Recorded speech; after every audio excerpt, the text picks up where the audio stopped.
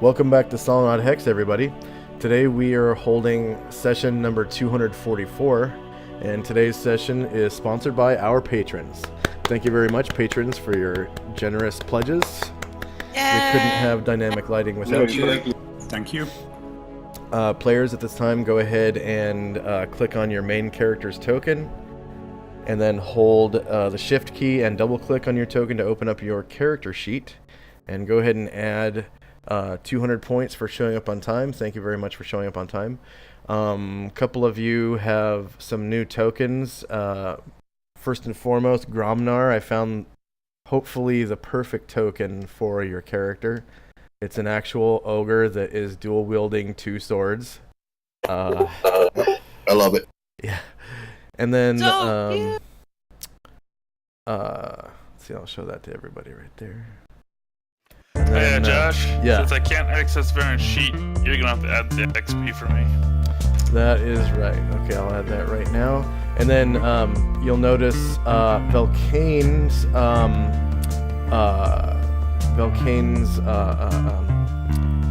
bird is animated now. So that's Edgar. Edgar, that's right. Okay, so Varen character sheet.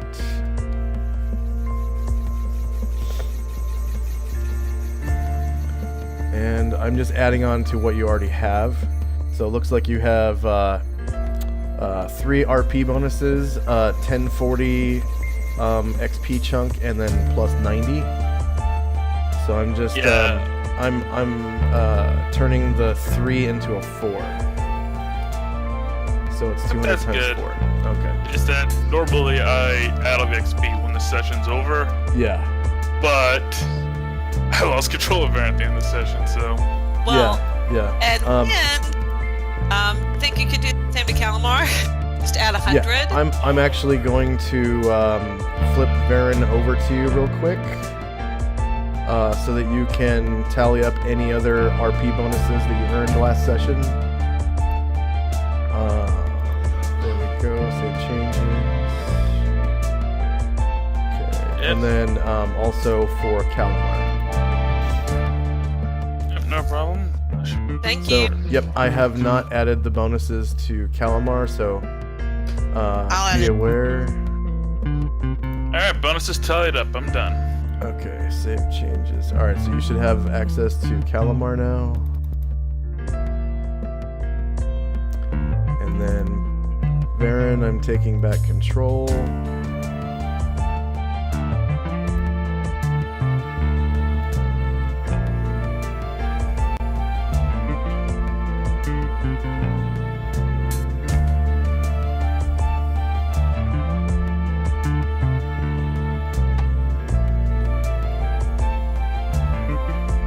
And we have a new follower, Scuba Girl Blues. Thank you, Scuba Girl Blues, for the follow. Oh, It's appreciated. Okay, Alright. and There you go. okay, opening up your sheet to give back or to get back control.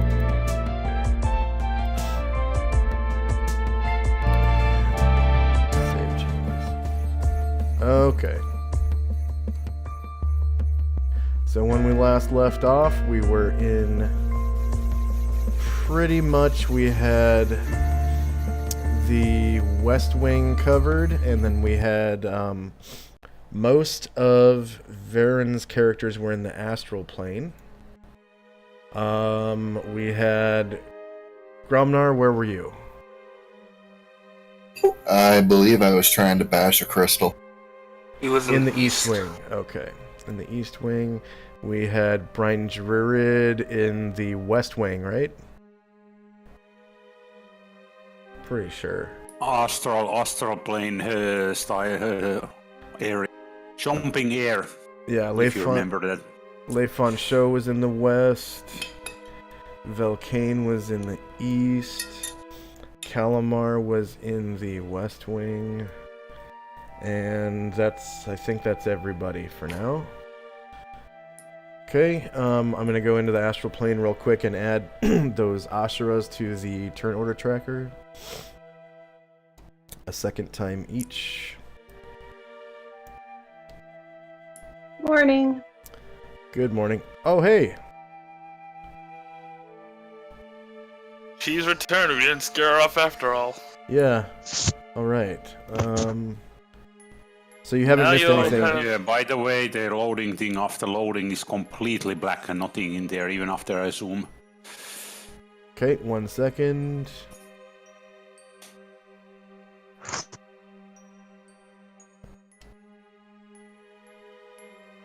Oh, you know what? That's because you made it to the astral plane, actually. So. Yeah, that's what I said.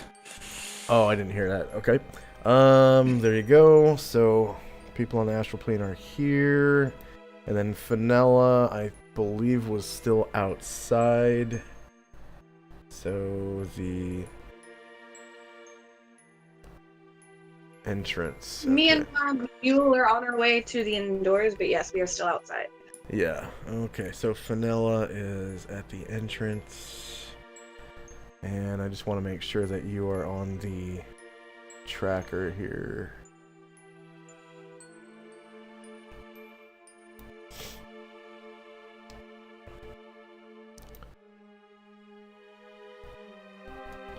Find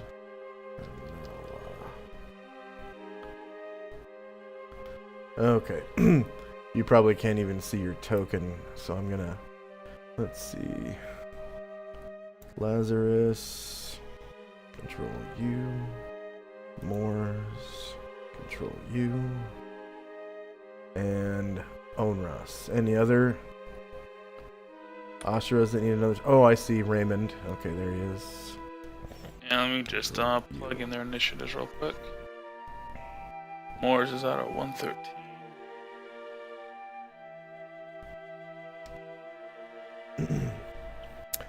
Okay. Going back out to the entrance. Yeah, just don't do that yet. Just Raymond is 1852.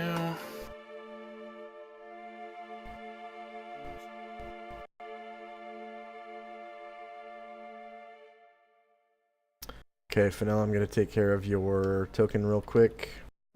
I think she is on the GM layer. Ah.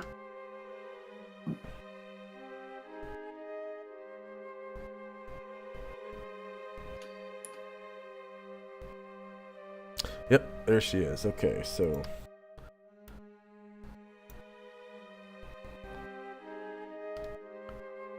Alright, so hopefully you can see that.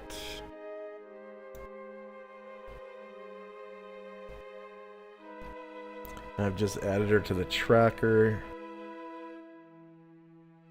So Now my computer's still plugging to pull up Roll 20. Okay. So as soon as it loads, you should be able to find your token by basically scrolling all the way down to the bottom of the map, and then scrolling over to the right a little bit. You'll be able to see your token after that. Yep. Okay, so apparently we had one of the mind flayers going first, or next, that is. James, have you adjusted? Okay, good. 118.52.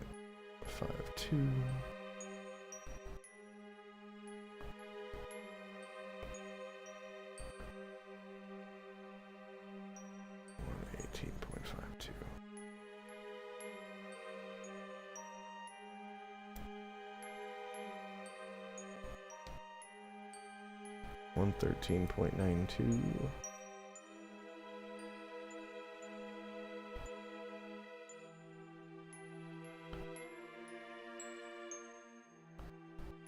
So right before Limpopo.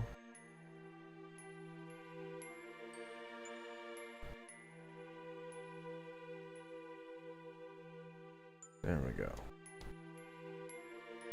107.25. So for our viewers, multiple attacks actually have 2 or more spots on the turn order tracker.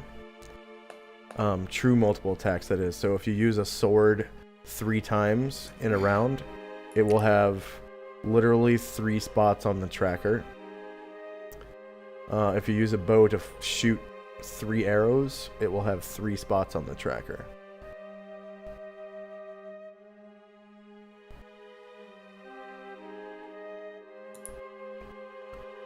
Okay. But a bear with a claw bite attack pattern does not have multiple attacks because he goes right claw, left claw, bite with the mouth. They never have multiple attacks.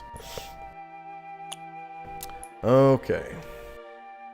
So let's get a little bit of exciting combat music going. I still can't see my token yet. Okay. Let's see. You are on the west wing, I think.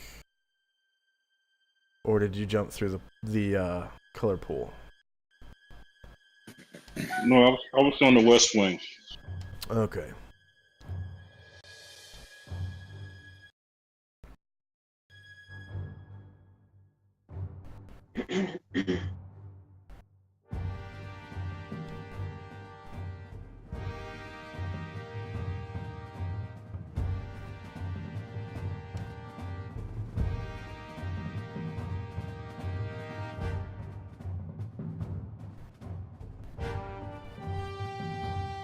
Oh yeah, you're on the GM layer, that's why. Okay. So I will put you on the... And you're actually right where you need to be, too. Oh.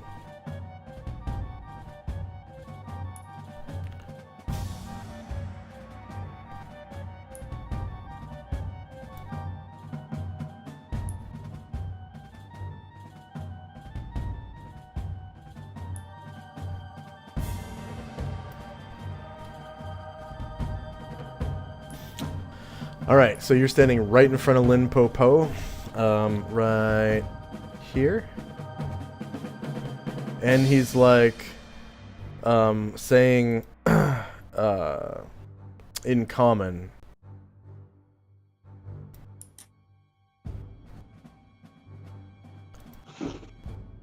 right in front of you. Come on, voice changer.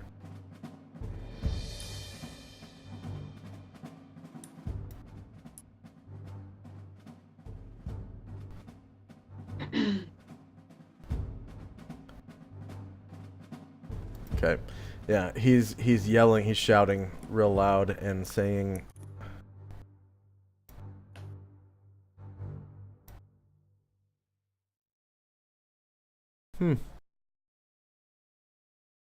my voice changer doesn't want to open.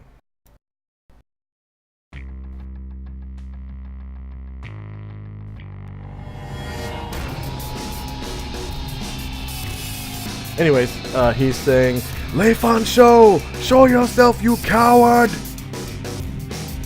Your karate style is no match for my sumo style! And he's wearing, samurai armor. There we go. Is my voice changer working? No. How about now? No.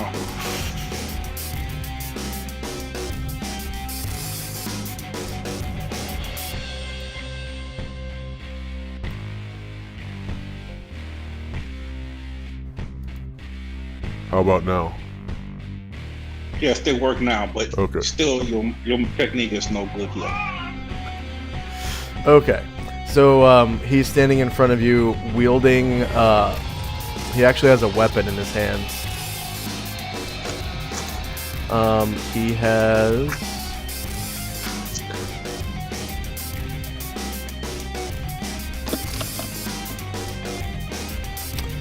he's dressed like a member of the samurai class. He's an obese yet highly muscular man with the top knot of the samurai class. He's dressed in exquisitely crafted samurai brigandine and carries an Adrian polearm known as a naginata. And he's shouting at you at the top of his lungs, saying, you know, to show yourself for a duel, pretty much. But he's still wearing armor and bearing arms. And you recognize his armor too, like you've probably seen him a couple times before. Okay. I feel challenged, wussy. Challenge accepted. Let's see. I'm gonna turn up Play Fun Show's volume.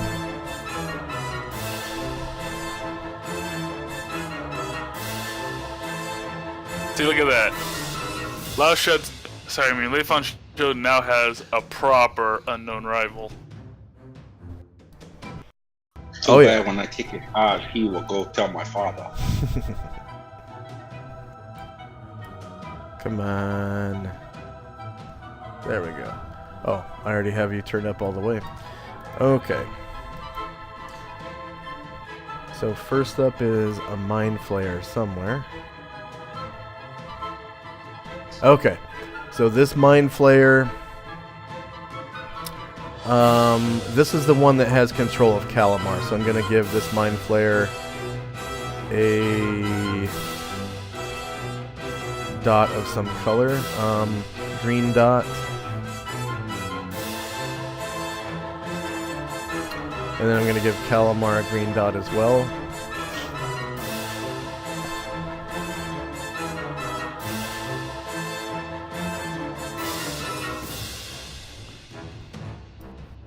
Okay. And it's this Mind Flayer's turn. Is Boogie Will under control of the Mind Flayer as well? No, he's got an open mind. Okay. Stuff. How about Alluvio? Livio, if I understand correctly, dead? Alluvio is dying. Okay, that's right. Yeah. Okay. He's dying. Yeah.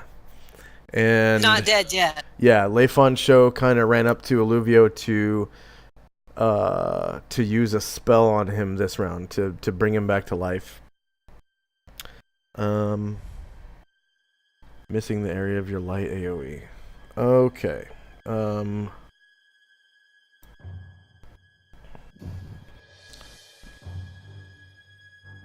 So this Mind Flayer is going to let's see. He has line of sight. So I saw that, Paul. I'll fix it in a second. No problem. It can wait. Yeah. This Mind Flayer is actually going to... yeah, he's gonna leave... He's gonna leave Leifon Show and Lin Popo to their own devices. And... Do you still have control of Boogie Will, Shannon?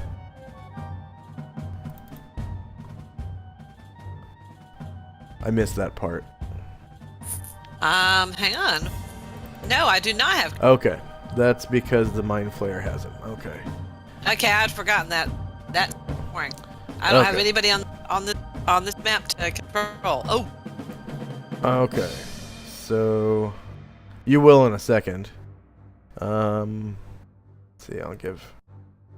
I think it was this Mind Flayer that has control. Okay, so yeah, this Mind Flayer, rather than do any more psionic stuff, is going to leave Lin Popo and the monk to their own devices, and is going to jump into the color pool. So that is 12 squares. Okay, so he makes it to the color pool just barely.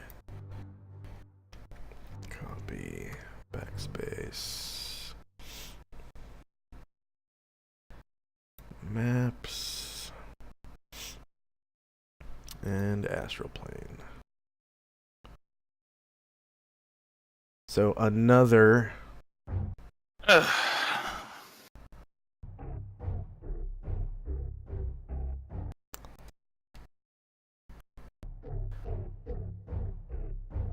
another freaking Mind Flayer appears.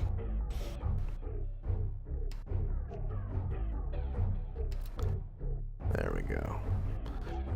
From the color pool. Right next to Brian Jurid. Whoop!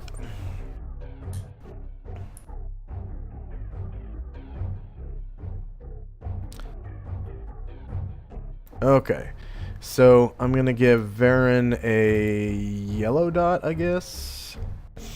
And the other Mind Flayer will get... Or is it orange? Let's see. It's an orange dot. Okay, so the other Mind Flayer will be the orange dot Mind Flayer.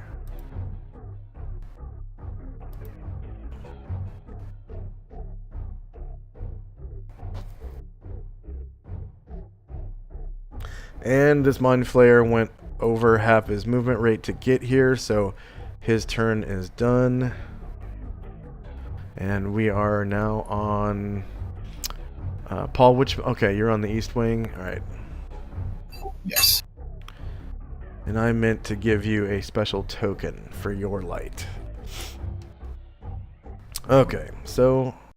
Next up is an orc.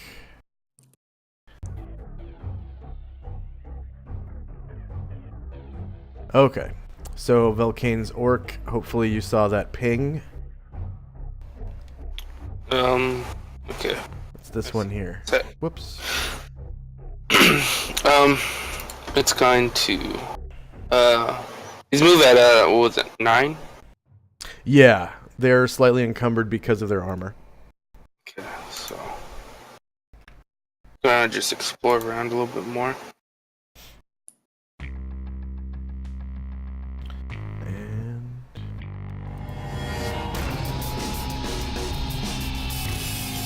Right there. Okay. So you get down one of the tunnels a little further, and ahead of you, you can see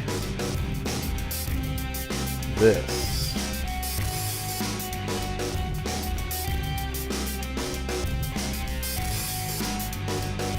Now this creature is like that other beetle-like creature.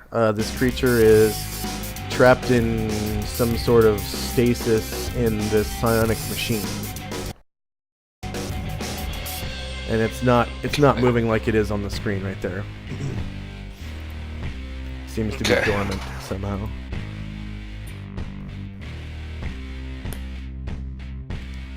It is approximately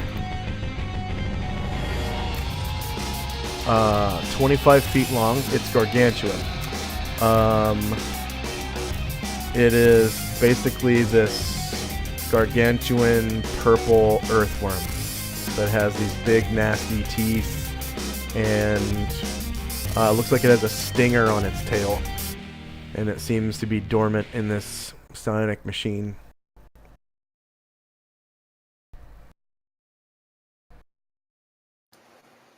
Where is that? Say again? Where is that? Is that in the east? You don't know. You don't know. I don't think any... Oh, wait! Yeah, one of your characters is here, so I'm gonna put you on this map now. But I was...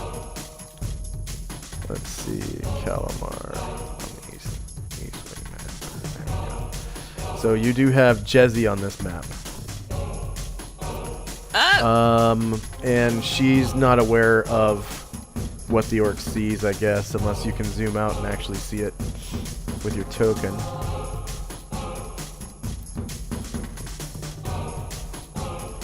Ooh, Lord, okay.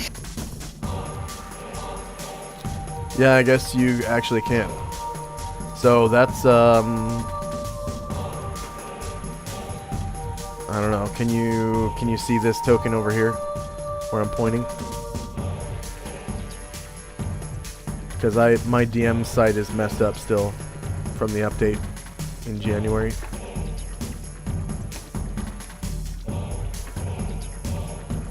Shannon, are you there? Sorry, I'm myself. I think there might be some glitch or something because I see a lot of black. Yeah, that's not a glitch at all. That's not a glitch at all. So if you see Yeah, black, that's meant to be like that. But do you see the creature at the end of that arrow? See them, but I do not see them. I see them, but Jesse does. It should look like a weird-looking purple phallic shape. Oh yeah. Okay, yeah, you see that? Okay. Yeah, that creature is in stasis in the psionic machine.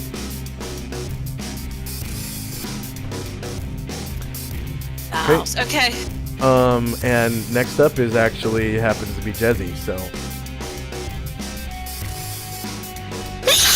Excuse me. All right. So what Juicy says is, Holy shit, guys! Come up here, I'm gonna go kill this thing. Run! She'd lose this thing.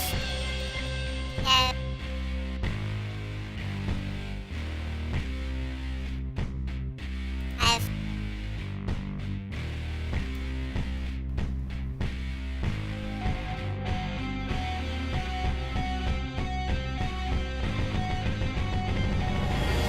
Wait a minute. What's this? what's what? Who's this guy? Guy in the hallway I'm pulling up. That guy? That is one of Velkane's summoned orcs. Got one. How about if I get there? You're breaking up. I can't understand what you're saying. Okay. You hear me now? Yeah. Okay, stop.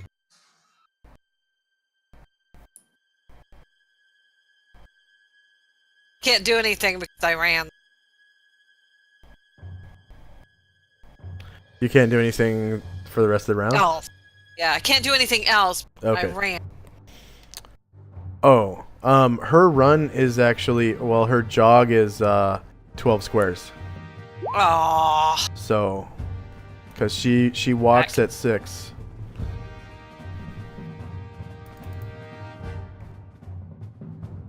And now you know why I always have Dean on a mule.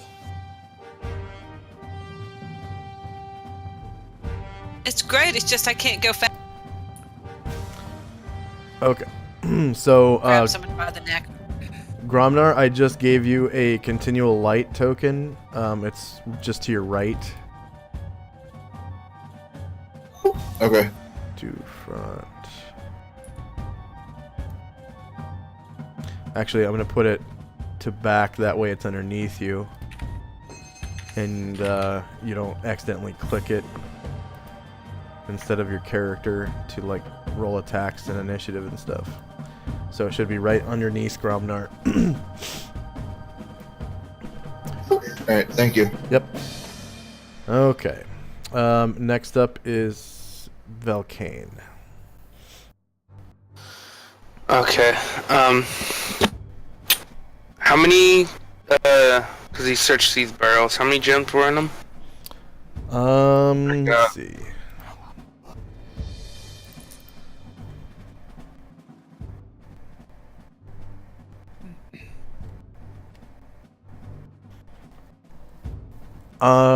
So among the hundreds of coins, there seems to be only about 4 gems, 4 stones. Okay. Can you grab all 4 of the stones in this round? Pick 'em up. Yeah, I'd say so. Okay. Let's He'll pick them up, and you said the girdle I'm wearing has a bunch of pouches on it. The pockets. Yes, about a fuck ton of He'll just pouches. put them in one of them Okay. on his girdle, and then can he still move? Does he make like a half move for doing that? I think that would probably be a full move action because there's Okay. just so many hundreds of coins. And only four gems. You know, you'd be sifting through coins back and forth just to find 4 gems. So that I'm gonna make that a full move action for now. Okay. No big Here's, farm. do we have an acting treasurer right now? Asher was the one. I don't know if anybody else. Yeah, she's gone right now. Does anyone want to step up for Asher as the treasurer for the time being? Yeah, I'm sure I'll take care of it. Okay. So this would be which treasure hoard? Wilson's temple. Please, one second. Save changes. And show to players. Okay. So, East Wing Kuotoa treasure. It looks like someone did get the girdle on there. That's awesome that somebody did that. Asher must have been here last week then. So, So Eastwind Kuotoa, what did he pick up? yeah, so, yeah, he picked up the gems. And so far he has the girdle and he took the protection scroll. There is a medium-sized suit of plate mail in there. And many coins, and there are 10 objects of art that never made it onto this list. We didn't go into detail on the art yet, but I guess we don't really need to. You just need to know that there's 10 art objects. Yep, it's in there. 10 objects and many coins. Raindrick won't forget the art objects. Yeah. Those are really good for his treasure hoard. Okay. Yep, that should take care of Velcane for now, and we'll go back to the astral plane and take Moore's turn.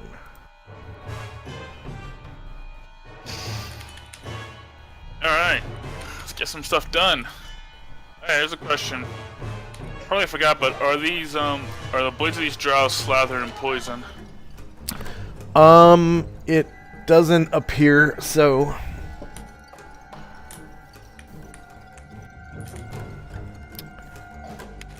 Alright then.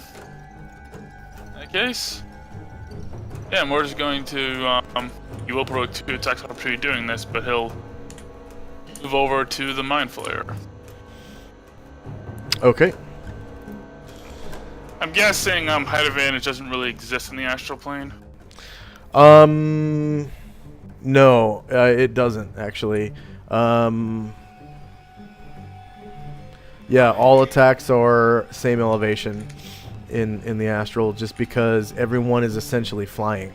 Yeah, and these 2 drow will take attacks of opportunity with their short swords real quick. So 1 short sword on Moore's.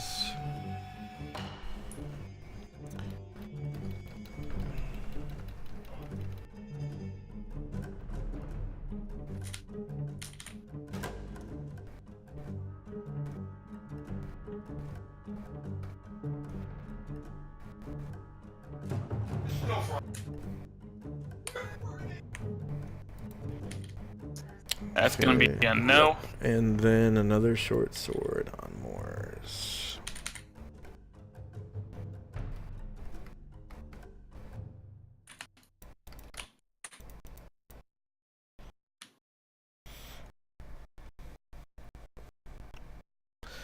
Alright, so you squeeze past them and they both draw their short swords and ha! And both miss. well, on a attack of opportunity like that, it would be your shieldless AC, but they both do miss. Yeah, you're not carrying shields actually. Okay. So yeah, the one goes ha, the other one goes ha, and they must like cross arms or something because they both miss. And you squeak by, and you're able to get to the Mind Flayer, who does not face you. You do get an attack from the rear. He's currently facing Brian Druid. Yeah. Makes sense. Little drag in his face. Alright, rear. Melee, evolution, as in the hit or damage. AC 2 for 7 points. 7 points. And go ahead and roll your other attacks. Yep. Right Ruby Claw. Rear. Short melee. Same elevation. No mod. No mod. That's gonna be a miss. Left Ruby Claw. Front. Sorry, not front. Left Ruby Claw. Again. Ruby Claw. Rear. Short melee. Same elevation. No mod. No mod. -9 for 1 damage. point of damage. Okay, Oh my so yeah, God. you squeak by the 2 drow. You get behind this mind flayer who doesn't seem to even care that you're there because he's got his hands full with a dragon right now. And you know, you get him in the back with your spear, and he's like, and then you miss with 1 claw and swipe him with the next, causing 1 more damage for a total of 8. Every point counts, guys.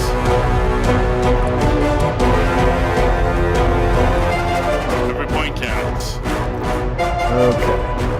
Next up is Leifon Show in the West Wing.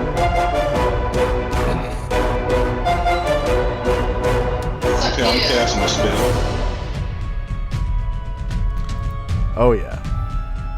Okay, so Leifon Show and take me there. I love this virtual tabletop enhancement suite.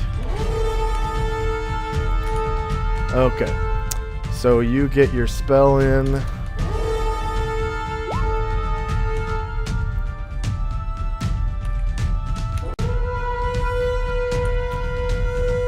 And you are successfully able to cast your spell.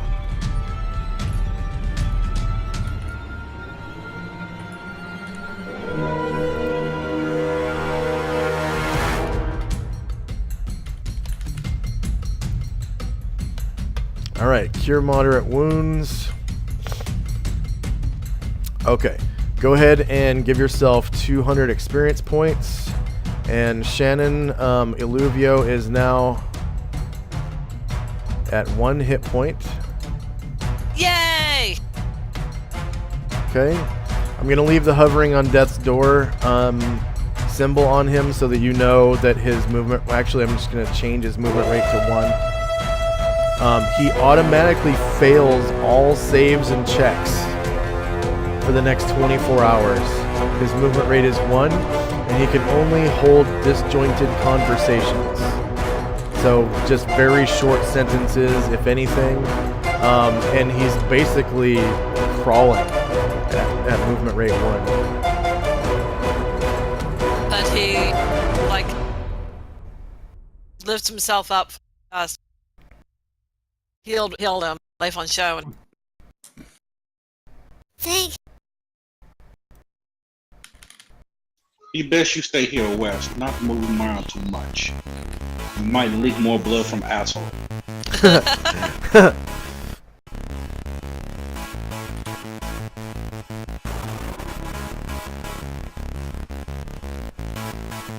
Okay.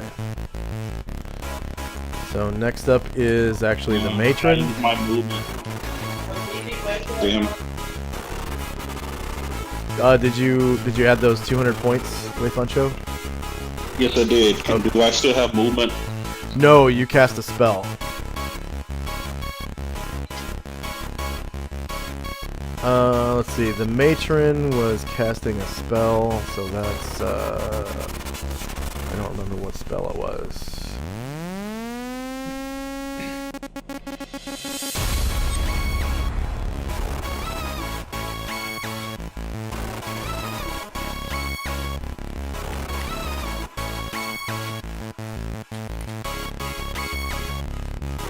Come on. Come on.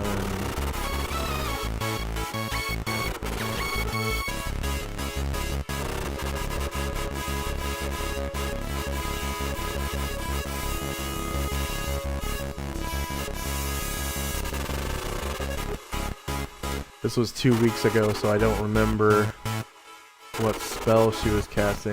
So I'm scooting up the chat here. Hopefully it's still in chat.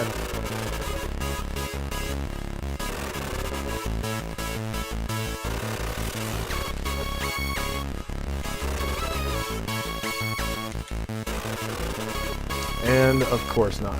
Okay, I'm just going to pick a spell from her list.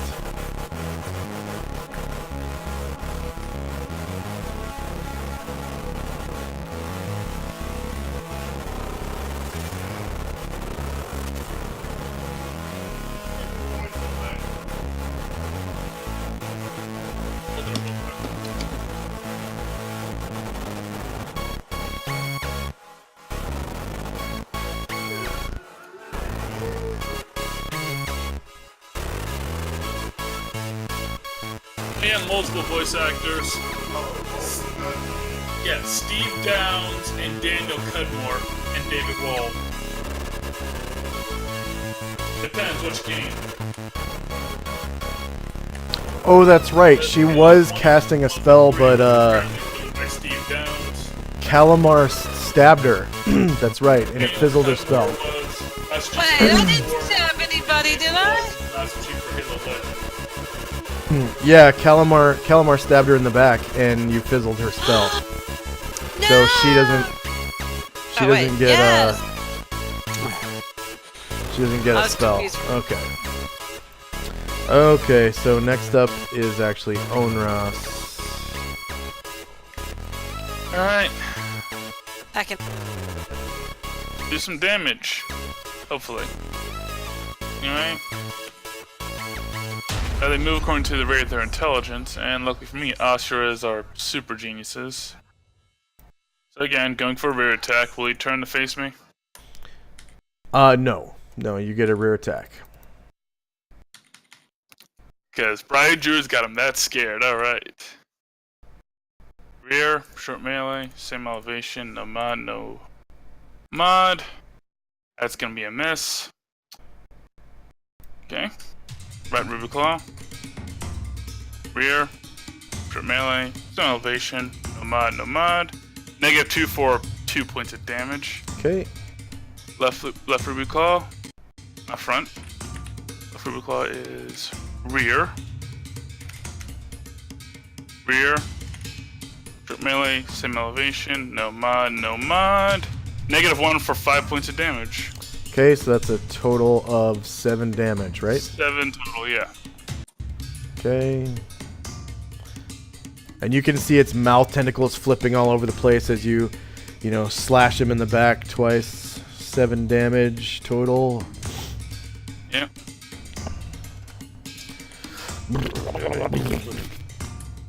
Okay, next up is Limpopo on the West Wing map. So, Limpopo, Leifan Show, Limpopo sees that, you heal your friend, and he says,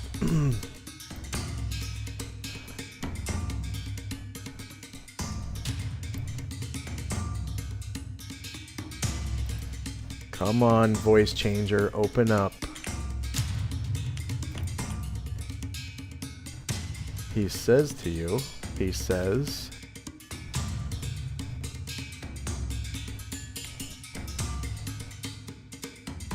is my voice changer working? Yes. Yeah. Okay. He says to you, oh, Leifan Shaw, we will do this the honorable way. I will not kill you with my weapon wearing armor. I will doff my armor and we will do this the way of men. The way of honor. and he starts taking off his clothes. Much appreciated. If you would have done this from the beginning with my teacher, perhaps you would not be having this conversation.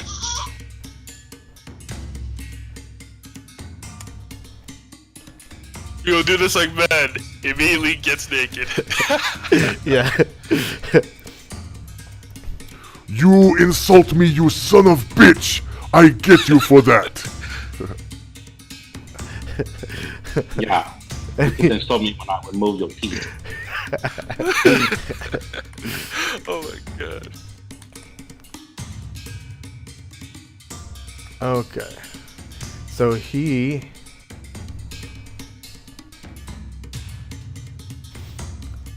sets down his weapon and doffs his armor. So now he looks like a big old fat guy. Oh yeah, there he is. Hey, so I'm done watching the horses, so I'm here to kick your ass. Nobody talks about Fat Guido that way. Oh, Fat Guido! Oh, come on. Flip vertical.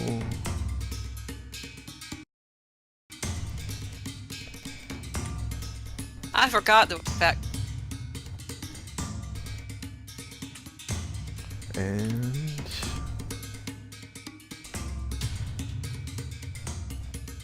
I just need to give him stats.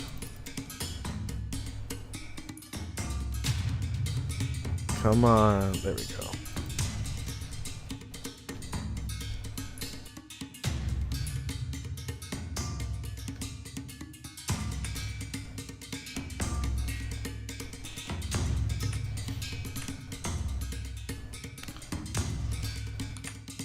There we go. And HP. Enter. Bases.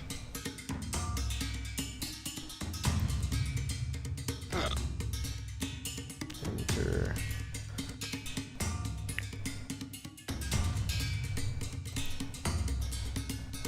AC. And as he doffs his armor, you notice that 2 books fall out of it. You can see plainly that one of them is a book of one art for sumo, and the other one is a book of one art for Tai Chi. Oh.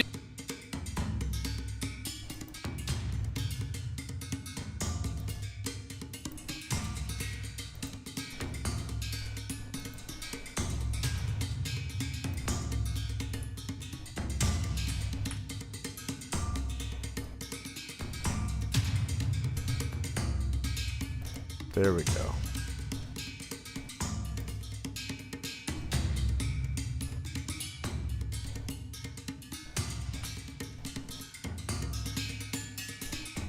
I'm trying to remember. What was that my father called you? Lou Poo Poo? Yeah, Mr. Poo Poo.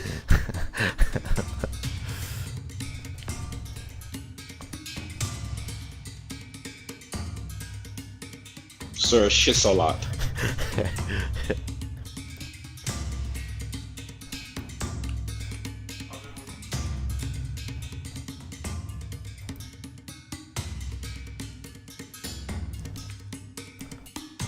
I get you for that insult, you son of a bitch! Oh, now my father not like that you cursed my mother. Off with your head. Okay, next up The is... correct answer to that one, to always shut up the person telling the joke, is, oh, where do you know her from?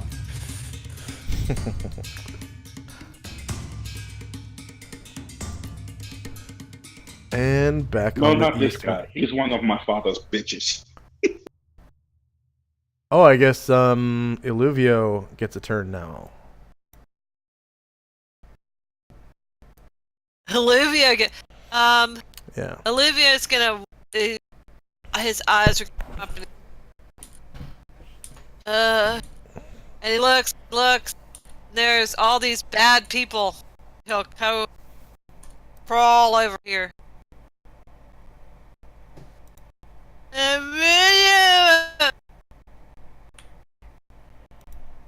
It's been a rough day for Olivia. It has.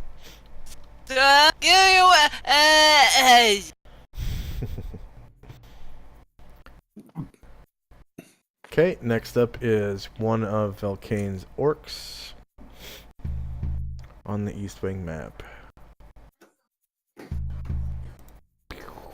Okay. This one's just gonna take its movement. That's as far as it can get.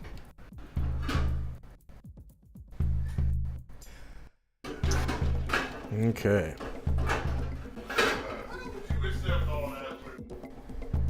Next up is Raymond in the astral plane. Yep, I've been playing on his movement already. So, the thing about moving to your intelligence, when you're smart, you move very fast.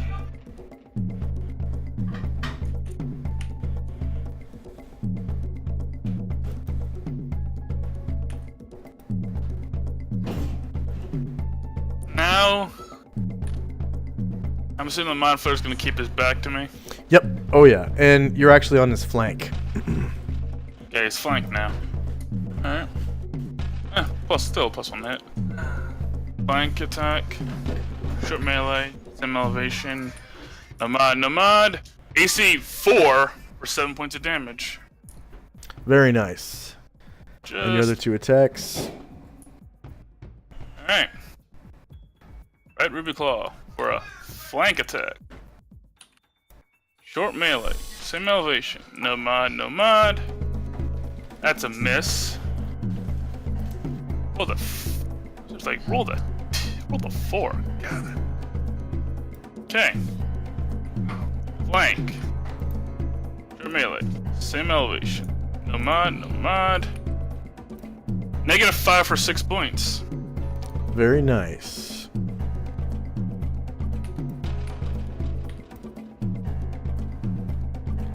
That's This- 6. 13 points total.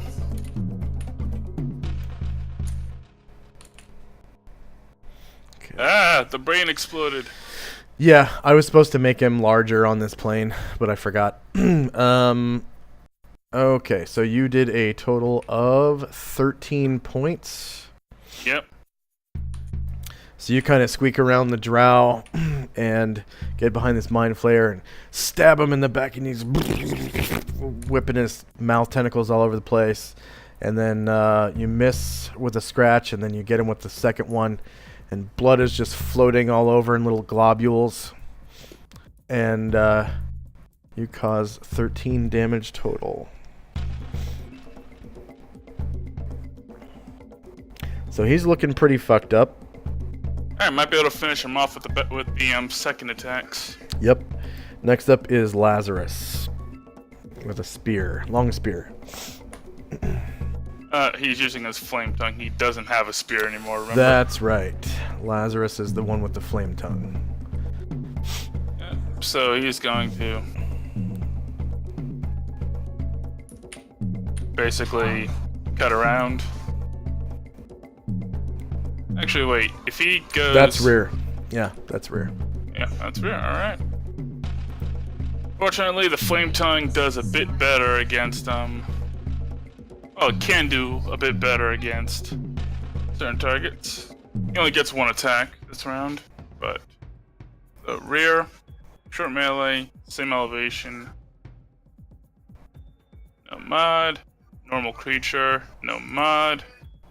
-1 for 2 points. Wow. You know, the dice must want this Mind Flayer to live. And then Moors. Yep. Just gotta get all these back attacks in. No long spear. And your sword passes through his skin and cauterizes the wound as it goes. Yep, rear attack. Melee, same elevation. No mod. -1 for 4 points. And you get him right in the lungs. It looks like he's starting, well, right in the gills. Looks like he's starting to hurt real bad. Yeah, like 6 points of damage so far, but I have 2 more attacks. Because they need to hit and do decent damage. Oh yeah, flame tongue and then long spear for 6. Yeah, okay. Yeah. Okay. Now for Onorous. Yep, Onorous. Long spear. Also rear attack.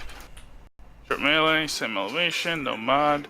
-2 for 6 points. And you get him real good in the back for 6. And he's still alive. And your last Ashura, Yep, last one. Raymond. Alright, he only gets a flank attack, but... Alright, flank. Short melee, Yep, same flank. elevation. No mod. No mod! -1 for 9 points! 9 points. Go ahead and describe how you take out this Mind Flayer that has mental control over Varen with your long spear. It was a team effort, ladies and gentlemen. The Mind Flayer focuses so hard on Brian Druid.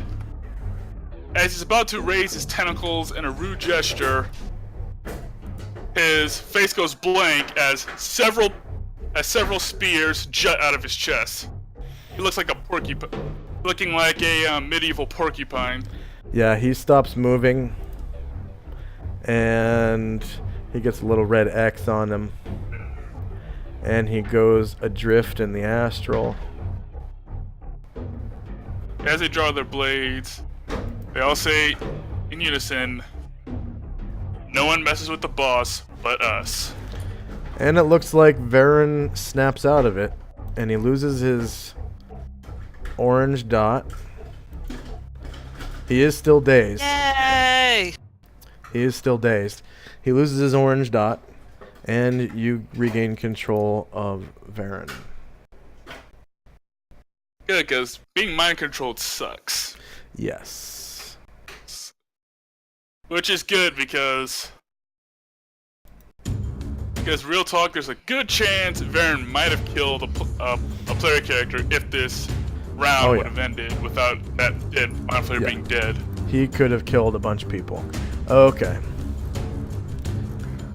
So That's because we have one very vulnerable target way over here. yeah, end of round. I'm gonna roll morale for the last Mind Flayer here.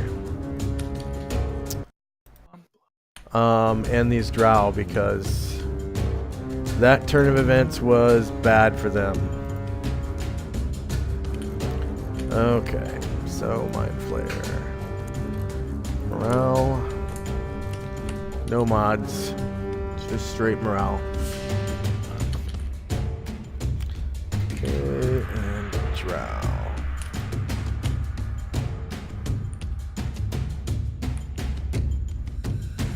Jeez.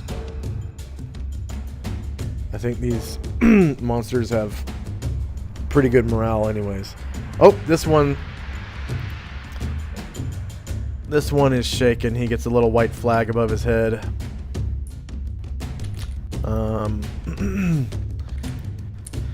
And that's it. Okay, everyone can roll initiative. I'm gonna put Asher onto the GM layer. She's not here today. Hey Josh, yes, I sir? made an oops. You know what? I made an oopsie. What's that? Well, I noticed that it was the old token, so I went to delete it and drag out the new token, and it got rid of the light source. Oh, it got rid of the light source too. Okay. Yeah. I will drop you a new. Sorry to make more work for you. Actually, you can drop the light source. Oh, okay.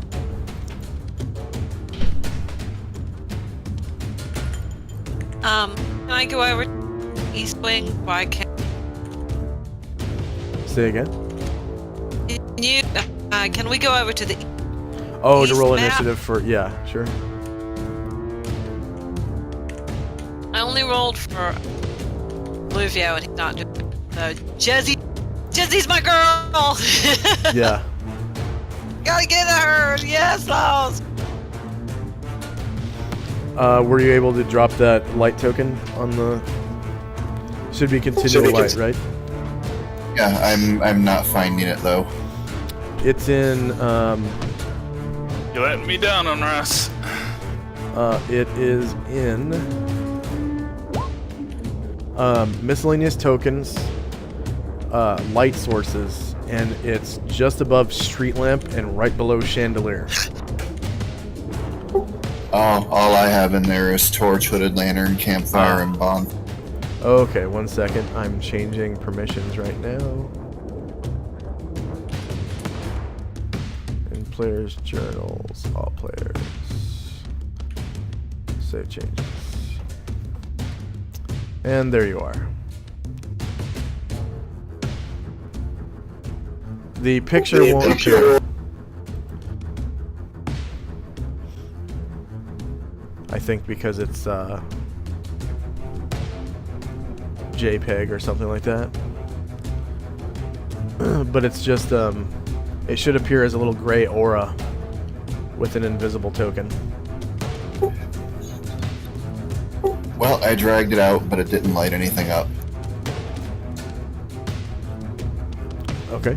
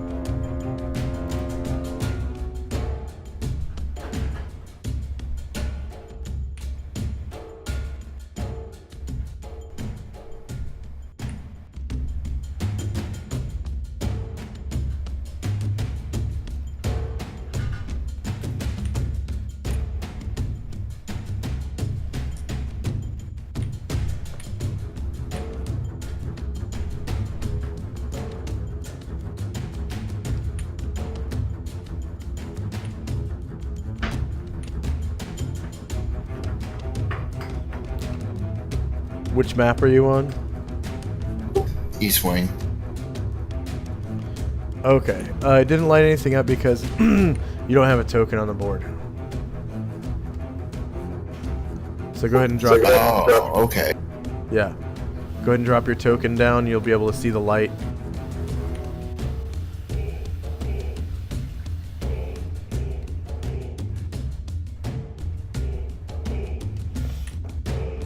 So the light itself does not have sight. Your token does.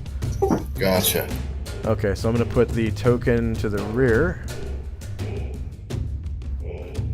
2 back. There we go. And that way it will slide underneath your character. And then I'm going to add your character to the turn order tracker. And you can roll initiative normally. I'm just going to put you on there twice for now. I know you have 2 attacks per round during some rounds. Okay, there's no enemies on this map, but in the West Wing. Does anyone else need to be transferred to a different map to roll initiative? I do actually because I forgot. Which map do you need to be? West. I forgot about my little Alluvio? illusionist. Oh yeah. Useful maybe. Okay.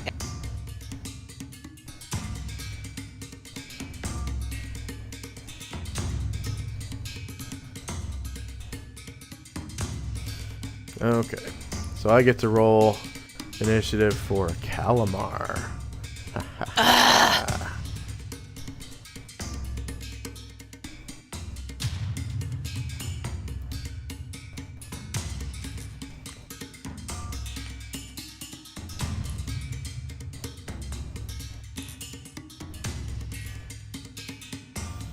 And it's also time for Calamar to be invisible. Indeed.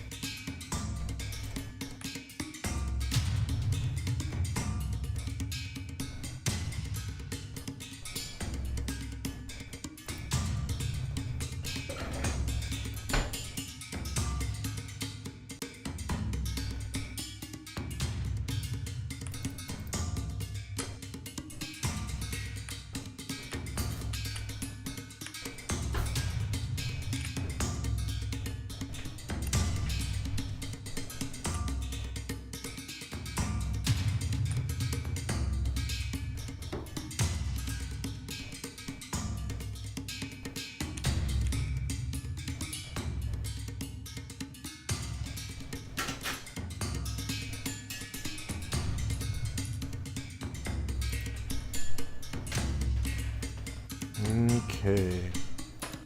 Special powers. Okay, is there anyone who has not finished rolling initiative? Okay. Nope, I'm ready.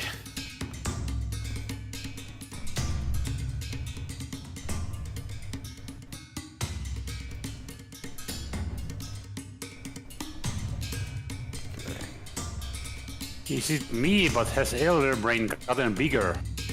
The Elder Brain got bigger. I forgot to make it really, really big. It's supposed to be really big on this plane.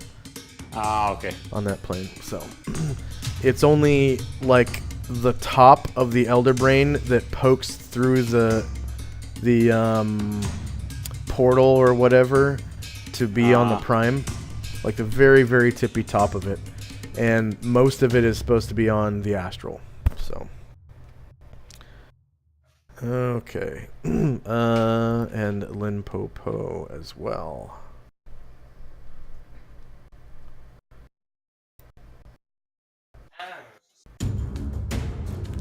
And he gets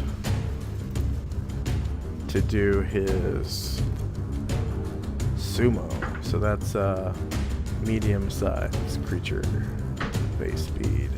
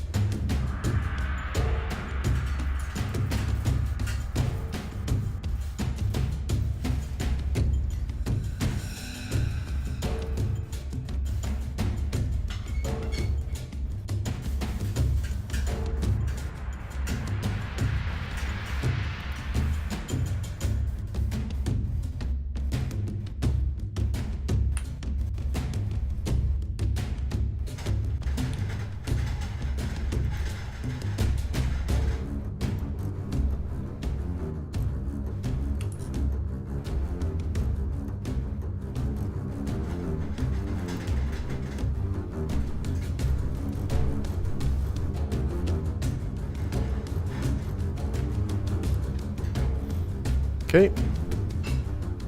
So I'm ordering initiative now.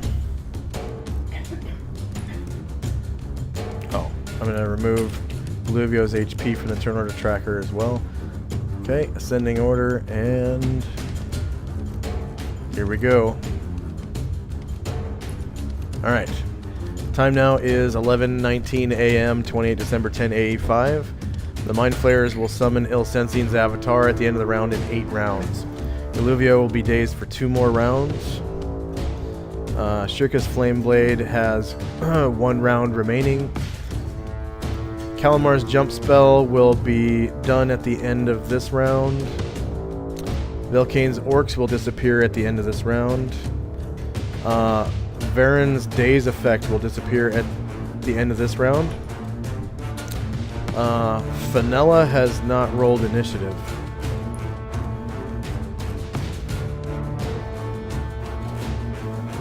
Fenella, are you there?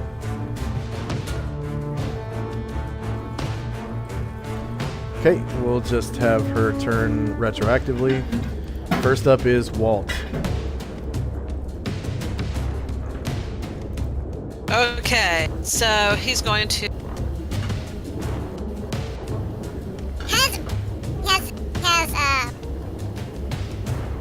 He announces, "Hee ho ho! Got to go! I'll watch you like I said. Now you crawl, so I keep you from being dead." He says, moves right there. Block crawling space, and he's going to have dagger thrown. If anything, that's what dagger. Is that good enough? Lefon Shaw, what trickery is this? I knew you would have invisible creatures on your side. You dishonor yourself, you bastard. Okay. What was Walt doing? Walt is moving up here, and he's taking guard defense or something. There, guard Alluvio. Then comes this way, he's gonna throw a dart at. That work? Throw a dart at who?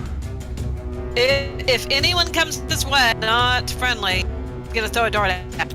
Okay. Yeah. Okay, guard action. Alright. Next up is the Mind Flayer on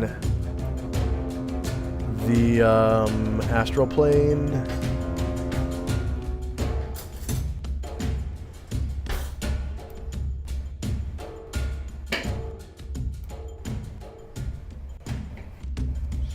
Okay.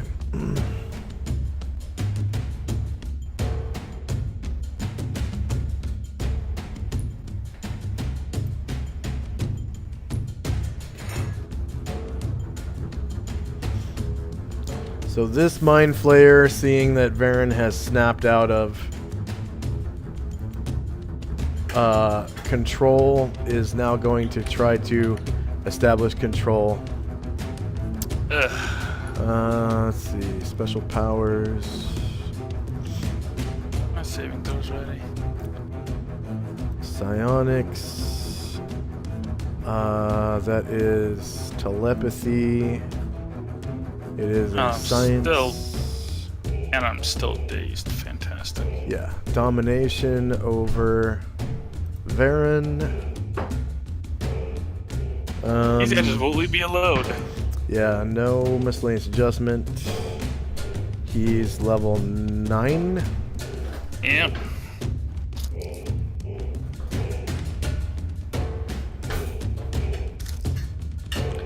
That's it. Next time we do Mind Flayer dungeons, Okay. I'm definitely getting Impregnable Mind. You get a spell save. Yeah, had a -5 penalty because days. Oh. Okay, Warrior 9.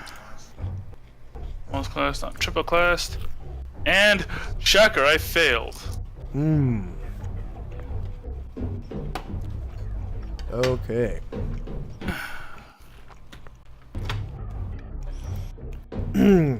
So, Varen gets a green dot as he's now under control of the green dot Mind Flayer. Damn it! My thoughts exactly. Because again, here's the thing, if I was formed at -5, I'd have a better chance of making this. And because of the one type of spells where my wisdom bonus does not apply. If this was like, you know, a succubus, I would be invincible. But nope. This is a Mind Flayer. They cheat. Those damn psionics. Yep, they cheat. Okay. Save changes. And it also gets a psychic attack. So it is going to psychically attack.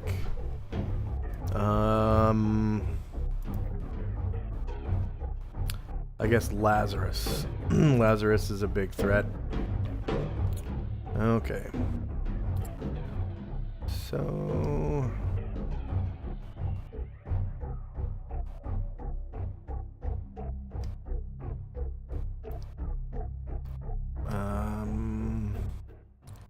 Psionic combat. It's going to ego whip. So in the psychic world, Lazarus sees himself as a light, and the other Ashuras, and the Drow and Dean, and there's a big dead brain spirit thing that's not giving off light at all. And there is a Mind Flayer that's glowing with the light of psychic power. The Mind Flayer emits a whip of psychic energy, which comes at Lazarus's head. So, Ego Whip Lazarus, 120 feet or less. No defense mode. Closed mind. Minimum 4 PSPs.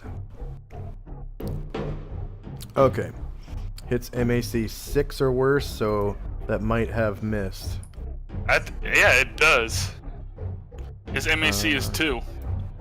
Lazarus's MAC is...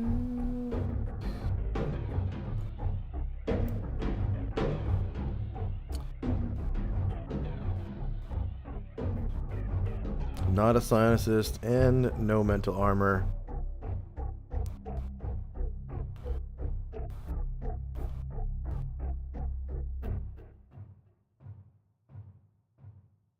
Yeah, his MAC is 3 actually. Okay, 3. Good enough. Okay. So that misses. Alright, next up is hopefully one of these drow. Yep.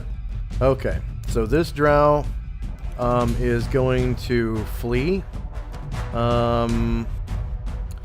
He is going to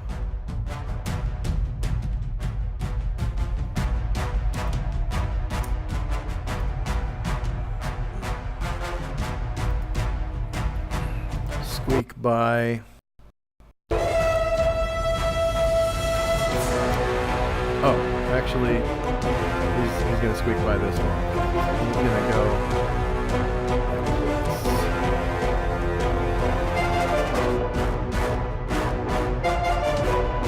Wait a minute. No. Okay. He's gonna go this way. 1, 2,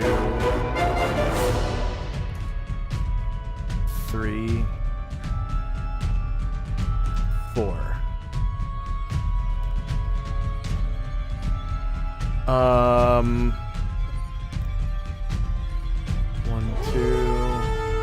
2. So Raymond gets an attack of opportunity against this drow, if he wants, as the drow flees toward the color pool.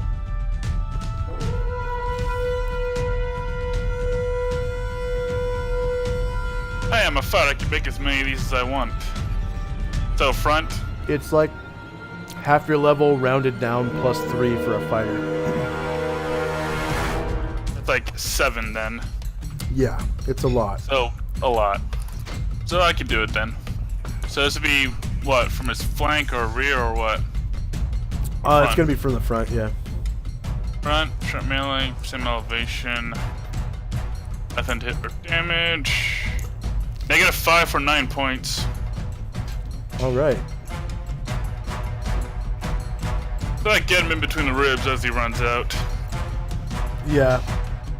And he screams, "Aye!" And it looks like you got him really fucking good, but he survives. Well, he should be limping now. Oh yeah. Well, it doesn't slow him down, but Yeah. he comes out the other side of the color pool in the west wing. Alright, so it's not his turn yet. Unless it is. I don't know where all the initiatives are yet.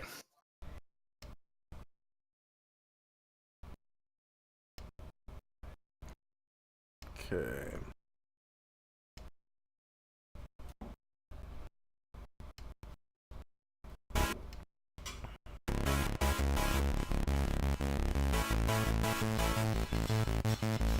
Alright, and he pops out of the color pool on the other side.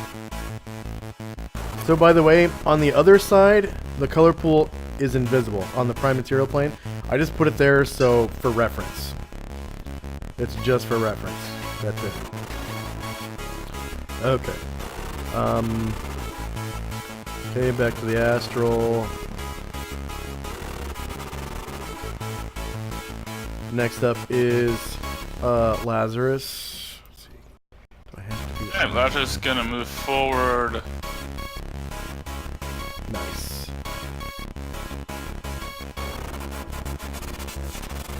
Actually, yeah. You know what? I'm gonna divide his attention immediately. I'm just gonna move to the side, go up past the brain, and go this way diagonally.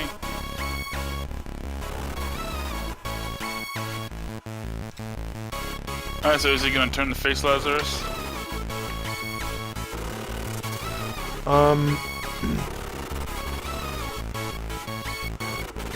Yes. Yes, he will. Which means he's showing his back to Raymond.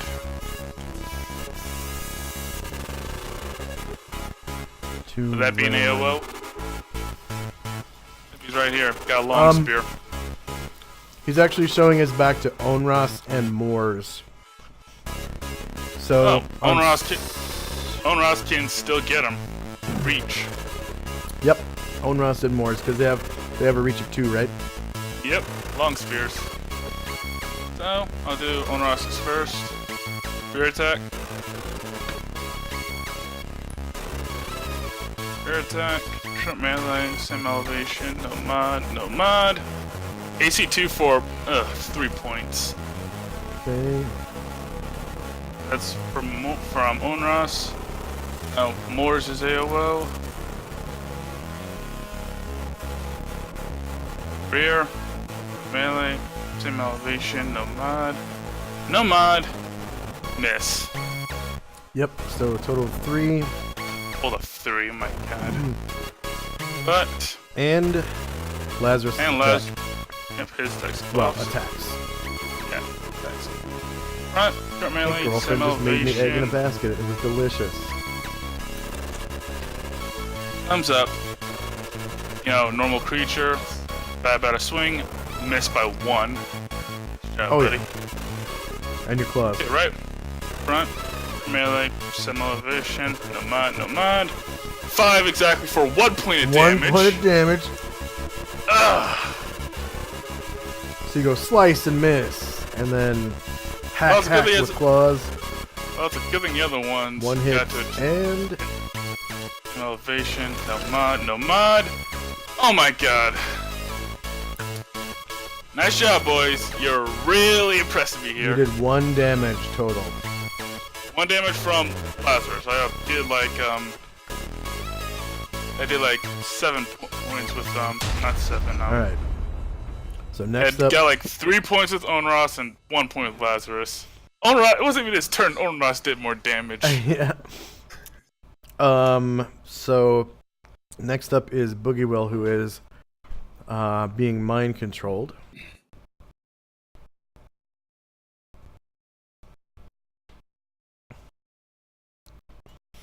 And he makes a beeline for the color pool.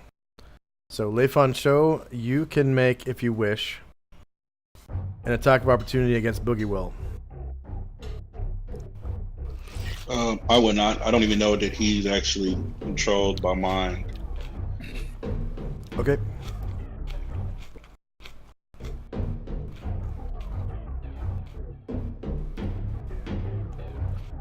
And he takes off at a jog. 8.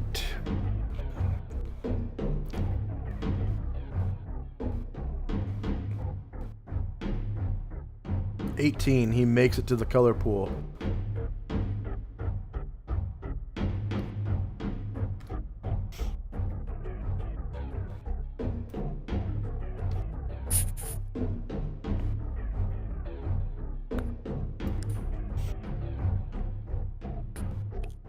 And this fight gets even harder. Yay.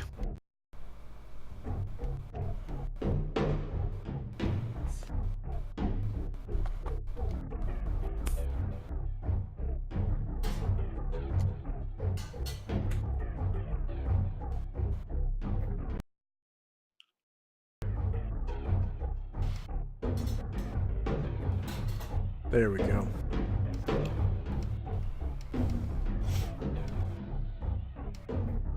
So you can see the spirit web going through the astral when you zoom out. Spirit web being those conduits. And Boogie Will pops out of the conduit underneath the mind flare and turns to face Lazarus and wallops him real hard with his Morning Star. Good. Oh, oh, it's a good thing you're here, Boogie Will. We've been needing you. Oh, no! What you doing? Ah! Actually, wait. You said Boogie Will moved 18. Oh, he moved 18 squares to get through? Yep. I was Blue Banner's only 9. He jogged. Oh, then he still gets an attack after jogging? He does not get a jog. Or get an attack. That's right. That is correct. My bad. Good. Because I don't want to almost kill Boogie Will twice. Yeah. Cancel. Cancel. Close. There we go. Okay. And his movement rate is different now. Maybe it'll be a little less.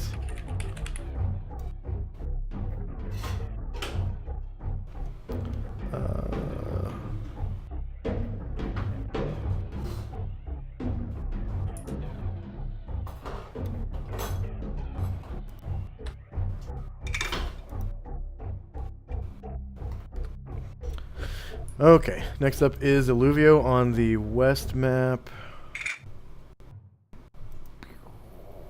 Illuvio.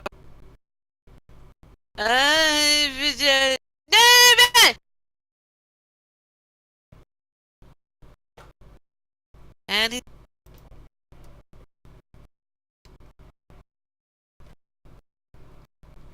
he's grateful to Walt for providing.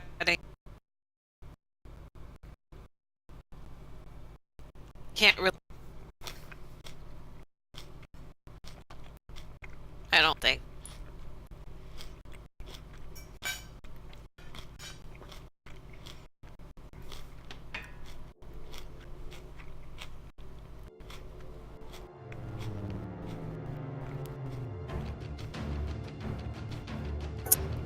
Okay. So you're kind of breaking up again, Shannon. I didn't quite hear Damn it what all you to said. hell. Damn it all to hell. Basically what he does is and he and that's all he can do. Okay. Did you move him one square? Yes, I did. Okay. Did you want him to open up that door that's next to him?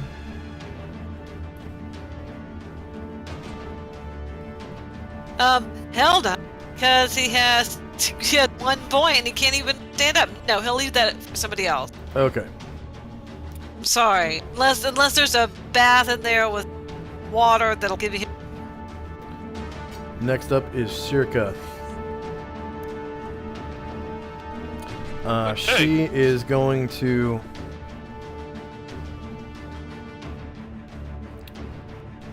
Let's see. She is going to... come right over here, past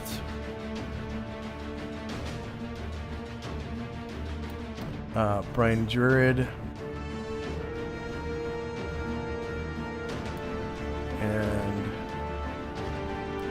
to here and to here, and she is going to swing her Flame Blade spell sword thing. Is the Marflake going to turn to face her? No. Already no. facing, right? No? He's already facing Lazarus, and that's where he wants to stay. Okay. So, Flame Blade. And it is the attacks. It's a rare attack, so hopefully that means Shurika will hit.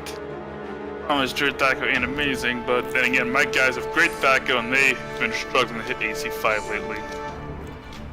When they do, the damage is anemic.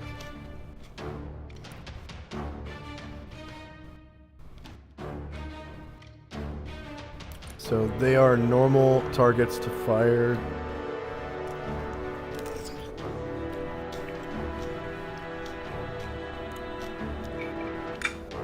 Oh! Flame Blade crits. Causing 17 points 9. of damage. Oh, sorry, 9 points of damage, yeah. Still, that's a good hit. There you go. Yeah, 9 fire damage to the Mind Flayer.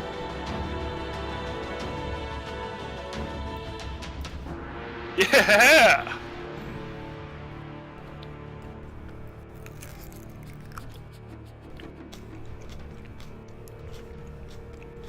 Who wants calamari? Okay, next up is an orc in the East Wing map. Okay.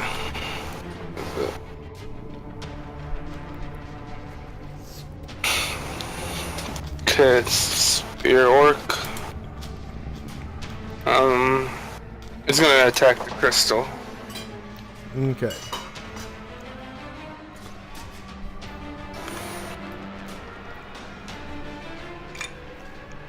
Is it attacking the thing at the same elevation? Yeah, they have reach to it. Okay. 4, that's probably a miss. I think 3 wasn't even hit. Yeah, that is a miss. You can go ahead and ignore the actual AC that's on there. Okay, next up is Limpopo on the west map. So apparently he beat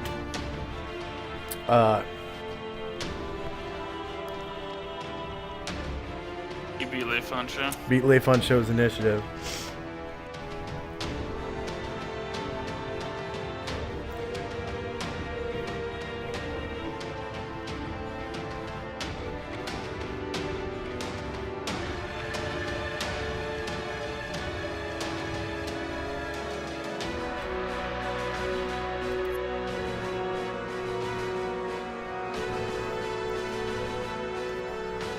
Okay, so he, being a warrior, gets 3 martial arts attacks per round. Okay, so he is going to use sumo. So he goes, "Hi!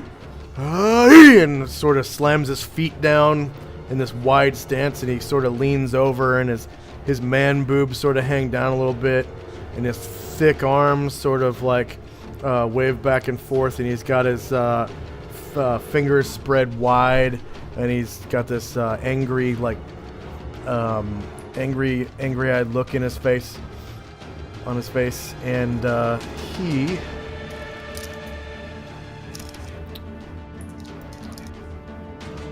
reaches out to touch you, Le Fancho, with a sticking touch.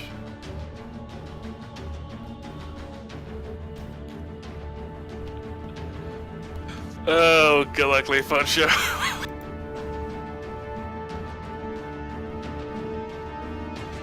It's sad to say, this dude's Thaco is better than mine.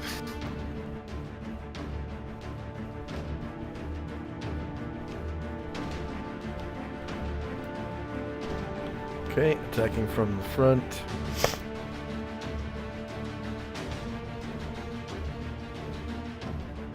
Shorter melee. Same elevation. Le Fancho is wearing clothing or skin. And he is unarmed. No mod to hit or damage.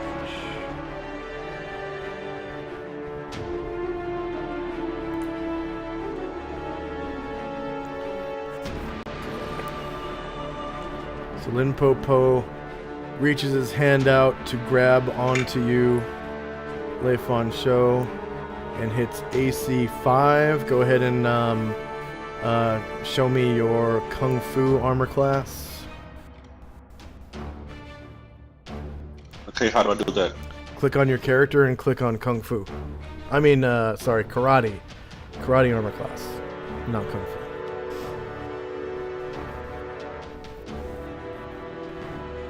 Oh, hits exactly. Okay, so he grabs onto your body somehow, like your shoulder or something, with a sticking touch. So long as the martial artist remains in contact, he gains +2 on all subsequent attack rolls, and his armor class improves by +2 because he is able to feel the impending moves of you before they happen. The touch can be broken only by the opponent moving in a way or at a speed beyond the abilities of Limpopo. So if you have like some kind of flying jump attack or something, you can break the touch. But at least for the rest of his other 2 attacks, he gets a +2 to hit you. Okay. So Okay. for now, he is going to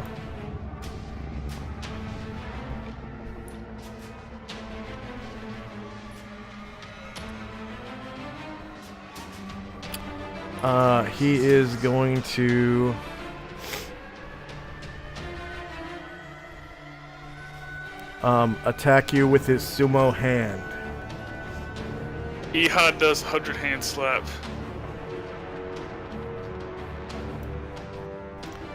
Sumo hand. Okay. So he basically tries to slap you real hard across the face with his big, fat, fingered hand. Let's see, front. Sword to melee, same elevation. +2 to the attack roll for the sticking touch. And no damage roll mod.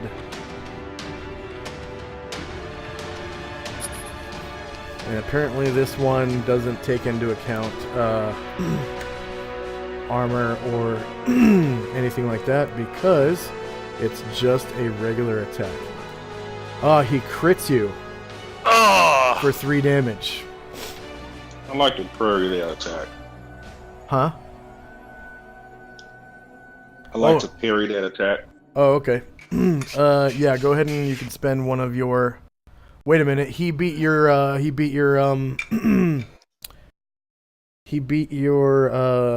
initiative. Does that still allow you to parry? Go ahead and roll the parry attack, and I guess it'll say.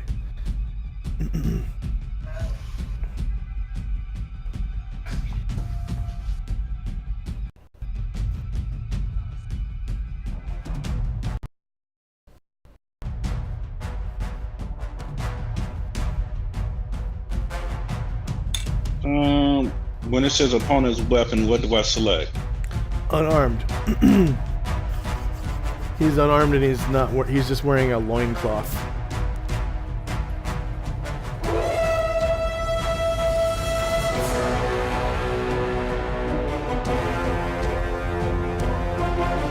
Base parry maneuver prevents melee attacks from hitting much less, does not work with initial attacks. He is not usable with martial arts attacks for that round. As initiative, martial artist can announce that he's using those. Okay.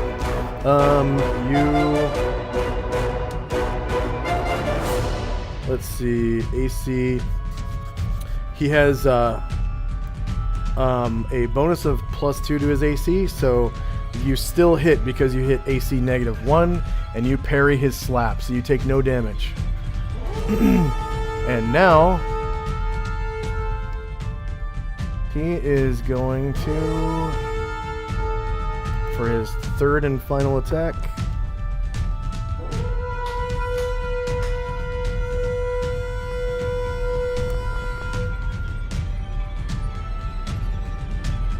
You'll set this like a man. Come on, Sumo, let's go. Because in the middle of a life or death battle, we've got a kung fu fight going on. Yeah. Okay. So, he is going to use hurl, and he is going to try to hurl you.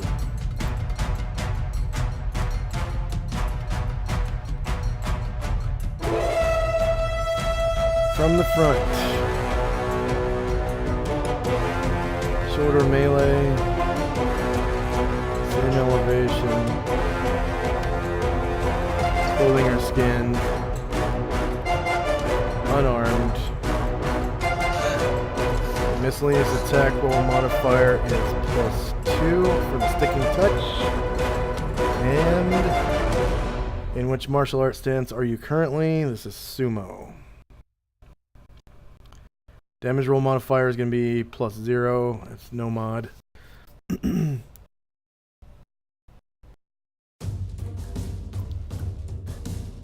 you want to display the full text? Yes, for now.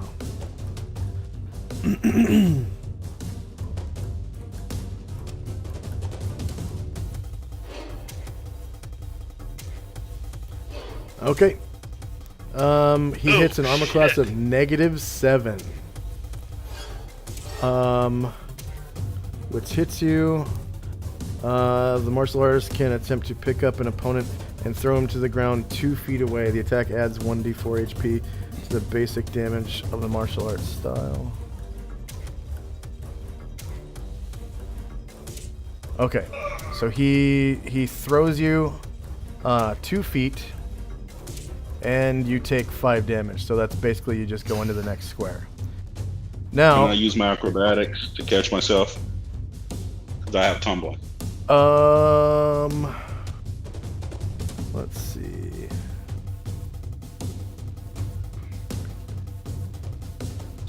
Successful attack roll for the hurl maneuver to work. Because this is an attack, I'm gonna say no. If it was regular falling, then I'd say yes.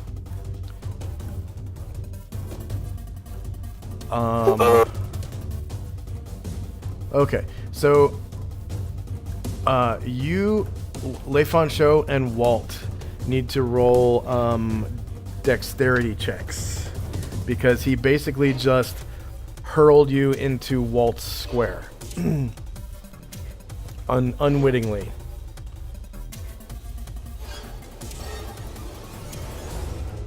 What do I need to roll? Dexterity for Walt.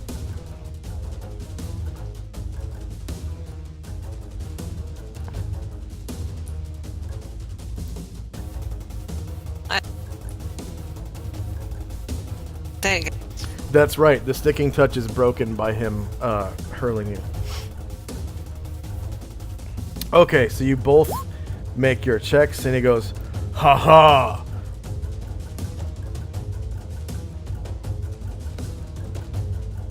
Haha!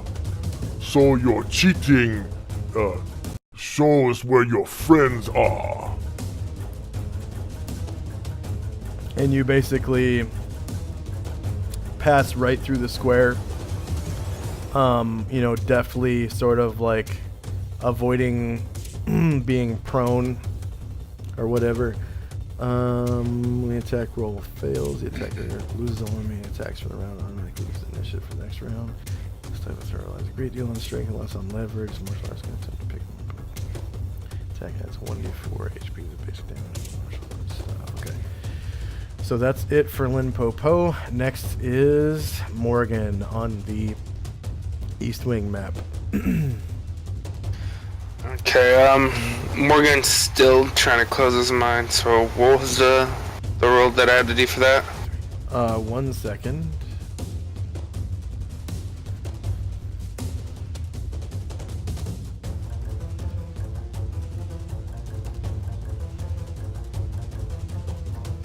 Okay, so Brain, Morgan. I had it all wrong up until now. Let's see. Not a psionicist. 0 armor proficiency. And 0 rolls for closing an open mind. Yes.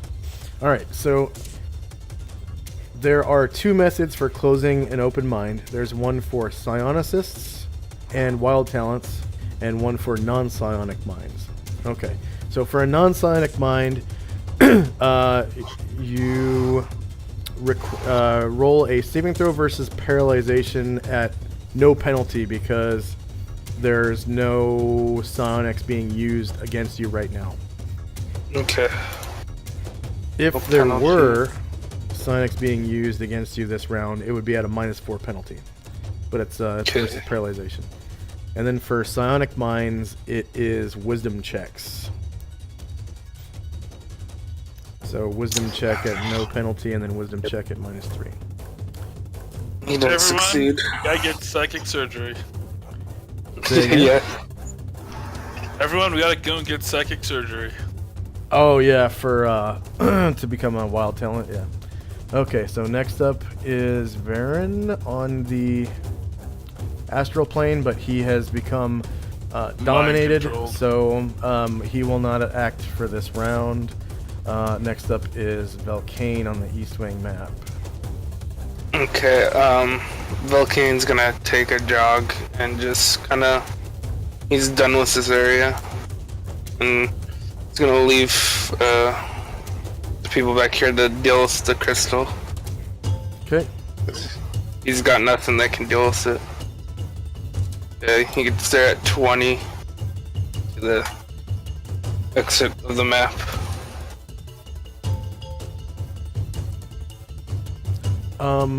Did I load up that new token for Velcane? It was on the Crossrun map, but I don't think it's on this map because this is the old token. Okay, go ahead and did you get to the edge of the screen? Yeah. Okay. So I'm gonna delete this token of yours. How much movement do you have left? 4. Okay. So yeah, I'm just gonna delete that token, and then on the other map, in the entrance, I'm gonna drop your new token.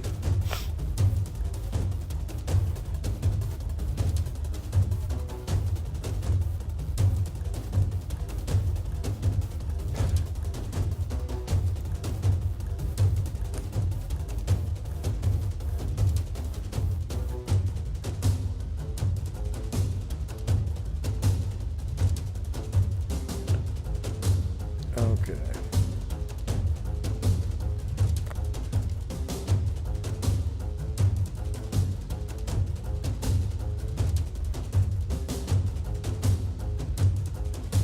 No.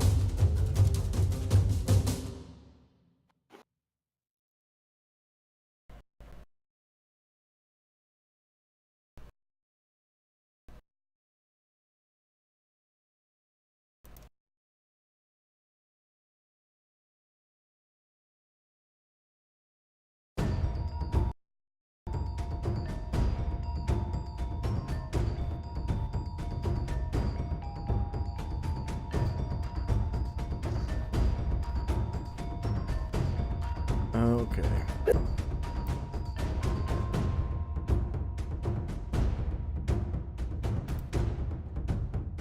So, the circus. We have Velcane and company. Velcane himself.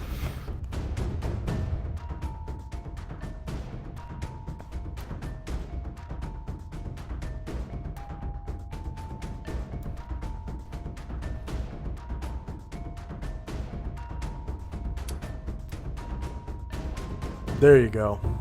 That's your new token. I'm still on the other maps, so I can't see it yet. Yeah. Okay. We've got Velcane on the temple entrance.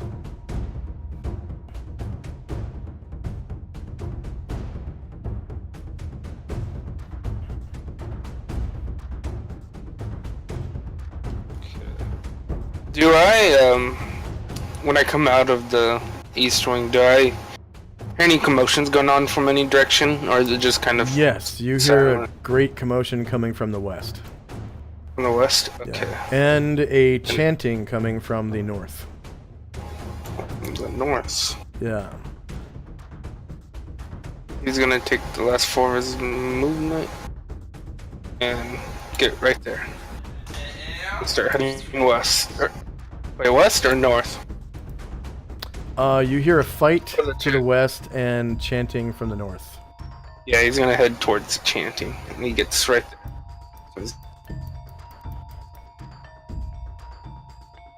Okay. And you kind of pass by Gravo, who heads west. Let's see. 14.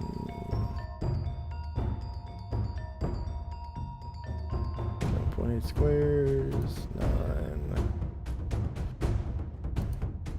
12. Looks like he's jogging rather fleet-footedly. This is Gravo, I forget. the barbarian. No, this thing over here. Does this look like it's going anywhere, or is it just standing there? Oh, the monitor? Yeah. He looks like he's eating a dead drow. Okay.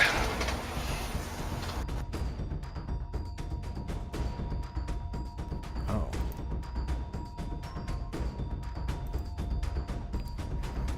What is this thing here? Just some.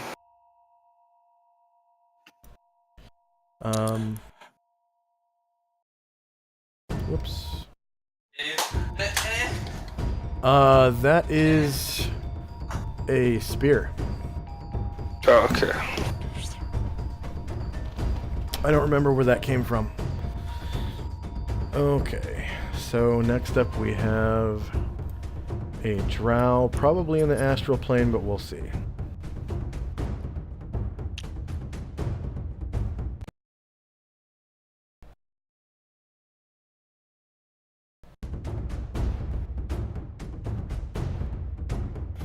Okay, so this drow... Oh, that's Asher. Okay.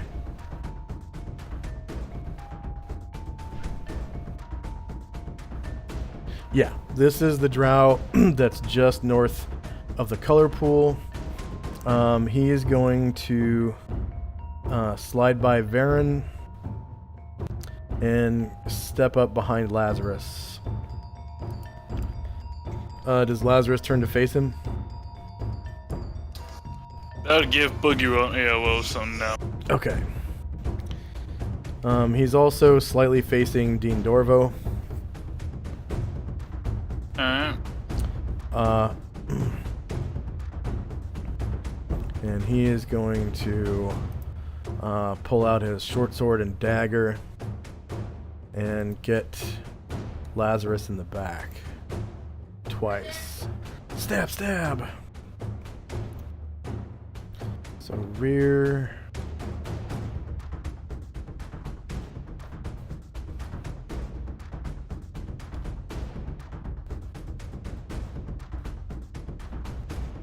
Miss. And dagger melee.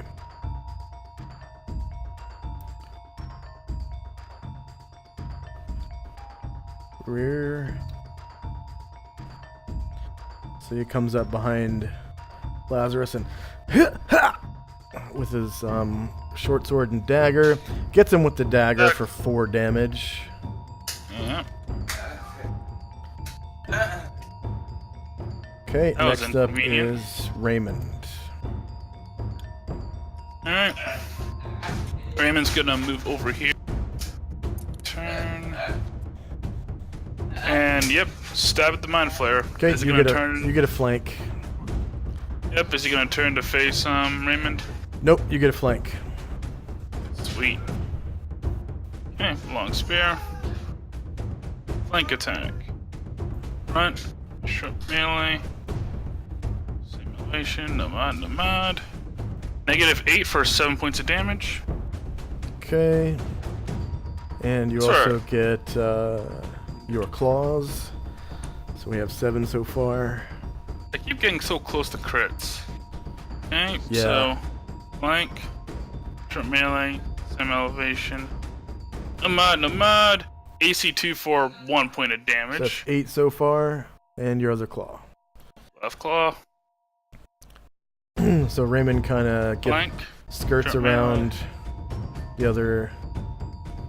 yep, same elevation, nomad, AC 0 for another 6 points. Alright, so you get him for a total of 14 damage.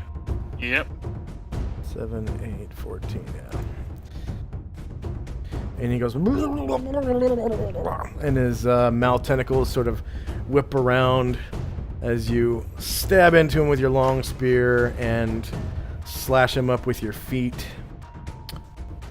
Okay, next up is another drow who is going to turn and face Raymond in retribution. Showing his back to Moors. And Onoros. And Shirka.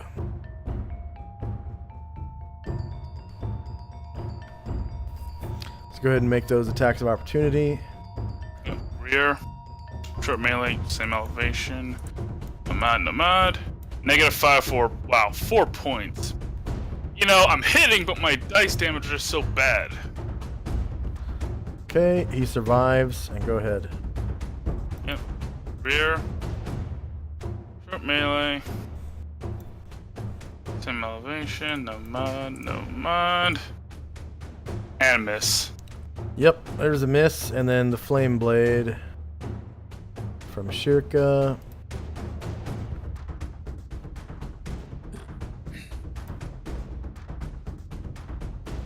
Okay, normal target.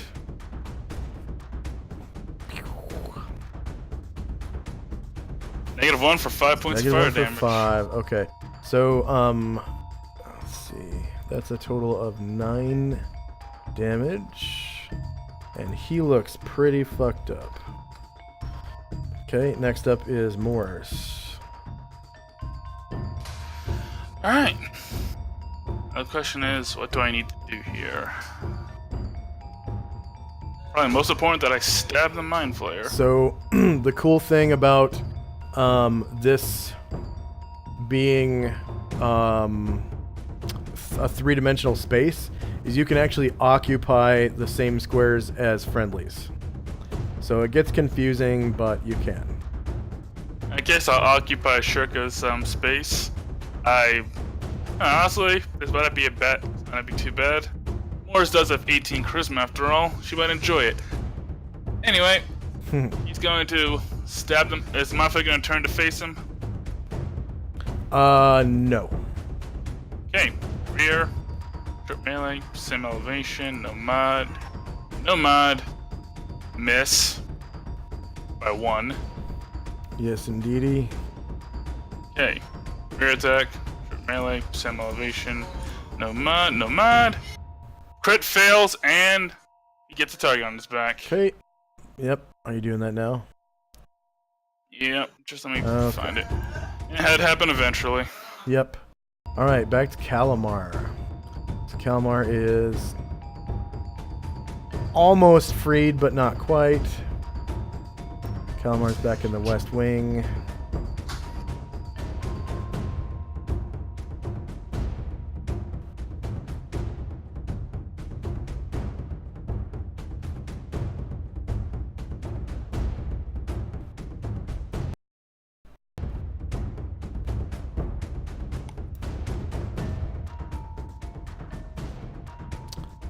So Calamar, being stealthed, jumps into the color pool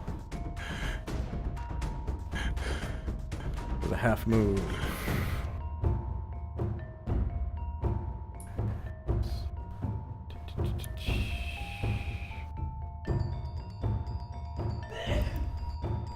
His mother was sitting right there. Oh. Also, there's this. Sploosh. Anyway, so Calamar is stealth at the moment. Yes, indeedy. Well, invisible. Okay. So, alright, only half the requirements are satisfied. Or not, we'll see.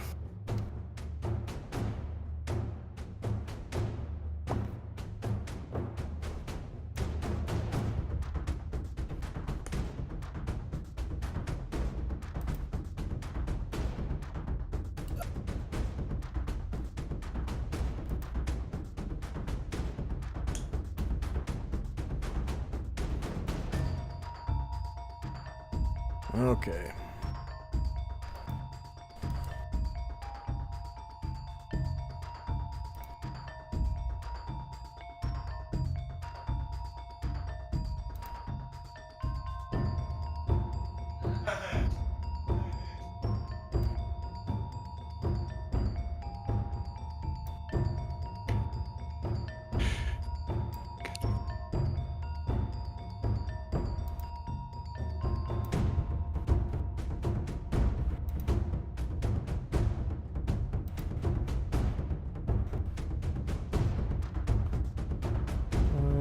Okay.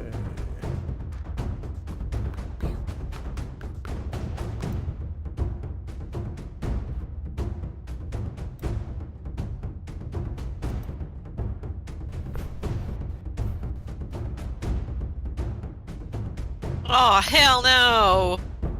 What? Something I just saw on.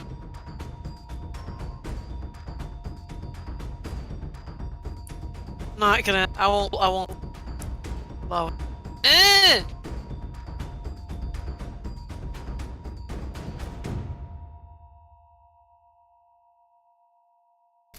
Okay. So, Ugh. Brain Druid, That Brain could've Druid, been bad. Brain Druid, you feel a tap on your back. Ooh. That could have been really bad. Yeah, you. And you I'm feel like, it- oh shit. Luckily for us, Calabar's rolls, at least this time, transferred to Josh. And you see behind you, Calamar becomes visible.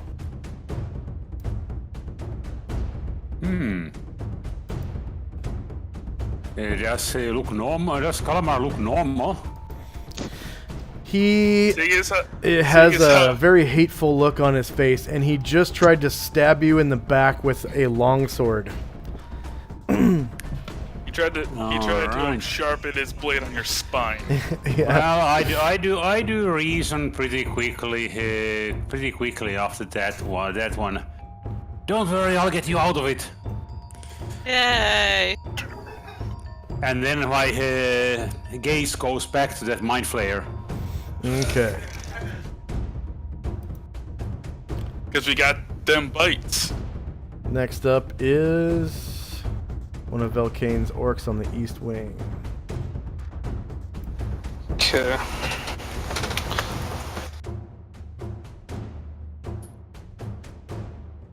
Find it. Okay, it's that one right there. It's gonna take its movement and go back out of the tunnel. And they can move full on attack still, right? Because they're monsters. Yeah. Yes. Okay, then it's gonna take a shot at the crystal and see if it can do anything to it. Okay, so for our viewers, this crystal in the center of the room is a psionic scrying device that works kind of like a drone. And it sort of flies through space to wherever the user is directing it, and it stops if the user is killed. It just stops wherever it was focusing on. So Velkane actually saw that the Mind Flayer, before it died, found the location of the Tarask, and now it is showing essentially a route from where the party currently is to the Tarask. And it's sort of stuck there until somebody, changes the view or whatever. Alright, so the orc tries to use a medium crossbow on the crystal and does not pierce its armor class. So this is not the true armor class of the crystal. This is right here. And the players cannot see that. Okay, next up is Jezzy on the same map. And I will move Shannon to this map to control her. East wing.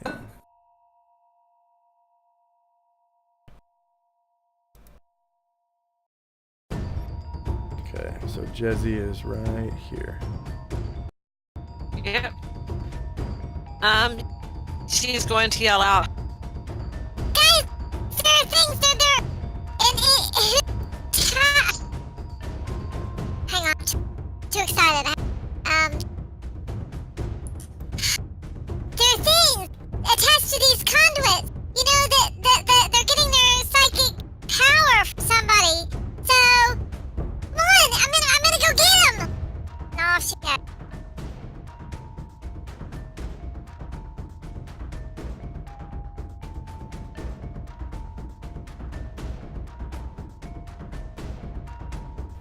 4, 5, 6, 8.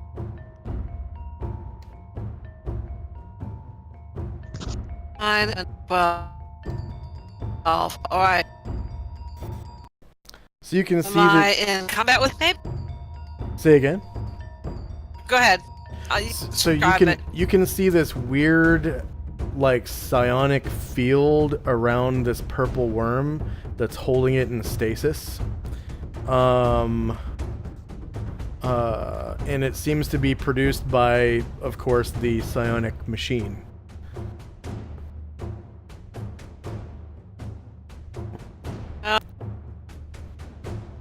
Okay. Going to examine it. Is it? But can I kill the guy? Say again. Can I kill the thing who's in it? It looks like the psionic field around it would possibly put you into stasis if you were to try to touch the creature. Because it's so thick. Doggone it! Okay, so do I look up on the conduit that's going in?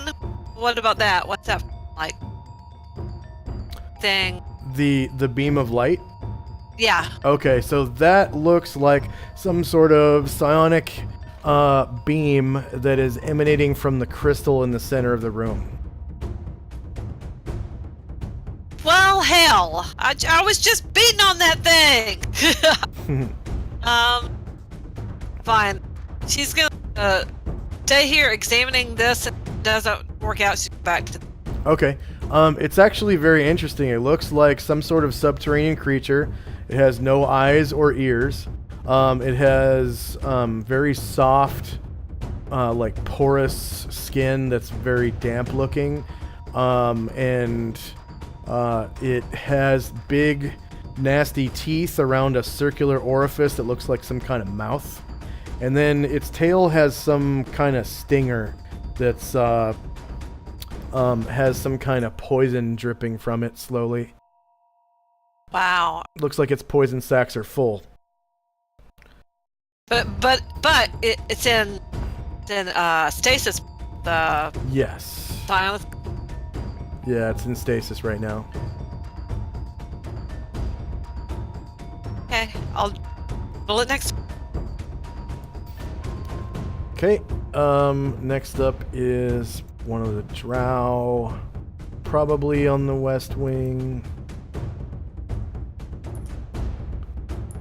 But we'll see.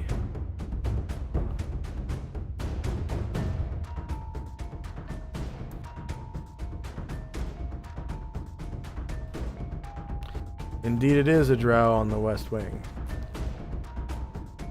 Okay, this is one of the drow that is assisting the matron mother, and he will take up a guard position here by the door. So hopefully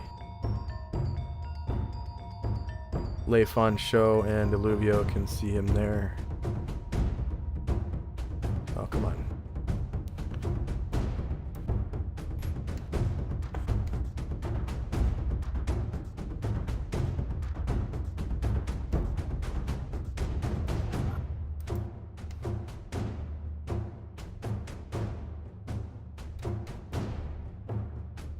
There.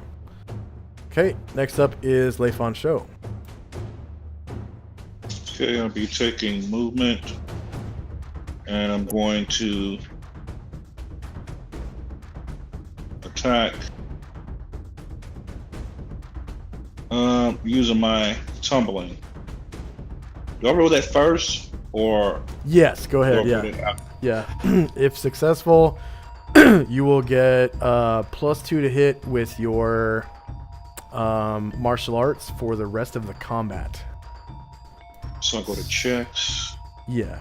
Checks and then proficiencies. proficiency. I thought it was a skill. Here it is. No modifier. Okay, So you were whatever. successful. So you get +2 to hit with all of your unarmed attacks for the rest of the combat, which is a long time. 2. Okay. Doing claw on Limpopo. Take him from the front. He's Shove wearing away, center no evasion. armor and he's unarmed. Okay. Skin and clothing. Unarmed.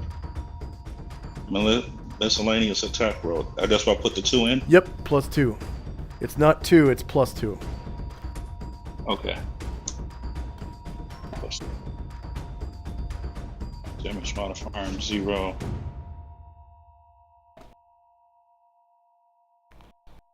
Okay.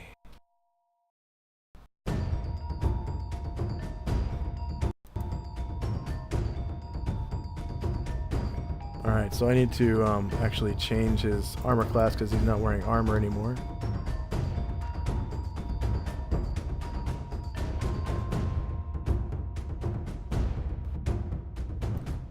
But that should hit. And you cause 3 damage to Limpopo.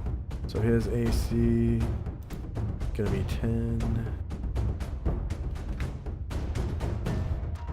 I don't think he has. Oh, actually. Yeah, 9.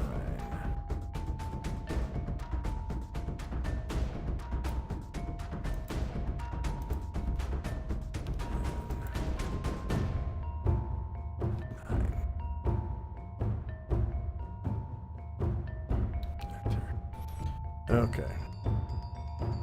I decided to use the Eagle Claw because it sounds like it does a lot of damage on breaking that damn armor group. His armor is not. He's not wearing it anymore. No, I mean his arm. I was trying to break his arm. It doesn't work like that. You can break objects or attack a person with it. It doesn't just break arms. Okay. Good enough.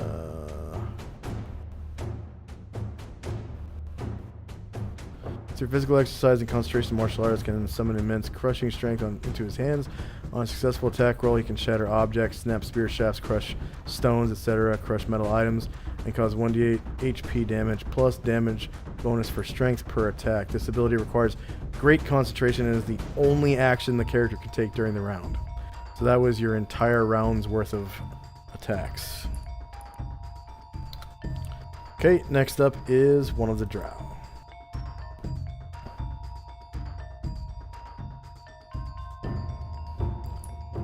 Okay, this is one of the matron's assistants, and he is going to post up at the doorway here in a guarding stance to make sure no one comes through.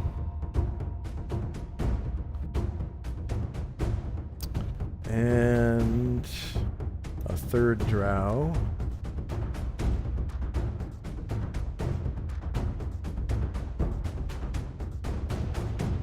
Okay, also one of the matron's assistants. He is going to post up at the southern door like so, and guard as well.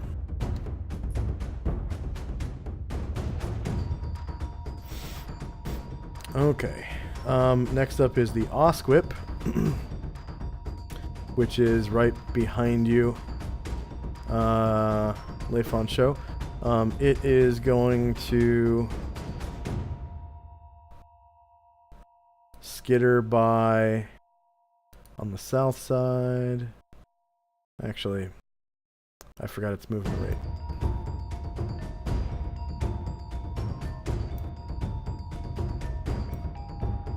So for our viewers, an Osquip is a disgusting looking mutant rat with shovel-sized teeth. So they move at 12. And they live in the Underdark. Or, in this case, the Great Below, which is my version of the Underdark. And I believe they are just like moles. They can move underground as well. Yep, they have a burrowing movement rate. of 1/2 of a square per round. Okay, 8.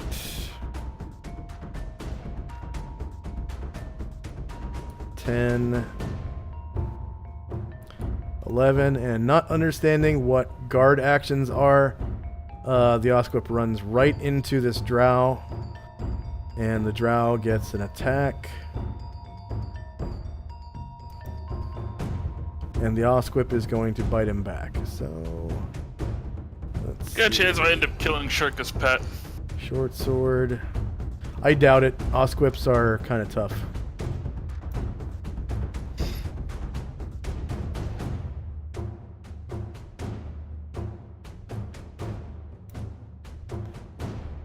Some front. Shorter melee. Same elevation. No mod, no mod.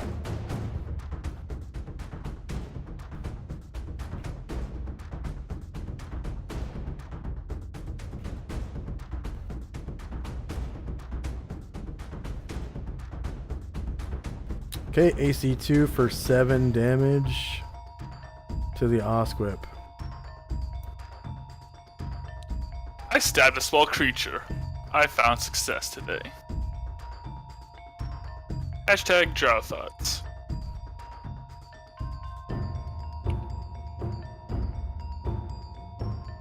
I wonder why the drow gets +1 to damage. His weapon, maybe? Strength? Oh yeah, the short swords are, yeah, they're made of adamantium, and they count as +1 weapons. That's right. Okay. We gonna be rich, boys. Okay. Attack. The Osquip Everyone attacks gets the drow with a bite from shovel-sized teeth. 2 big-ass shovels bite the drow.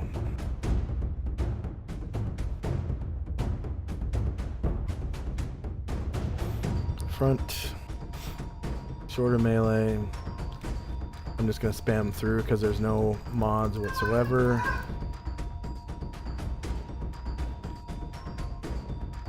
The drow and the Osquip exchange blows. The drow hitting and the Osquip Hitting back. hitting as well for 2 damage. It's gonna The bite your drow- ankles off. The drow got the upper hand in that one. Looks like the Osquip could use some help. Bit busy. Okay, next up on the East Wing map is none other than Gromnar himself with his new snazzy looking token of an ogre dual wielding swords.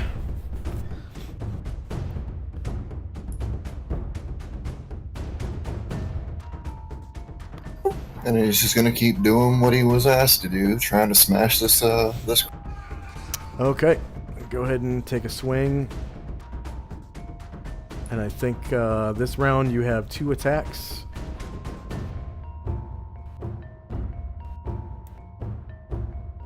Wow. Although technically it's not combat, that's fine.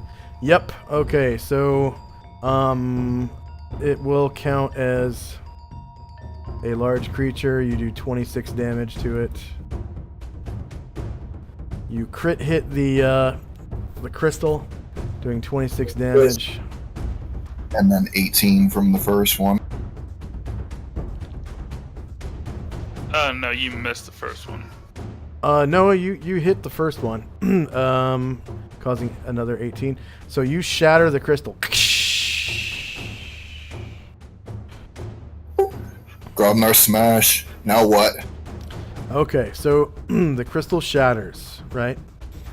And shards go pretty much everywhere in this central part of the room. And just then, the stasis beams disappear. Oh god, he just unleashed all them creatures, I bet. That sounds like a you problem. Hey, he was only doing what he was asked to do. And now, these creatures have been released from stasis. And you hear them making strange noises, roars, and whatnot. Let's see.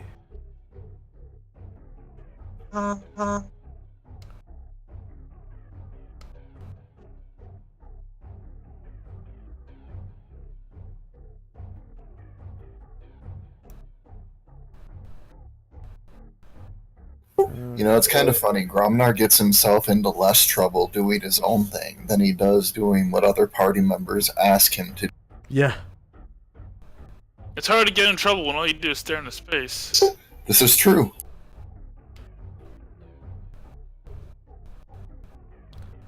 Okay, come on.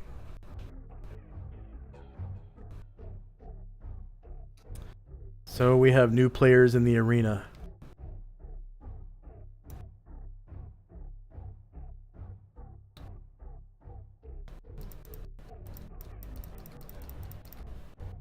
Okay. So if you look at the turn order tracker, you'll be able to see what they are, kind of. I don't know. Oh yeah, it might not display their tokens, actually. Yeah, turn order tracker won't display their tokens. Come on. There we go.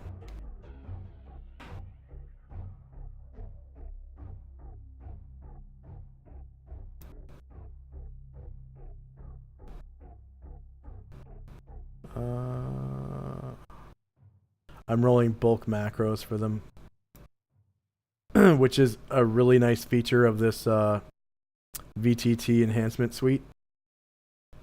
It allows me to select several tokens of the same type and then roll initiative for all of them back to back with one button press. Pretty nice.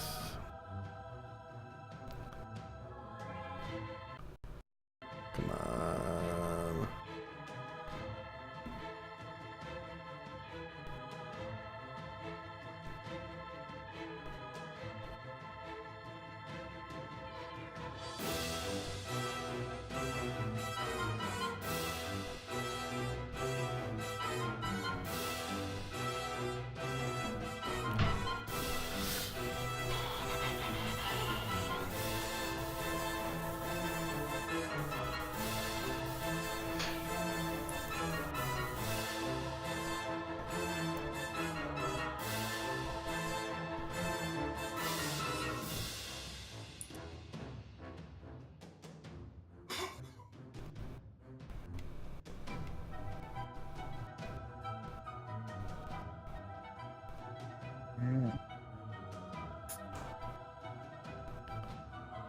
Well, that took a while.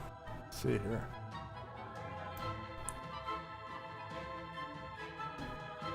Okay.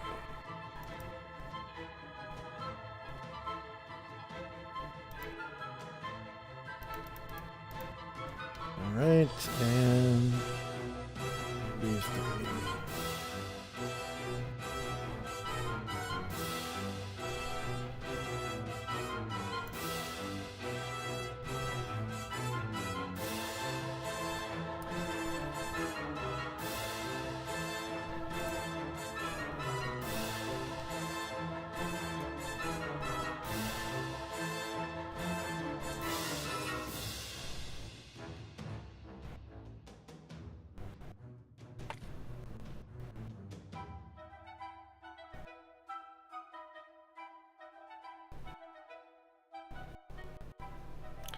Oh, great.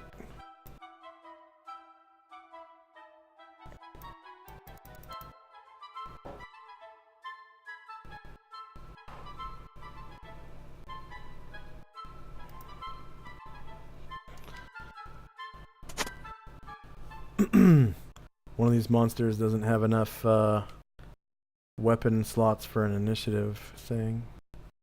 I'll just have to add one more. 1, 2, 3, 4, 5, 6, 7, 8. That should be perfect. Okay. Here.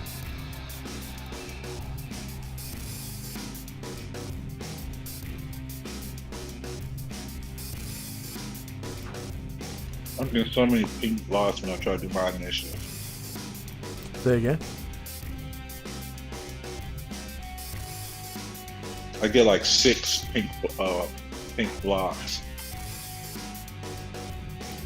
6 pink blocks.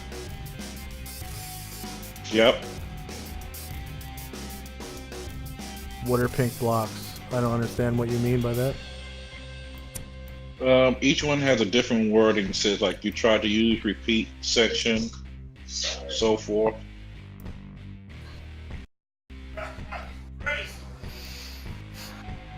That means you don't have enough slots on your weapon table. So just add another line to your weapon table.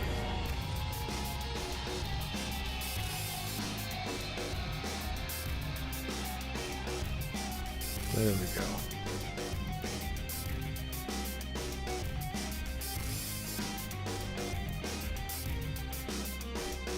I roll it again.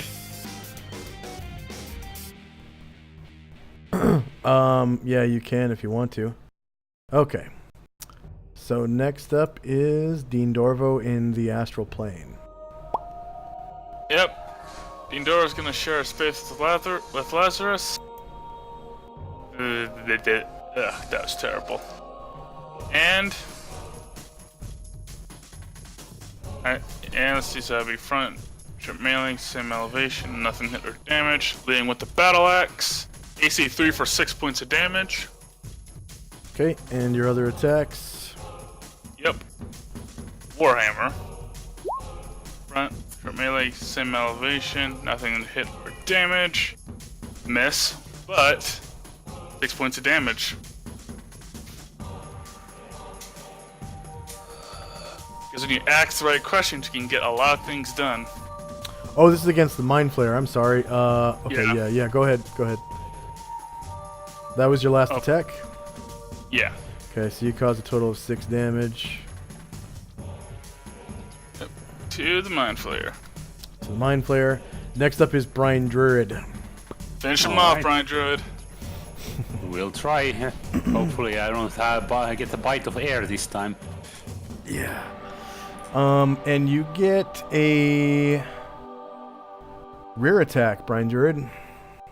Okay, Alright. Let me do that correctly then. Because Lazarus is just that intimidating. Okay. Bite range. Oh. Let me do it one. So attack, bite range, that target. So rear. Alright.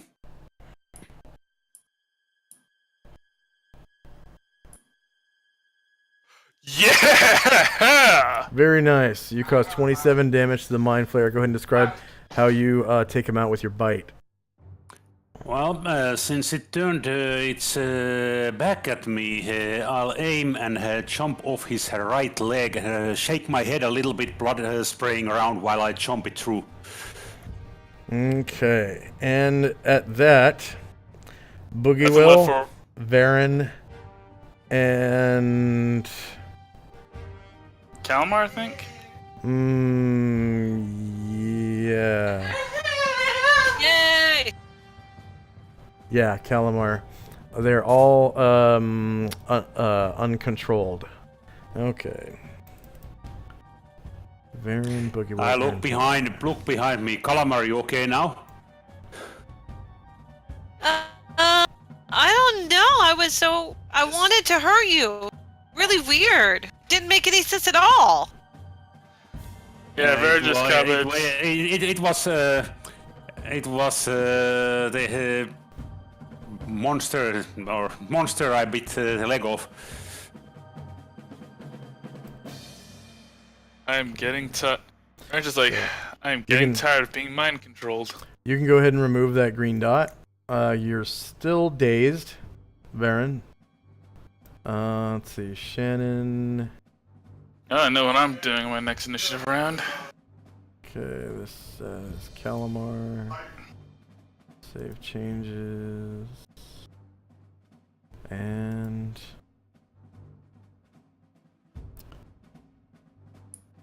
Calamar.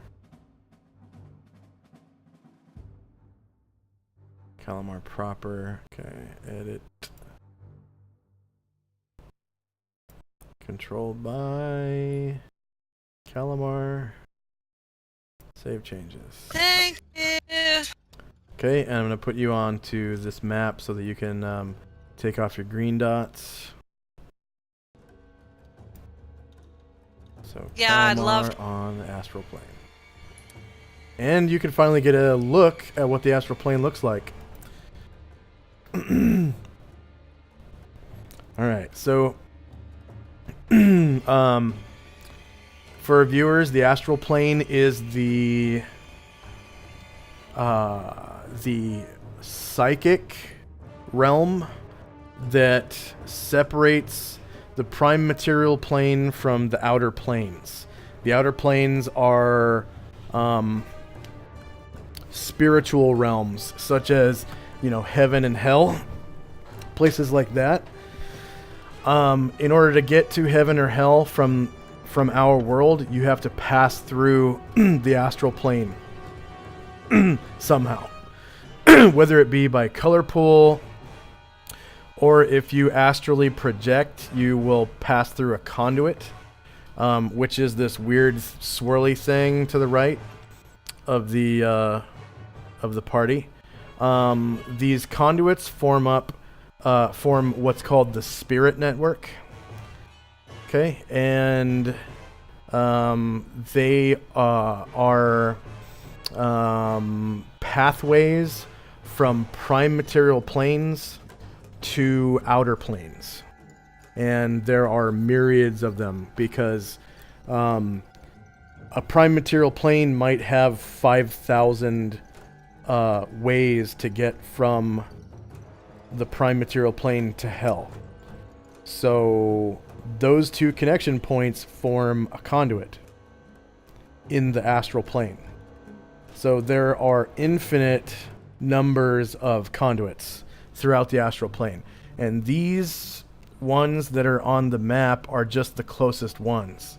And you can't really see super far in the astral plane because everything is really far from each other normally. You can see normally you can see little floating islands of rock at various distances, and the spirit network flowing through, and that's pretty much it. And you run into encounters kind of rarely in the astral plane, just because everything is just spaced out so far. But you kind of, if there's a place where you want to get to, you just sort of imagine yourself there, and eventually you get there. Eventually. It might take a while, but yeah, you can see these conduits are crisscrossing each other, leading from prime material planes or real worlds to outer planes, and they just form this weird spirit network thing. Okay, and this Elder Brain was just kind of chilling, using this color pool to kind of take advantage of the prime material plane where these characters were from. Well, some of these characters are from. Okay, so next up, on the West Wing is the Matron. Ah! So for our viewers, this Matron mother is actually Calamar's mother. So this player character right here is a drow, and his mother is this abusive drow matron mother of House Kalatza. Her name is Matron Mother Finarian Kalatza, and she is a priestess of Loth. Not quite very obviously. nice either. She's kind of mean. Yeah. And Likes to be in the closet, little. Yeah. She just cast a spell on herself. Let's see. Find. Matron. Enter.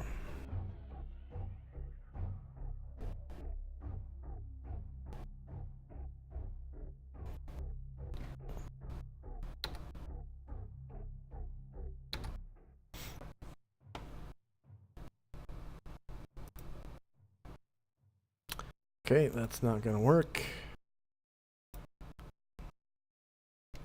I guess I'll just cast the spell again. Because their spell is so far up, chat, it won't find it. Okay, so let's see. Special powers. Divine. What is that?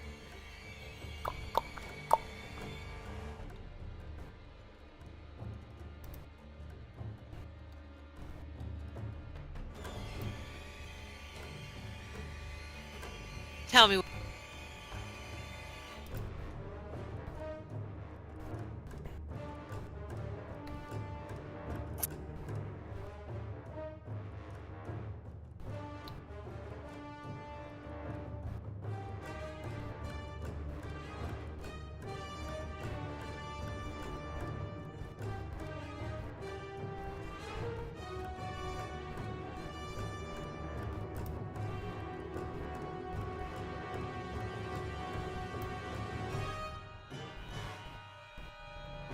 Okay. Ooh.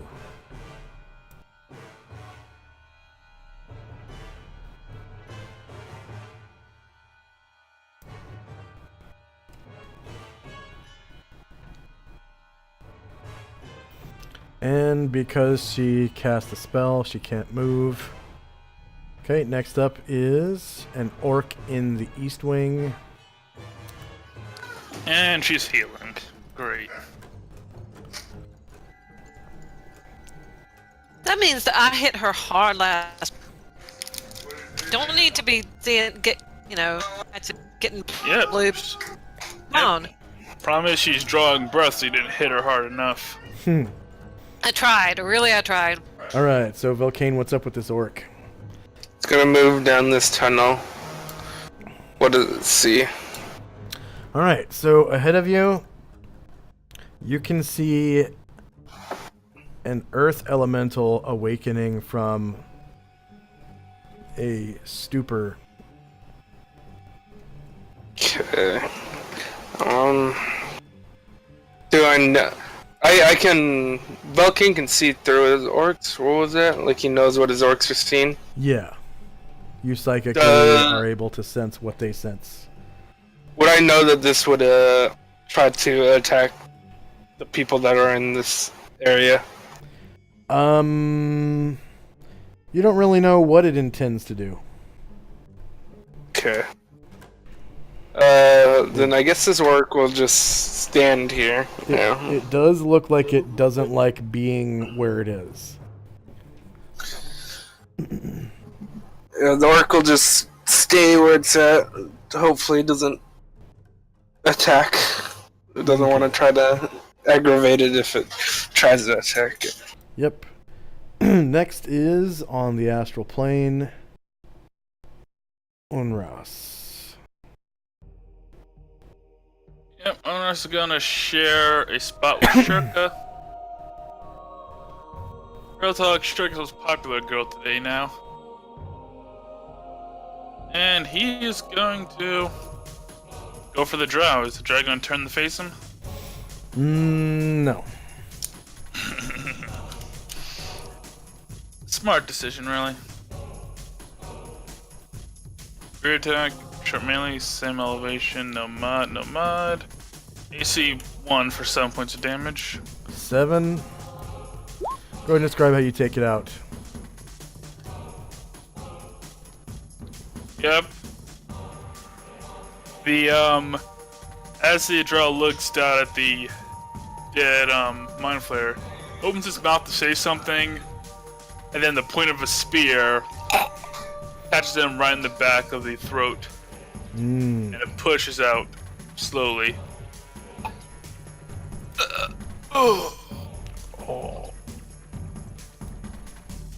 Dies horribly. Okay, next up is Lazarus. Yay, Dead Mind Flayer and Uncharmed Boogie Will means he can do this. Turn around. Stab a drow. Oh yeah, I forgot Fine. to put this Mind Flayer Melee.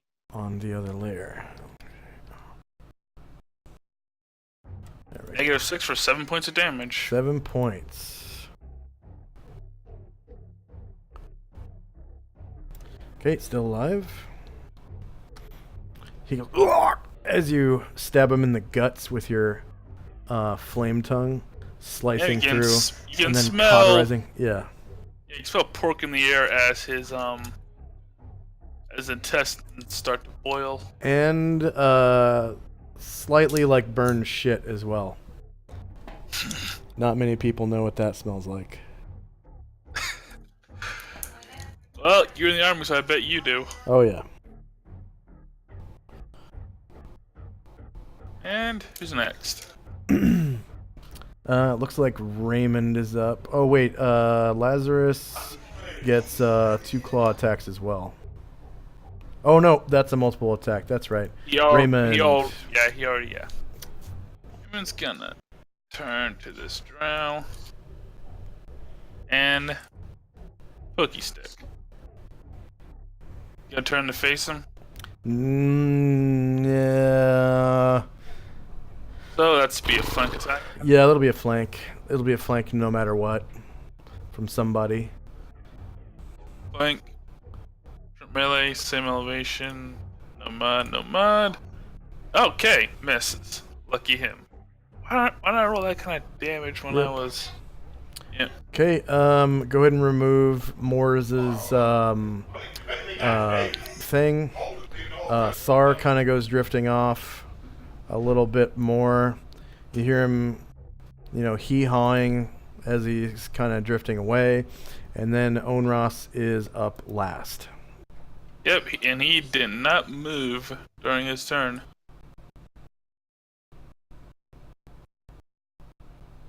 They still got like a half move. Yeah. And so he's gonna turn the phase on us.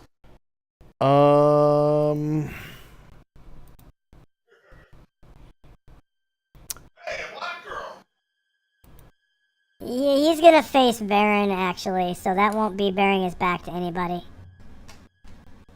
Probably What gotta the be a hell? flank. Melee. Same elevation. It's actually becomes his front. Oh, it becomes his front. Alright. Yeah, yep. Oh, good for him then. Okay, so long spear. Hee-haw, hee-haw.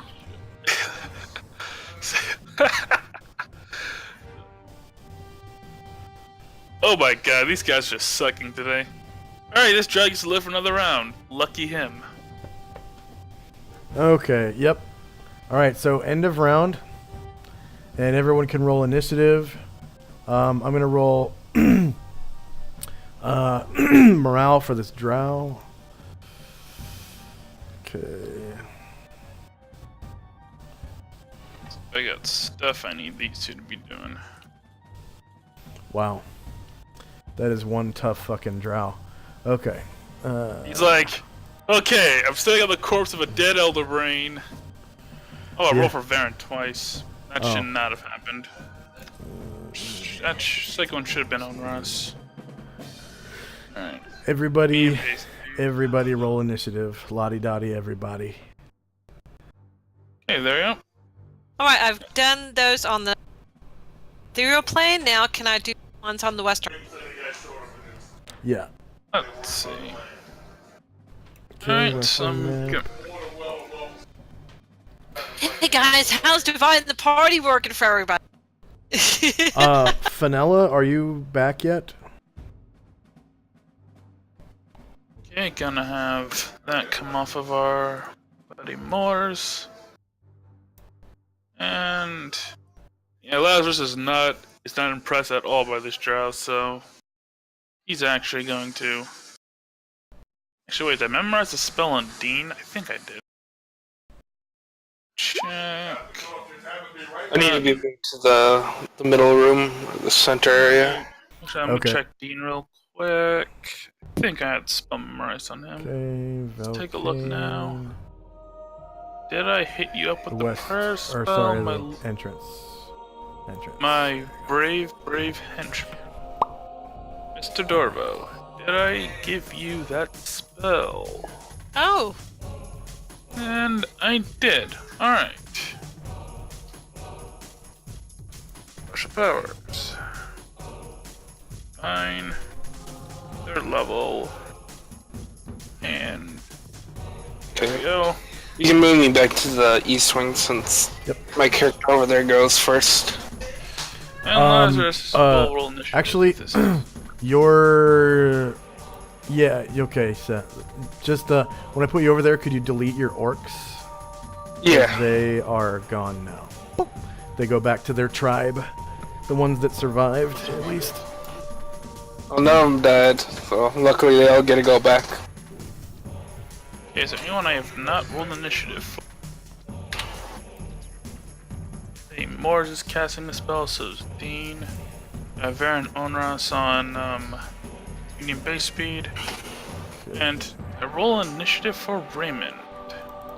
Does anyone else need to switch maps? And is Yeah, I Vanilla did. back yet? And he's got 9.4.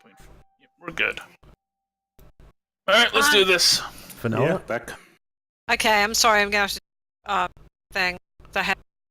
You gotta do what?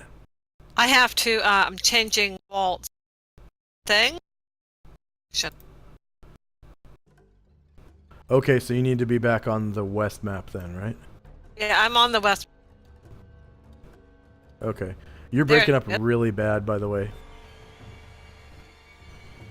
Okay. Yeah. Middle.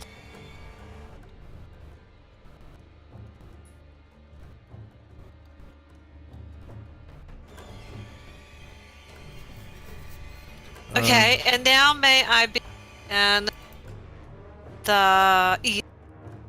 Sorry. The east side, you said? Yeah, that's Okay. a side. Is anyone else having trouble hearing Calamar? She is straight up. Nope, I'm hearing her fine. Okay. No, not she breaking breaks up. She breaks up quite a bit for me. Huh. Okay, you're on the east side. I mean, volume-wise, she's fine, but she's breaking up pretty bad for me anyway. Yeah.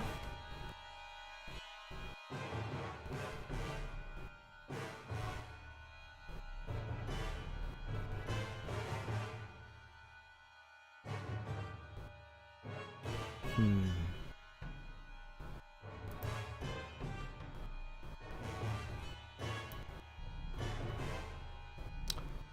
Let's see.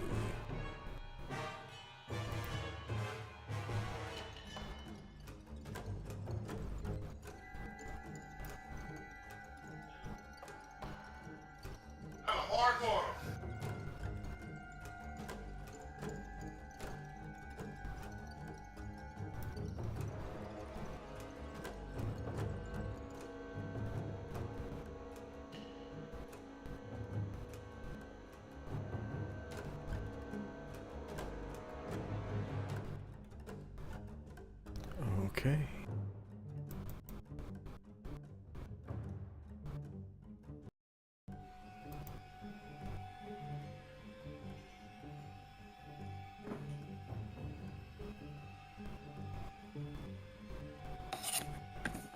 Doing better. Not to me.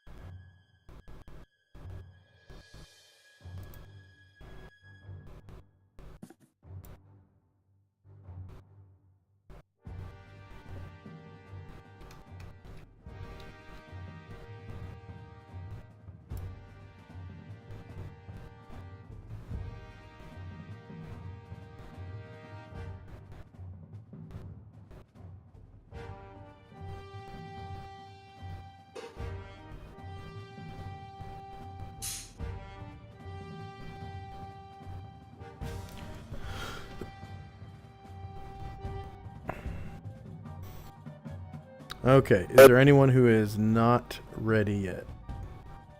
Did everyone roll initiative? I'm ready. Everybody's got initiative. We're all accounted for.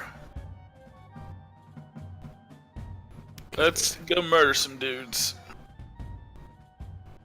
Or get murdered by dudes. It varies. Results may vary. Okay. I'm just saying, we thought we had this in the bag, and all it took was one mind flare to literally turn the tide. Yeah. Then we turned it back, but you know, ain't good for the heart. Okay. So time now is 11:20 a.m.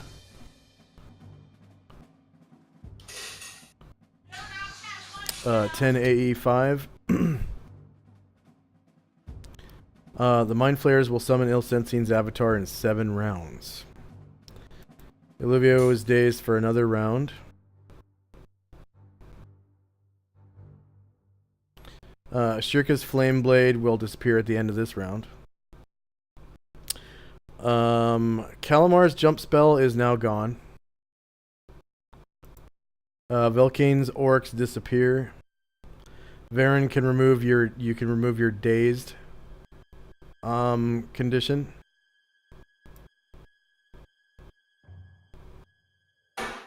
Fenella isn't even here, so I'm not going to count her for XP. And I completely forgot to roll initiative for this drow, but oh well, he's running anyways. Alright, first up is actually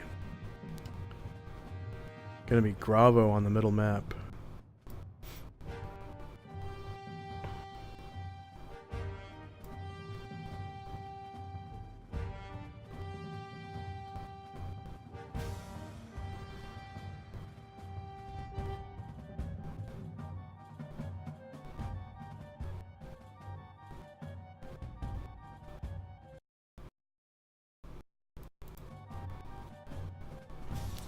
Who is moving at 30 currently, because he's jogging.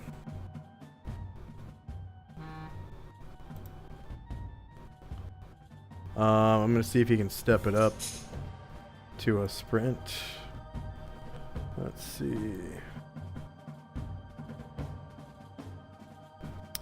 Come on, Gravo, step it out. We've got jog and run. Round spent, running times 3, 0 rounds. 0 rounds. 0 rounds.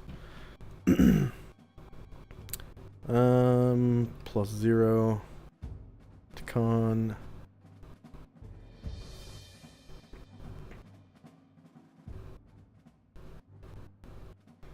We want to run at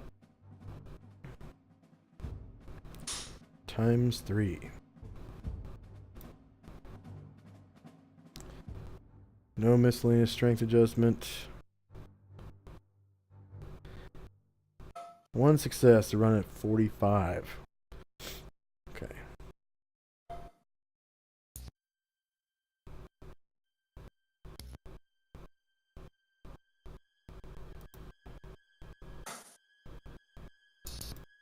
Hello?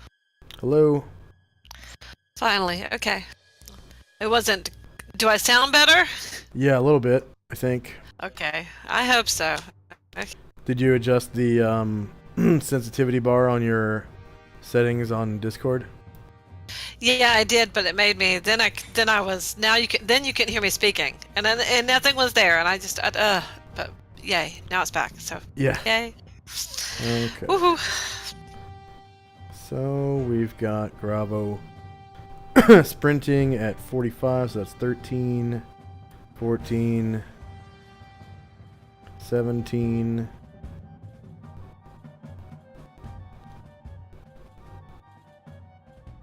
19, 24, 29,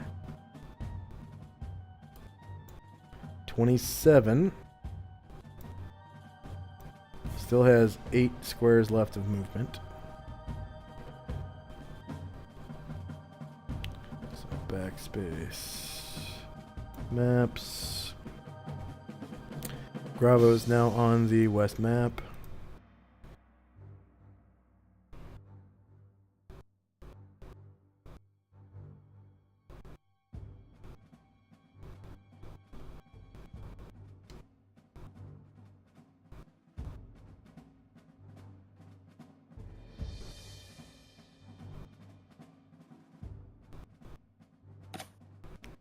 Okay.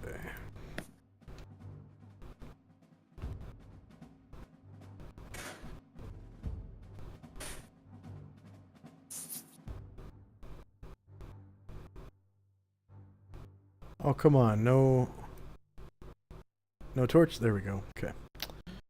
So he's still got 8 squares left.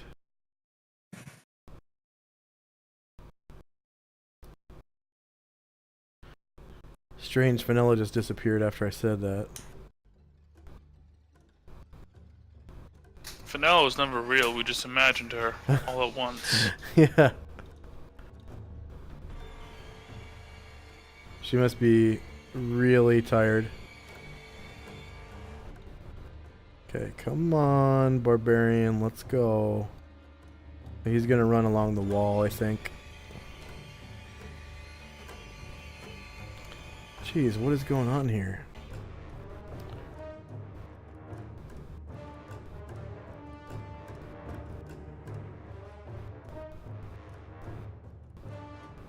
There we go. Okay, that's 3.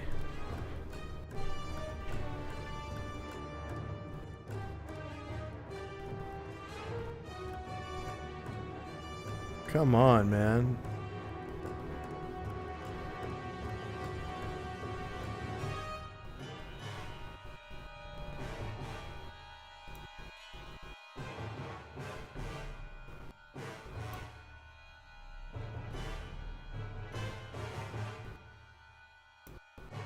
Okay, that's 4, 5, 6, 7, 8.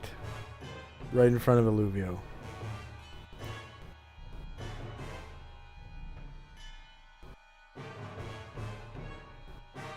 Yeah, I see the western map. Or is he not going to attack? There's no need for him to attack. He doesn't have any enemies in range. Let's see. Okay, never mind then. Okay. Next up is Boogie Will in the astral plane. And we'll put Calamar in the But you astral will put plane. this drow out of my misery. Yeah. Okay. Okay, so Boogie Will goes around. Go find out where he is, though.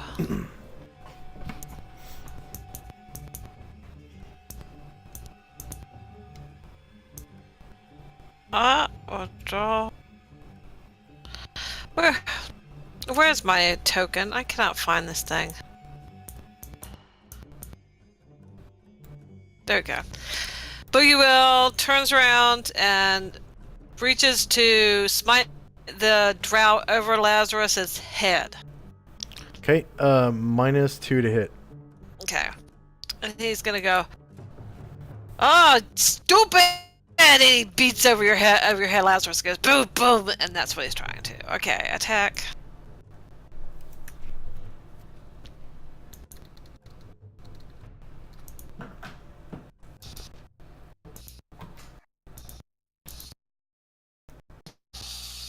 Ooh, 4 for 12. 12 damage. Go ahead and describe how you take him out with your Morningstar +4. Well, I'm sitting there and I'm like seeing him beating everybody, and it's like, you annoy me! Beat, beat, beat, and then the guy just crushes him and he's like smushed into the ground, so yeah. Okay. Do we have another one on, do we have another? Okay, I guess I'll find out.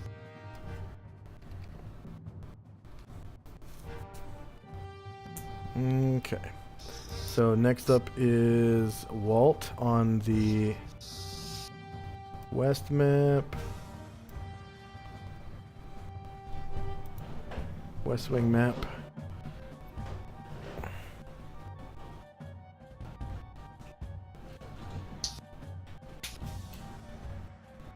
Yeah, 1 sec. Okay, you're right here.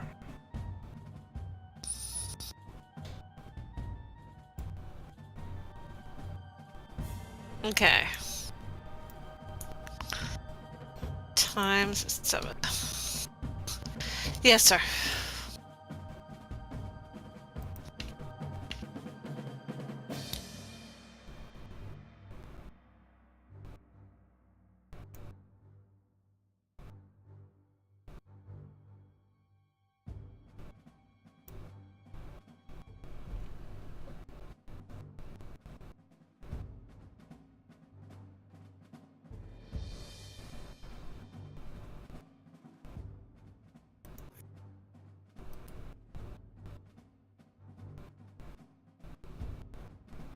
Okay, what's Walt doing? I'm sorry, I didn't realize you hit found Walt. Hang on, to go though. All right. Okay, what he's doing is he's casting color spray against kind of right out in front of him, so it creates the. My son just came up and talked to me. Don't do that. Just like it's like a color spray. Yeah, that's what I cast. Okay.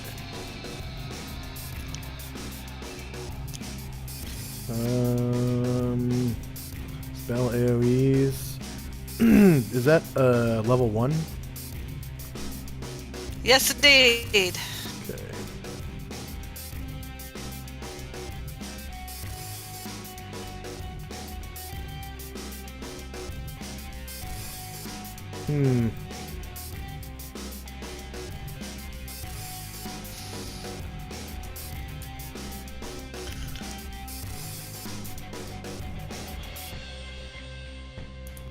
Weird.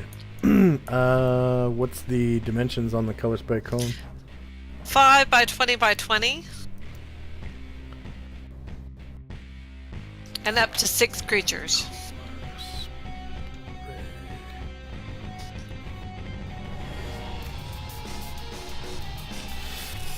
6 creatures in 5 by 20 by 20 wedge. Okay, so 5 feet wide at the base, 20 feet long, and 20 feet wide on the other side.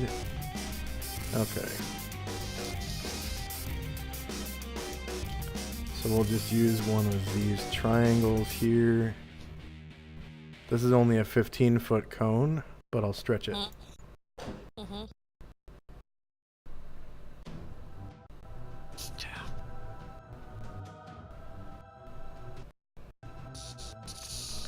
Okay, so that's stretch cone. this to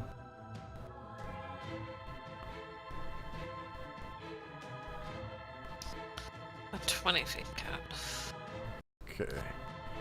5 Yeah. by 20. 1, 2, 3, 4. Yep, that's what it would look like. Yep. And it emanates from.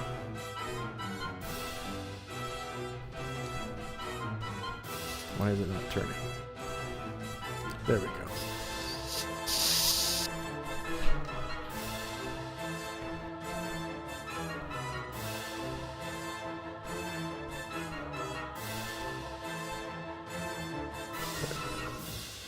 Okay.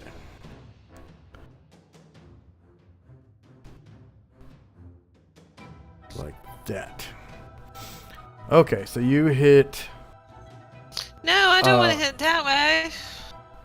That's the direction you're facing. Can I face down this way and shoot it kind of diagonally? Um. Can I on a slight? Okay. No. Let's no. see. We've got. What the hell? We've got like.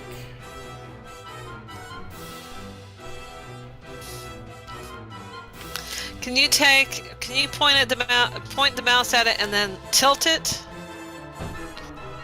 So instead of going horizontally and going straight forward, it goes diagonally. And, Like that. you know, da-da-da. Yeah, that'd be great.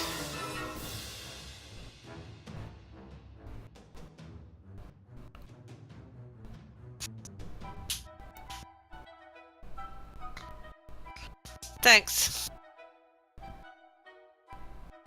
And like, do you want it exactly like that? It doesn't hit anybody but Gravo like that.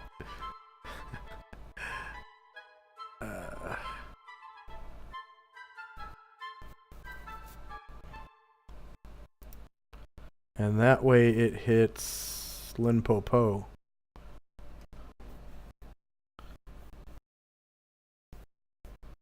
Shannon? I'm sorry, we're getting a lot going on. What? Yes, I like that. That's how I like it. Okay, so with it like that, it only hits Limpopo. Yeah, that's fine. But I want to make sure that those two drow don't enter here and don't mess with us. Okay? Oh, the duration is 24 rounds. Oh, no, that's not it. Where's the color spray? Fucking find color spray. The duration is instantaneous, so it's not going to block anybody.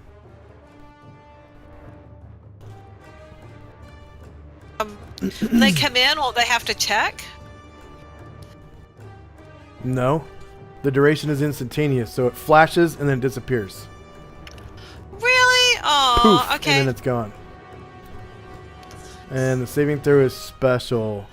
From 1 to 6 creatures within the area are affected in order of increasing distance from the wizard. All creatures above the level of the spellcaster and all those of 6th level or 6 hit dice or more are entitled to a saving throw versus spell. Blind or unseen creatures are not affected by the spell. Creatures not allowed or failing saving throws and whose hit dice levels less than or equal to the spellcaster's level are struck unconscious. Those with hit dice or levels 1 or 2 greater than the wizard's level are blinded. Those with hit dice or levels 3 or more greater than that of the spellcaster are stunned, really and unable to think or act coherently for 1 round. So he gets a saving throw, and if he fails, he'll be stunned for 1 round.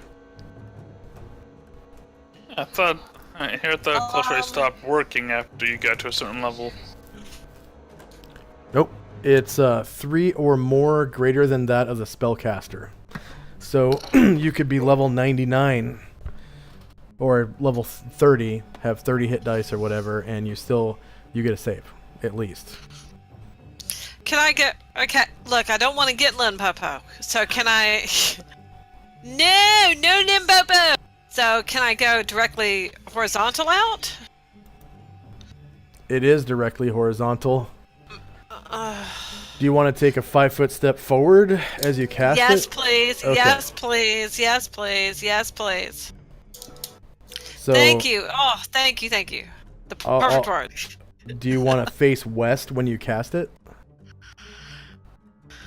No, just face west, because when I go like that, it should give me a 20-foot.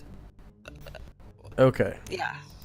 And So I should get both of that them. means that it'll And end up not looking put like Limpopo. this. And then you'll hit the drow. Okay.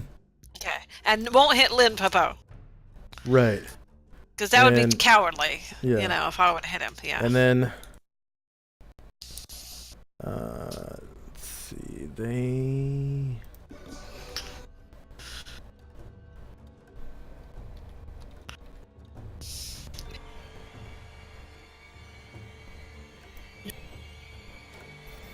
Okay, creatures not allowed or failing. Okay, for 1 to 6 creatures in the area effect are all creatures above level spellcaster, and all those of 6th level or hit dice or more are entitled to a saving throw versus spell. Blind or unseen creatures are not affected by the spell. Creatures not allowed or failing saving throws and whose hit dice or levels are less than or equal to the spellcaster's level are struck unconscious for 4 rounds. So they don't get a saving throw. And they are struck unconscious for 4 rounds.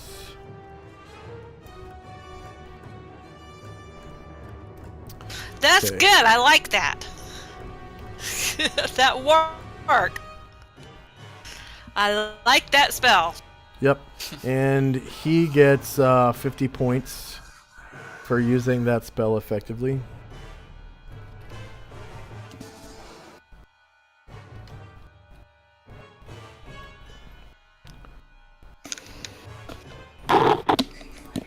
And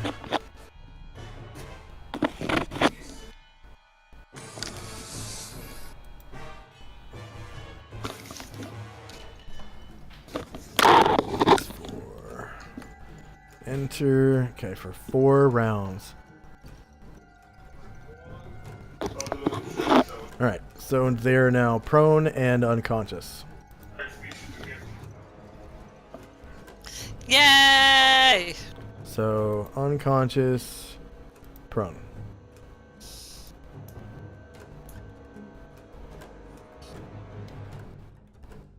Yeah, let Popo should charge lotion somewhere else. Yeah, seriously. Alright, next up is Jezzy on the East Wing map. Oh, and the Osquip is also stricken unconscious and... Aw. Hi, sorry. unconscious and prone. And Shannon is now on the East Wing map.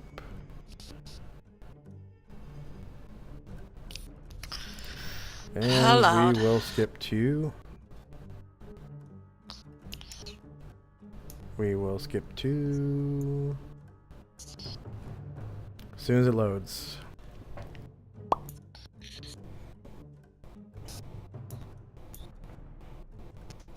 We will skip to Jezzy. Okay. Well, now that the light's gone, or the conduits are dismantled, Jezzy looks at that critter you put in front of her, and she's like, "Is it moving?" Yeah, it's moving now. But there's no. And as it moves, it looks like this. Oh. It's not surrounded by the thing. It has nothing. It's just there. It looks like it's trying to get out.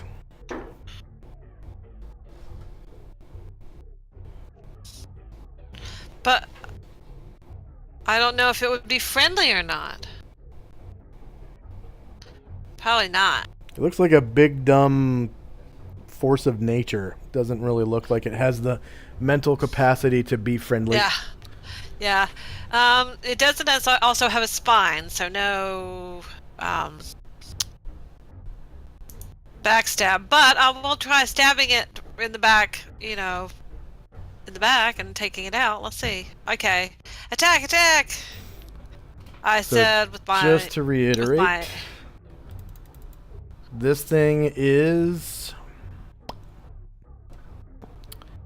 gargantuan. It is 25 feet long. It has a mouth big enough to swallow a horse whole. Mm-hmm. Well, I guess a mouth big enough to swallow a huge creature whole. And a poisonous stinger. Yeah. Okay. Go ahead and roll. Attack. I'm gonna attack it from the back. Uh-oh, I heard my cat run outside. Short. Oh, great, and it just started to rain, too. This is gonna be such a great day! Yay! My cat's lost outside! What are you backstabbing it with? With, no, I can't backstab it because it doesn't have a neck, probably? Lorkish longsword, okay. I like to try to backstab it. It doesn't have a back. Yeah. Per I se. Orcish longsword. With the one, no, I'm really sorry. That's sad. Okay, yep. Go ahead and give yourself a... What's it called? Kick me sign. Kick me sign. Mm-hmm. Multi-sided, choose side. Yeah, this might be a bit inappropriate, but can we take 5? Yeah, let's take 5. Yes, please. We'll be back in 5 minutes.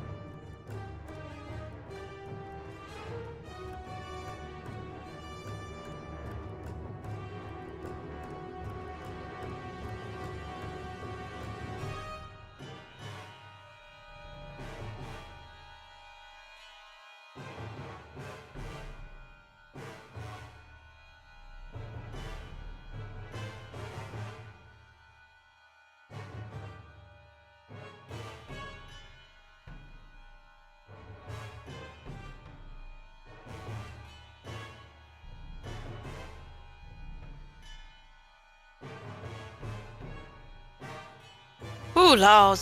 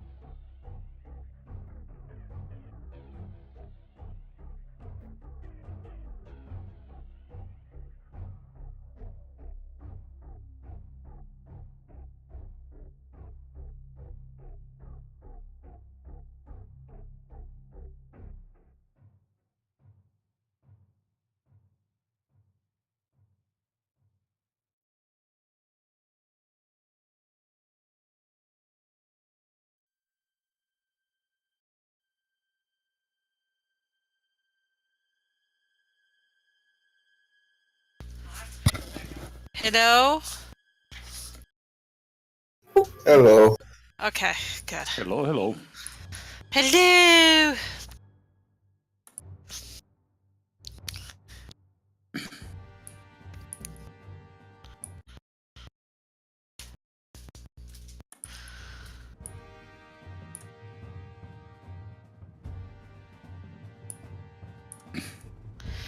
I get to pet a dog.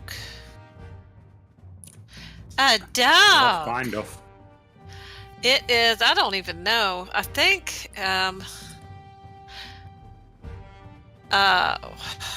Yellow Lab. It's my Uh-huh. mother's dog, but we just moved in and we're just saying hello.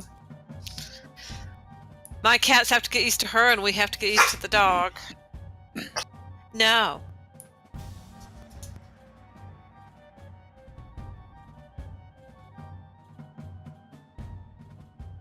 She's such a sweet dog.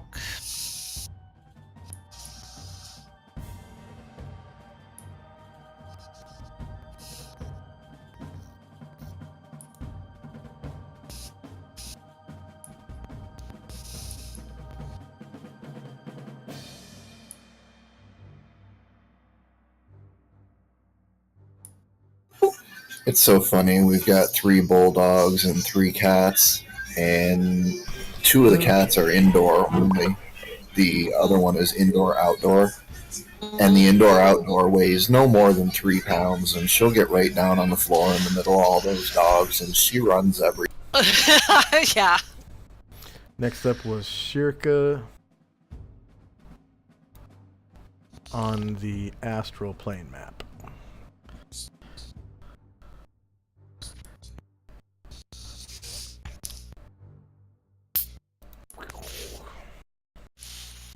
Should take me right to her.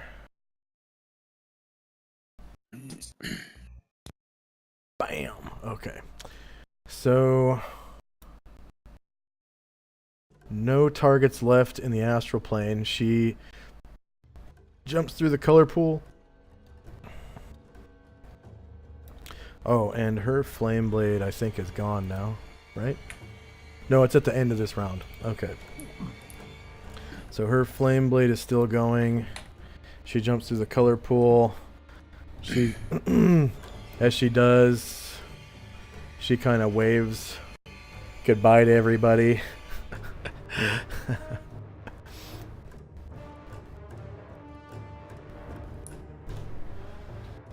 And she goes, bye. I'm getting the fuck out of here. did my voice changer work just now? Yes. Okay. Yes, indeed. Okay. So she steps through the color pool, bloop, bloop, and she comes out in the west wing of the Ilsensian Temple.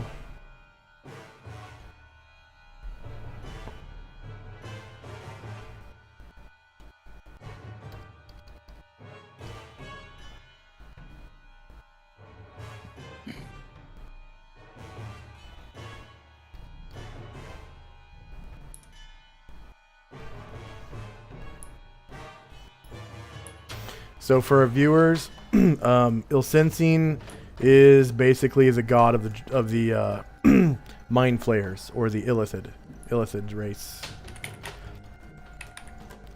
The main god. There are other gods as well. I think another one is Manzikorian. There's a couple other ones.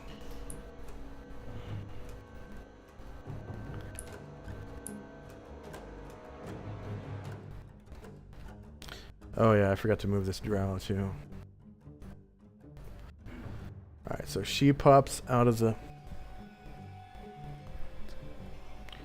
She pops out of the color pool.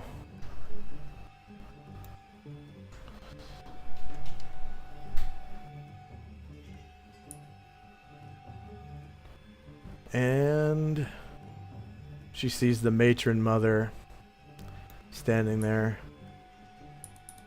casting a spell. And next up is Onras. What's Onras doing? Is James back from the break yet? I don't think so. He dropped into the AFK. Okay. So we'll give it a minute for him. Okay, I'm back. Okay, it's Onras's turn. Onras is actually going to delay his action until I believe it was Moors and Dean casted their spells. Okay. Then that makes the next person. Oh, by the way, it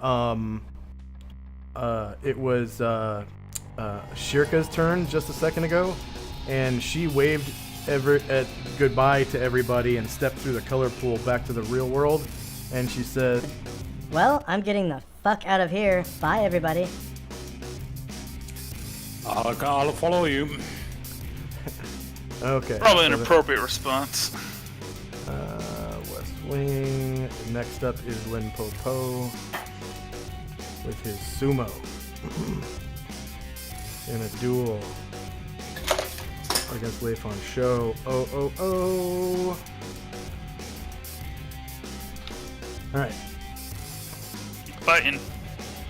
Yeah, so Walt invisibly. Oh, sorry, no. Walt is now visible. Yeah.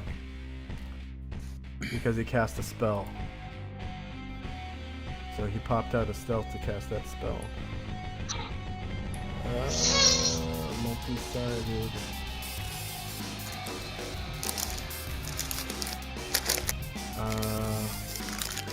Two-side.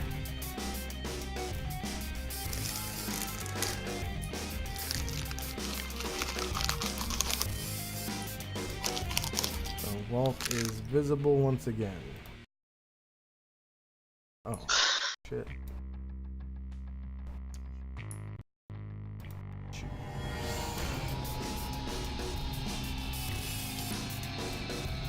Bam.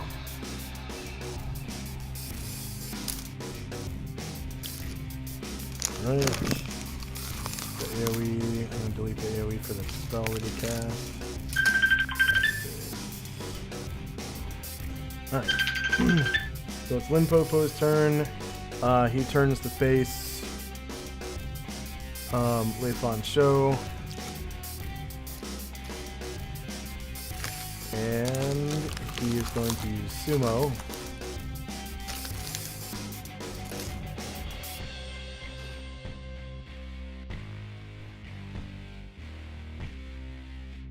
Come on, Sumo, let's go.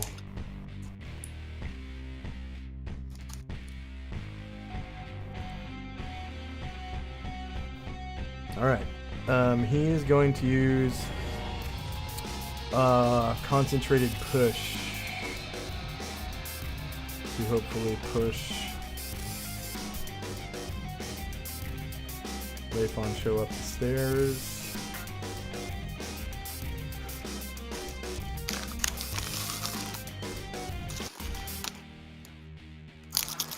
So what are the chips?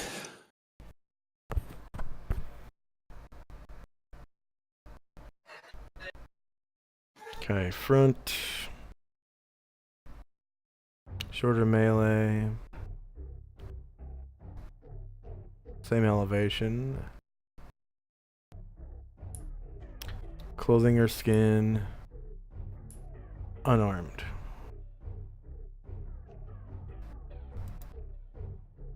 No attack roll mod. Whoops. Ah, shit. I need to do that over again.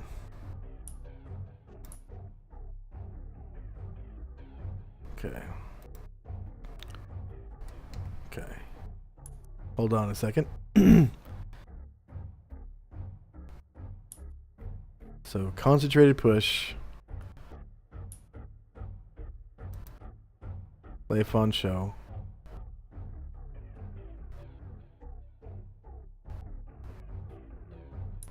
Come on, Leifon Show. 1, 2, 3. Front, shorter melee, same elevation.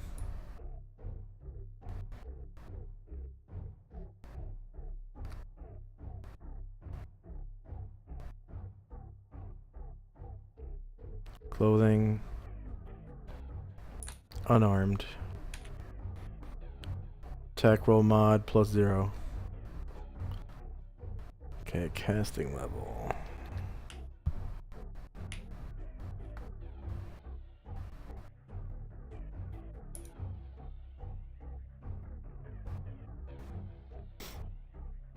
Okay. The character focuses inner energy into his hands, giving great results even from a gentle push. On a successful attack roll, the opponent is knocked back 3 combat squares. If the distance is greater than 1 combat square, the opponent must make a successful saving throw versus paralyzation to remain on his feet. So you get a saving throw versus paralyzation, and you're back 3 squares. 1, 2, 3.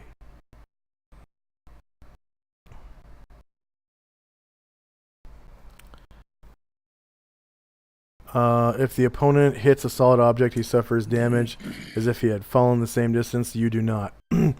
But you still get the saving throw versus paralyzation to remain on your feet. Okay, how do I roll that? Click on your character, click on saves, click on paralyzation in chat, and then click type in like kind of quickly PR and then whatever your level is. So if you're like level 9, it would be PR 9 for priest 9, and then just spam enter after that. Any modifiers? No.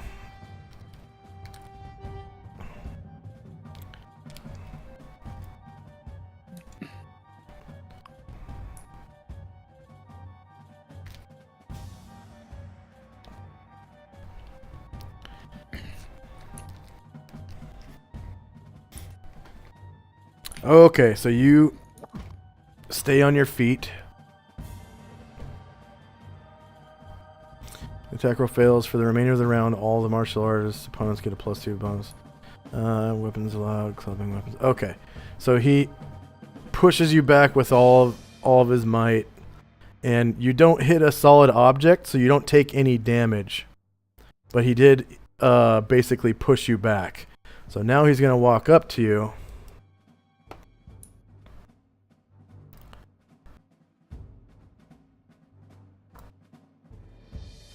From, oh, come on. Why did it do that? 1, 2,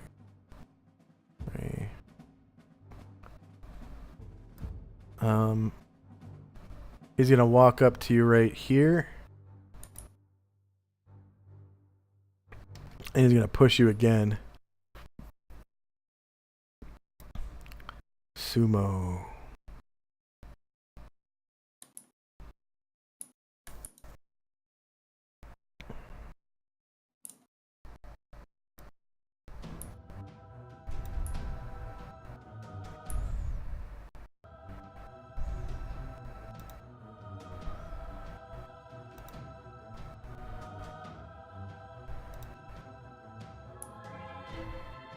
Okay, so he's gonna do concentrated push again on Leifon Show.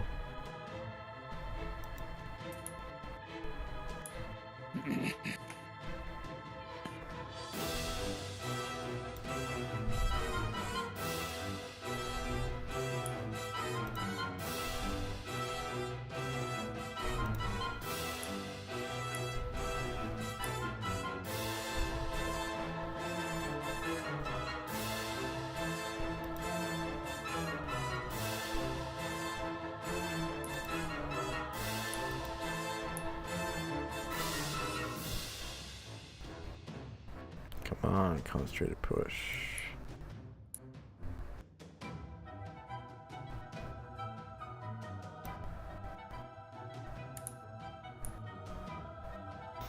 And Leifon Show, you see there's some kind of writing written on the tablet to your right. It looks like it's written in common, but I don't think you can read. Let's see, he's attacking you from the front. Shorter melee. Same elevation. You're wearing clothing. And you are unarmed.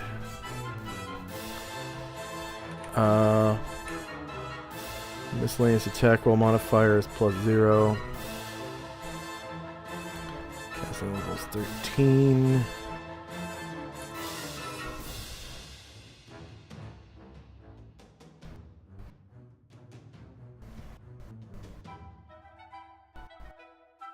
AC 2.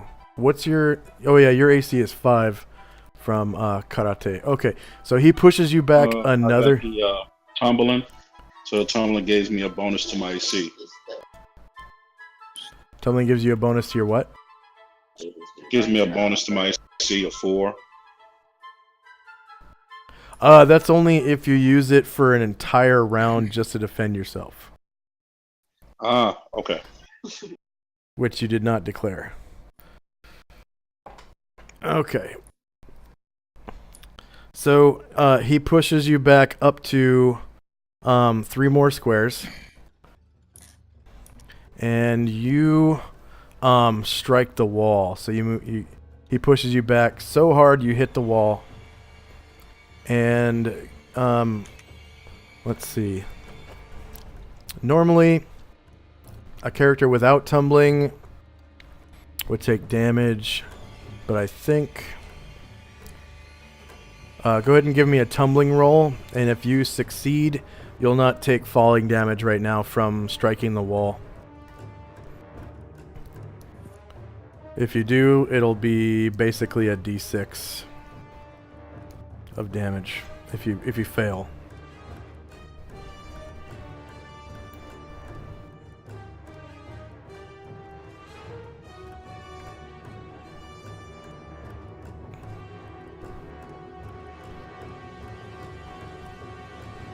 Okay, so that was not a success. And you'll take 10 feet of falling damage.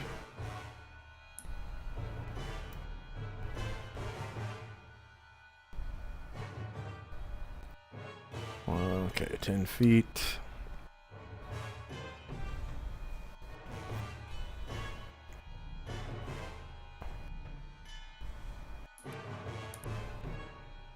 Wow, you take the full 6 damage. So go ahead and subtract 6. And he will approach you again. So he has movement left. And he is going to do probably a sumo slap.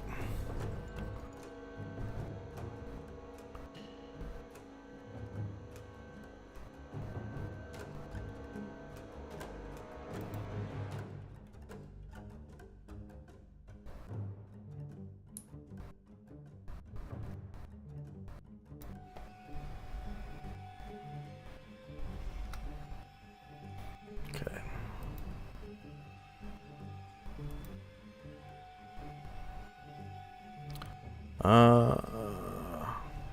Yeah, he's gonna do a sumo hand attack.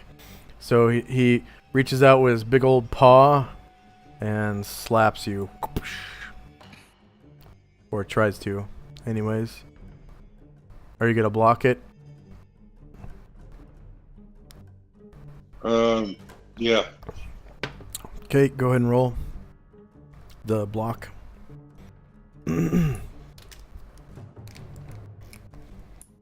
Would it be in karate? Yeah. Should be block 1.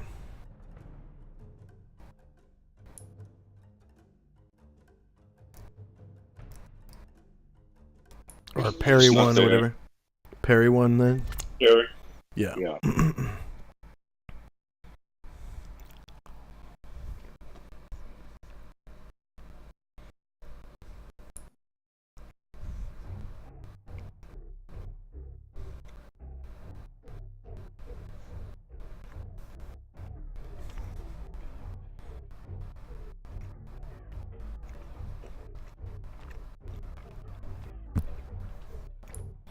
Let's see. Yep. You block it.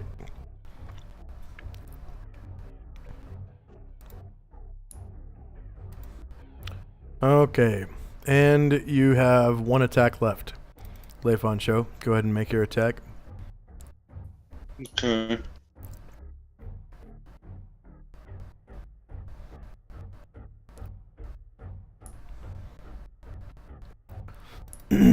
So he pushes you up the There's a stairs, mover I pushes you got. against the wall, tries to slap you. You block it, and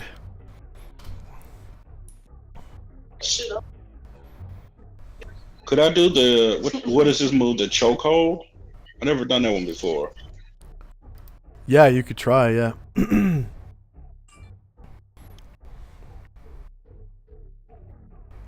That takes up your entire round.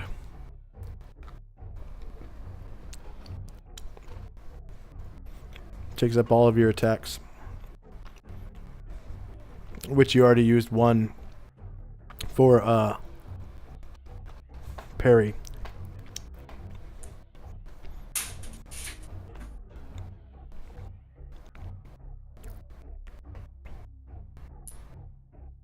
Okay, you hit. This maneuver teaches the correct way of applying pressure.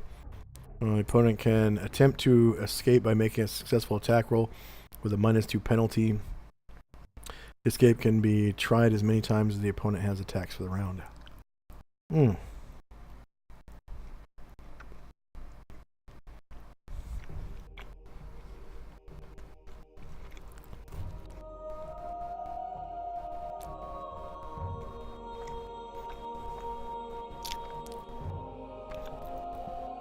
karate match continues. Oh, okay. So you basically grab him this round.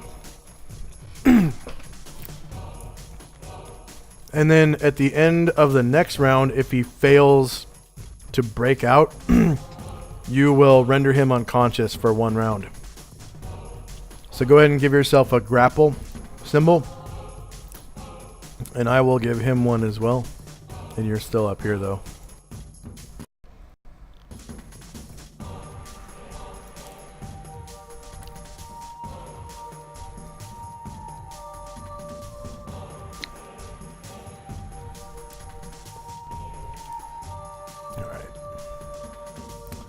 Go ahead and give yourself a grapple symbol. I'm trying to figure out which one is that looks It's like. it looks like a hand. Like an open hand. I don't get why your token keeps moving down. It's weird. That's weird.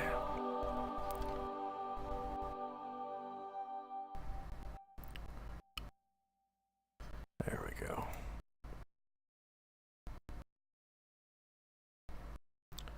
Okay. Nope, not that one. It looks like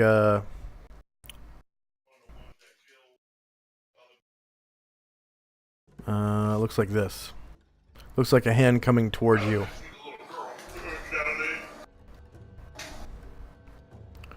Okay, next up is gonna be in the astral plane. Raymond. Yep. I didn't hear the music, so I had to reset roll 20. Still loading in. But if Raymond is... Let me check what initiative I rolled from real quick. I think it was... Yeah, it was that initiative. He's going to wait for Moore's and for Dean's spells to go off first. Okay. Meanwhile, back in the East Wing.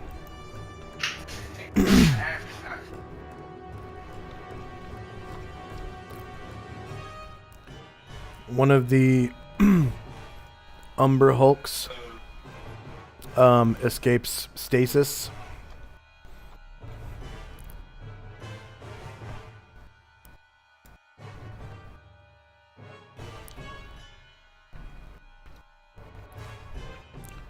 And begins leaving. 1, 2, 3, 4, 5, 6. It's a big, scary looking, beetle-y thingy. Okay, next up is Morgan.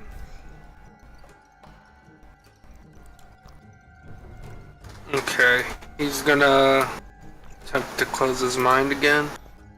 Saving throw versus paralyzation.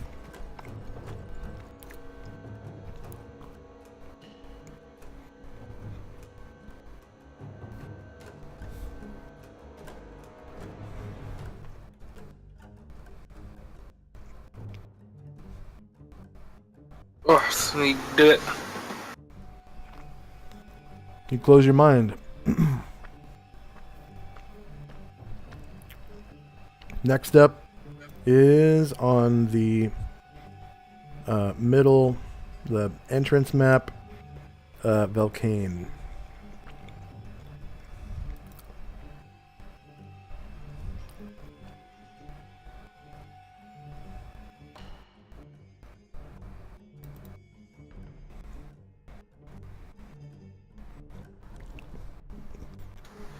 Okay, let me move over to him.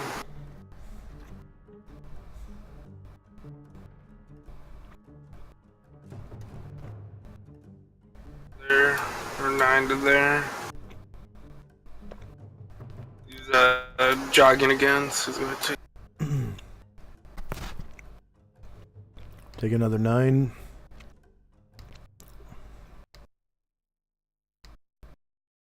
He gets 9. It's 21 right there. You don't see anything. Is he encumbered? He shouldn't be. Okay. I have most of stuff on my meals. He gets right there for 24. Okay. Yeah, from up ahead, you can definitely hear chanting. Okay. But it's this weird chanting. It's not like any other chanting you've ever heard. It's like a like that. It's really strange. Let's see if I can. I make any kind of like intelligence check to see what kind of creature is saying this. If I would have known. Yeah, go ahead. Go ahead. Go ahead and make an intelligence check.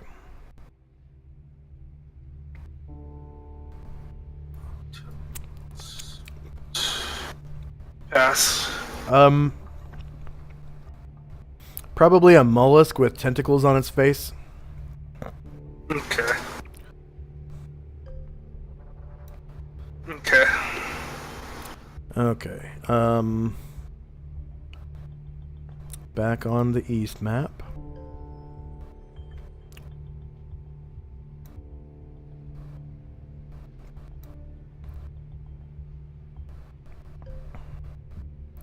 Let's see. Calamar. Velcane.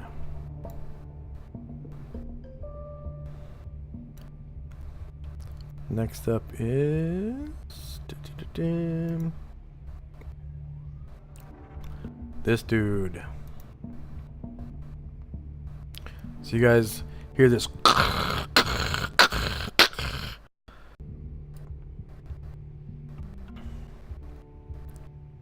whatever it is. If you can't see it, sounds like it's moving kind of slow.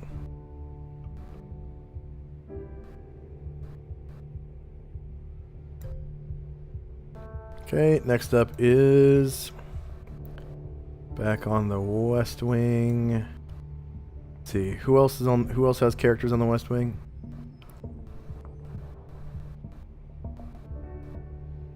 I do. But I know Leif on show does. There we go. And maybe Varen? Varen, do you have any characters in the West Wing?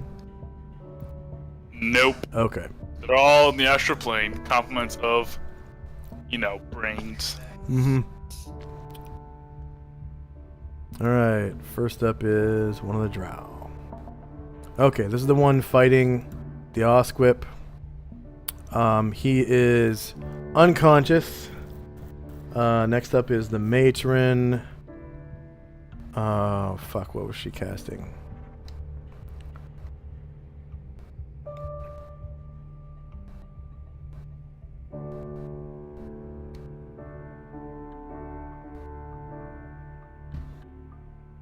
I don't remember what she was casting.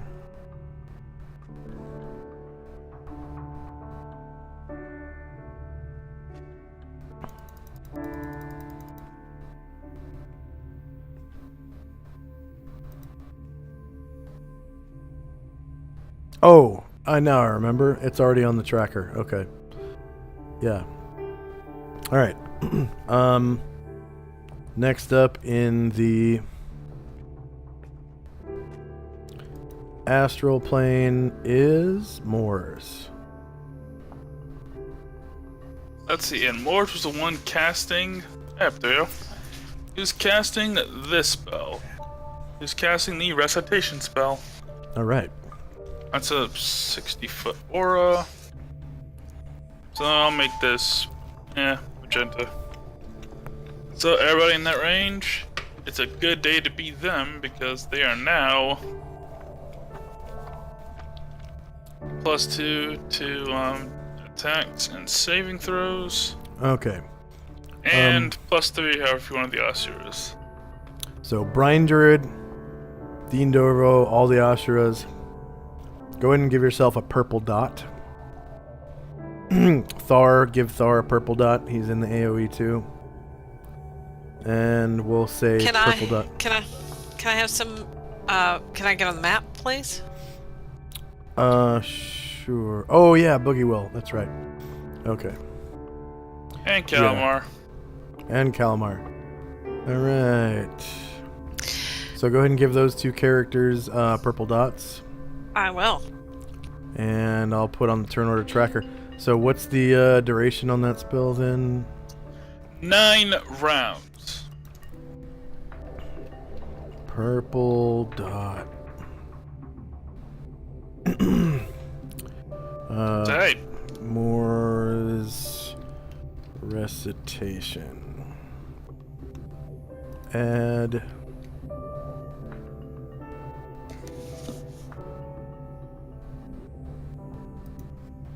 -9. Enter. Okay. Next we have probably Moore's Did again. you show me then. my tokens? I cannot find my tokens. I cannot. I've been searching all over. Brian Druid, are you there? I'm here. Go ahead and give yourself a purple dot as well.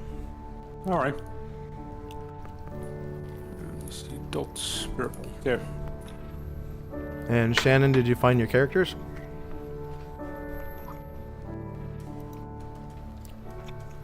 Yep, they're doing them now. Okay, next Think up is that's it? Lazarus. And you can remove the purple aura, please. Yep, that's important. Alright, I rolled. What should I roll for Lazarus? It was. This is what the astral plane sounds like for our viewers. Rolled sword initiative for Lazarus. So he's gonna wait till Dean's done with his spell, then he'll do his action. Because it's a good one. Here's a hint. Everywhere else on the astral plane, you don't want to leave till this one goes off. Oh, that's it. Okay. Lazarus is going to wait. Next up in the West Wing is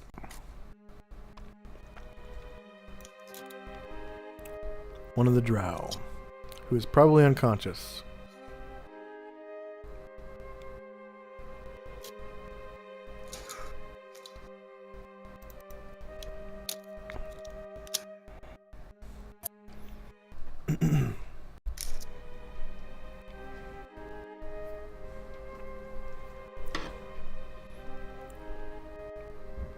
Yep, that one's unconscious. Okay. Next up for reals, though, is Brian Druid on the astral plane.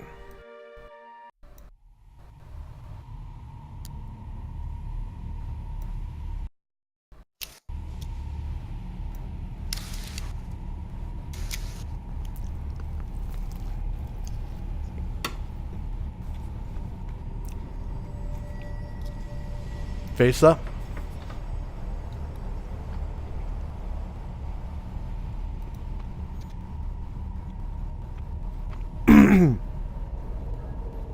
Vesa, are you there? Yeah. It's your turn. All right. Well, I move out. With the west wing back. Okay. So, the gold dragon steps into the color pool. Or gold dragon hatchling, I should say, steps into the color pool. Comes out To darkness. back into the west wing.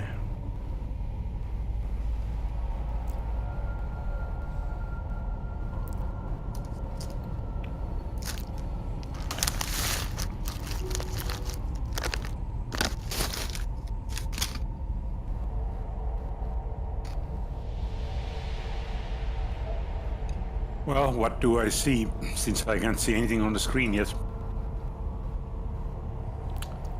You step out of the color pool, and you're in a pool of water right next to Shirka. And the matron has just finished casting a spell right as you pop through. And she's standing at the edge of the water, sort of gloating.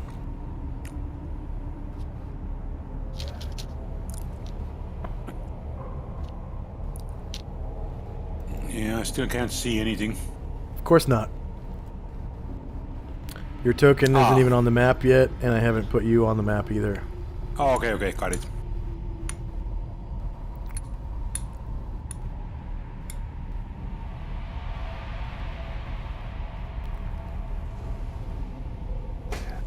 Okay. There's your token. Why is it so weird?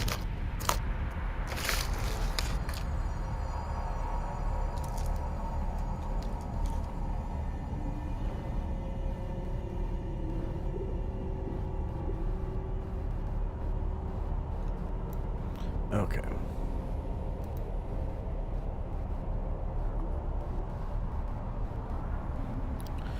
Alright, so you pop out in the west wing. And right next to you in the color pool is Shirka. And you see the matron standing there. She looks really I have injured. some movement left. No attack, but movement. We'll say you have a half move left. Okay, that should be enough to get next to the matron.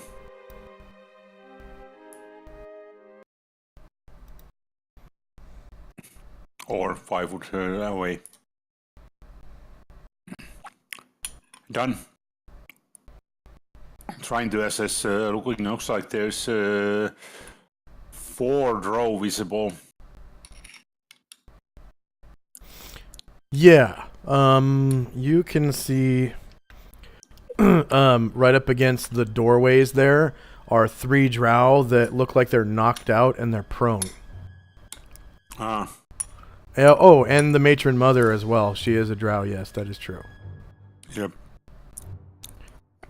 Okay.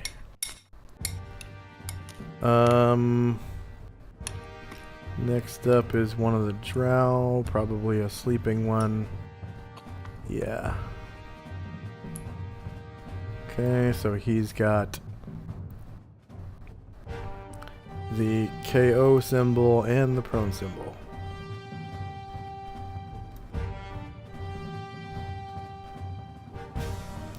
Okay, next up on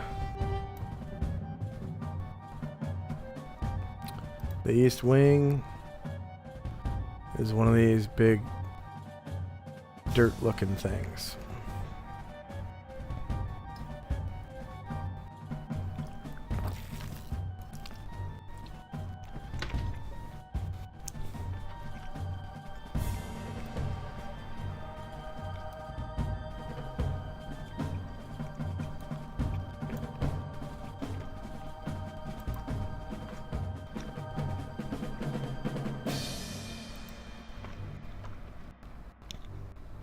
And then the Osquip.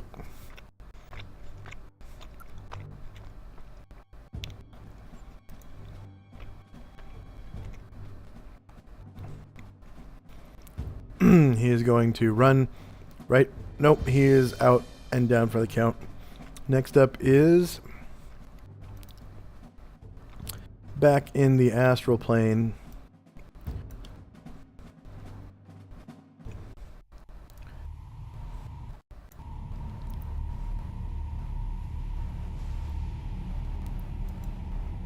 Dean Dorvo. And that is a prayer spell. Prayer? Yep. Okay. So go ahead and turn off that purple aura and then give Dean the aura for the AoE of prayer. AoE of prayer is... I really should have the spell up time. Also 60 feet. How quaint. You forgot to give Moors the purple dot. Hey, alright. Purple dot.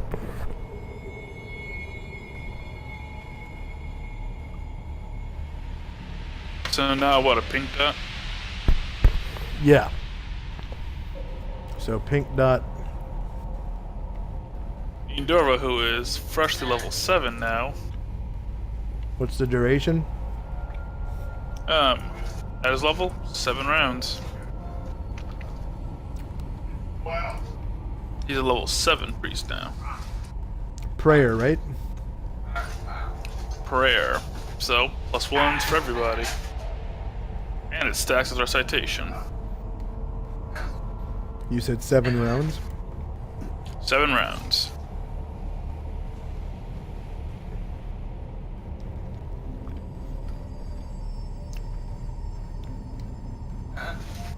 Okay. Next up is Varen. Aaron is going to close his mind the way non-scientists do. Saving throw versus paralyzation. Yep. With a +4. Oh, paralyzation. yeah, from the spells, right? Yep. With +4, because spells. Fighter, not warrior 9. Not multi-classed, not triple-classed.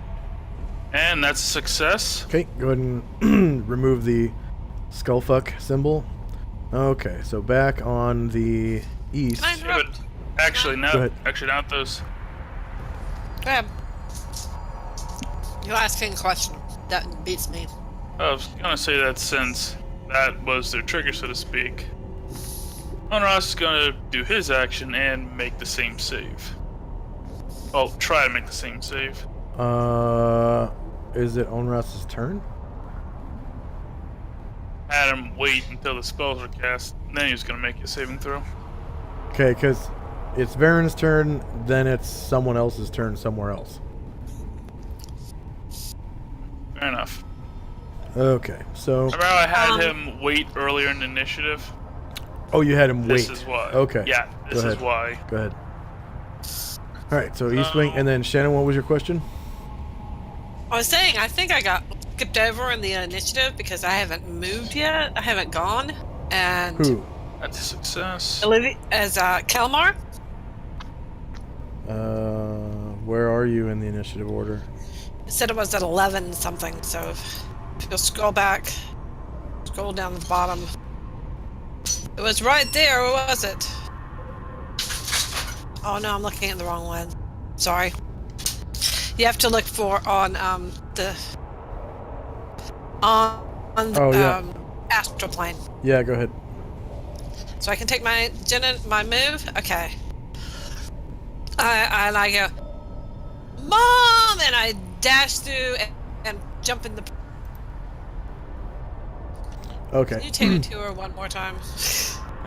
You'll never have to do this again, I promise. Give yourself a pink dot as well. There. This worked out really in your favor. Because now you're buffed by 2 spells. Oh, that would be great. Okay. Kalmar has Bobby issues which she's about to solve.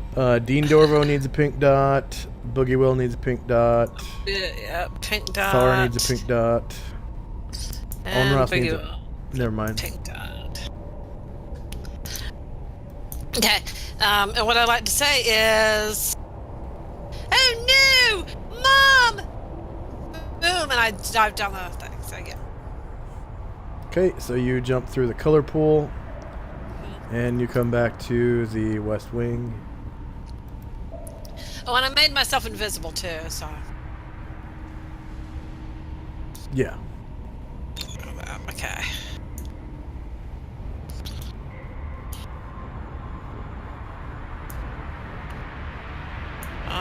Okay. There's Shirka and Brian Druid. Where did I come out of the same thing? Just a second.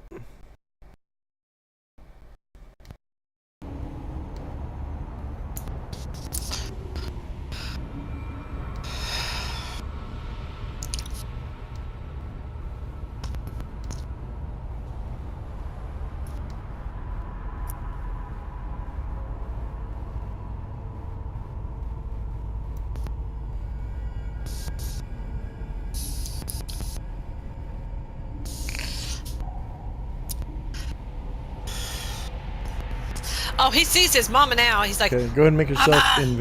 invisible. Yeah. He goes, oh, mother! And he pulls up his, hang on, I have to find the side that we... Okay. Oh, and also your mind is still open as well. Oh, shoot. Okay, no, it doesn't matter. I'm going to attack it. I'm going to try to I'm going to backstab her. According to the rules. So I'm going to run over here, boom, boom, boom. And I'm going to... Oops, okay. Then I'm going to backstab her. Okay. So I backstab with the long sword.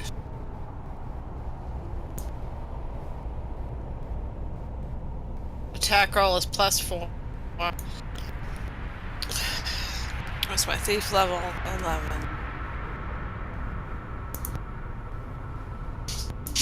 Oh, sorry, I forgot totally to subtract 5.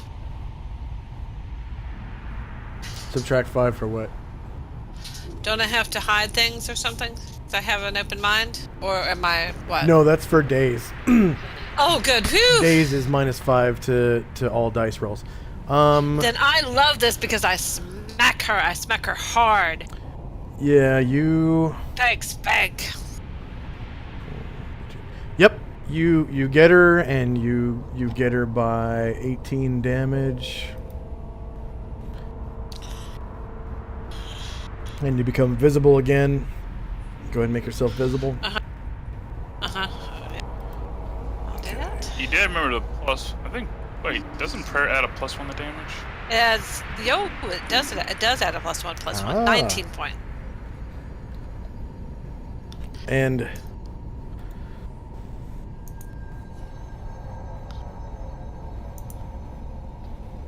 so she looks really fucked up now. She's squirting blood out from her clothes.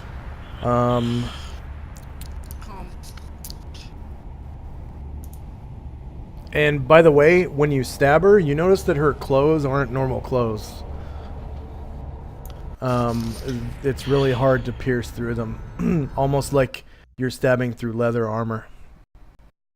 Oh, that's nice. And something, okay, I have to think, what would Kalamo want to say?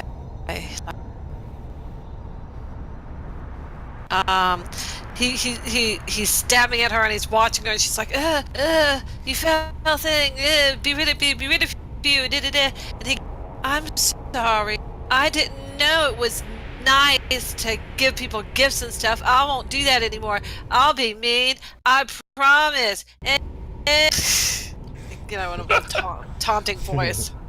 I love it. Fight with this mother. Insults in the most juvenile way possible. You little bastard!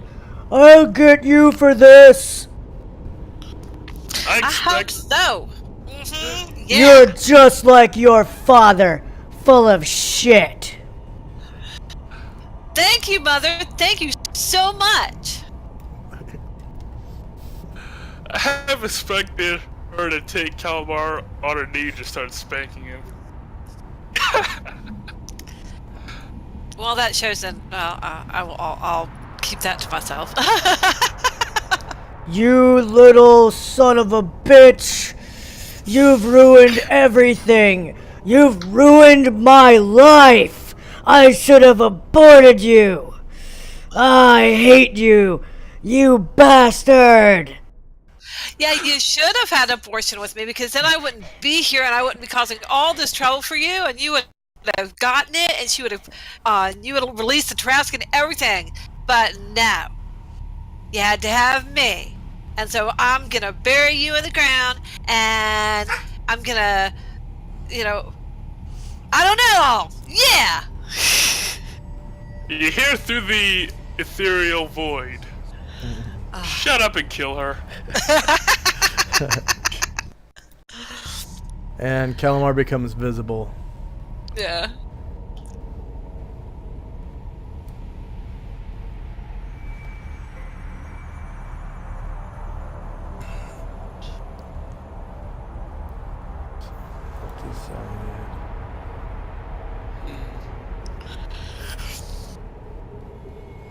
Choose side. And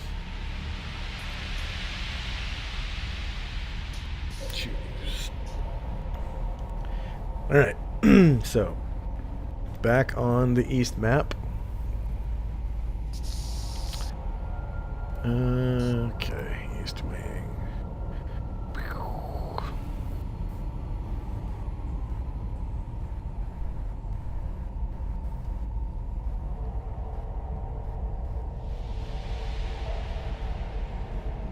Oh no, I'm sorry. Back in the astral plane. It is Varen's turn. Because you didn't have a turn yet, right? Varen's turn was making the save.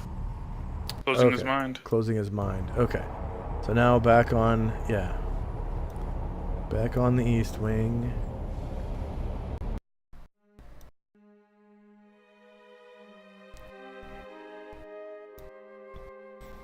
You hear this like grating of stones approaching from from the hallways. 3 of the hallways. Okay. Next up, one of the Umber Hulks comes out of his stasis.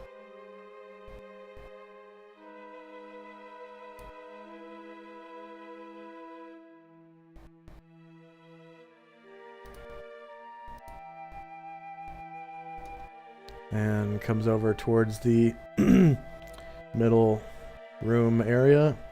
Okay, next up is Gromnar.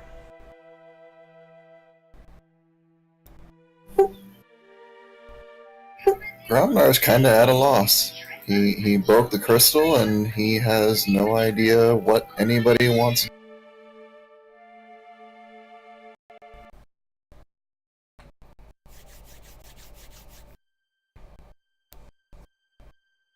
So does he go into like a contemplative state or?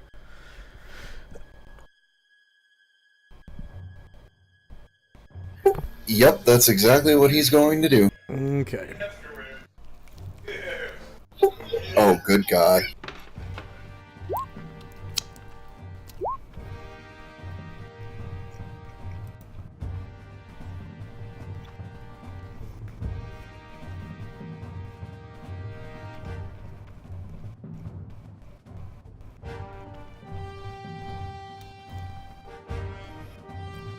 Okay. Next up. One of the purple worms gets out of its stasis And these are a bit faster.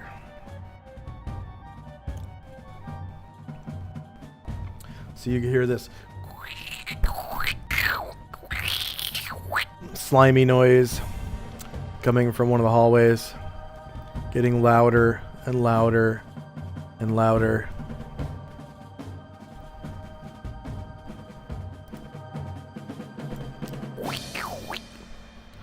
And the other purple worm. Okay, so this purple worm is going to face Jezzy, who has a kick me sign. And what's Jezzy's altitude?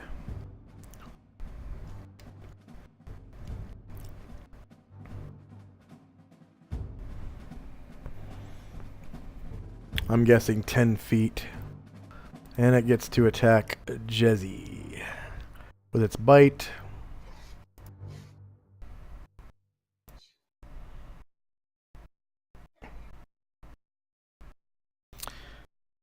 Front. I should have had my melee. microphone on. Sorry. Lower ground.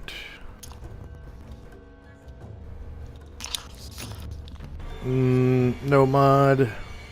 No mod.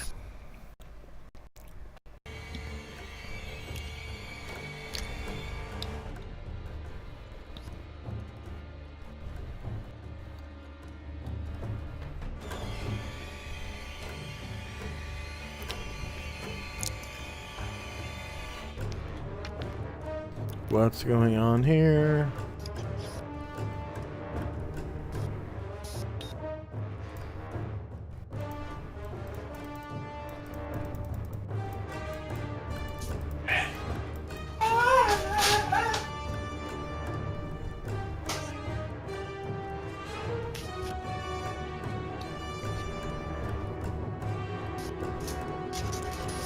Nope. No out.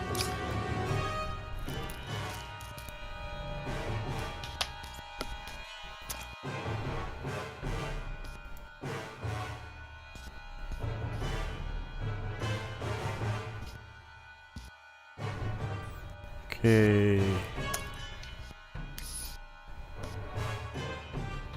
Ah. Dexterity bonus is -4, so that makes her AC 3. And shieldless is 1. Because she doesn't use a shield ever. Okay. So, the purple worm bites at Jezzy.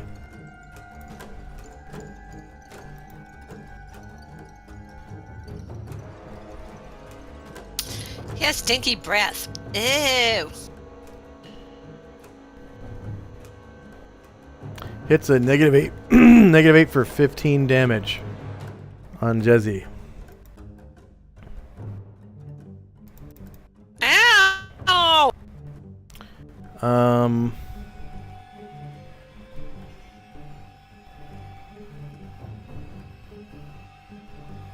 attack roll that exceeds the required score to hit by 4 or more indicates the victim has been swallowed whole. Oh, that's not good. A swallowed creature dies in 6 rounds, is digested in 2 hours, and cannot be raised from the dead. So, Jezzy will die in 6 rounds if no one rescues her. Or if she doesn't get out. So, Jezzy dies.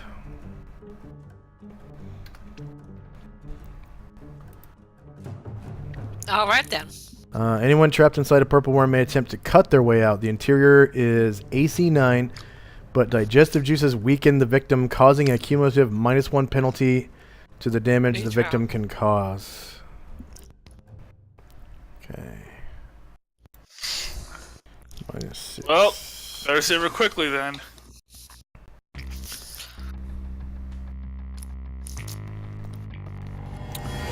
This could get bad. And they can't be rezzed.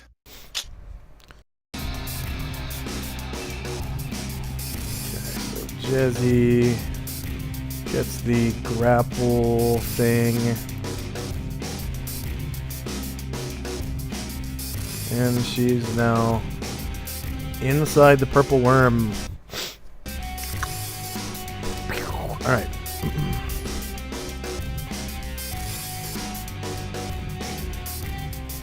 Next up is on the astral plane.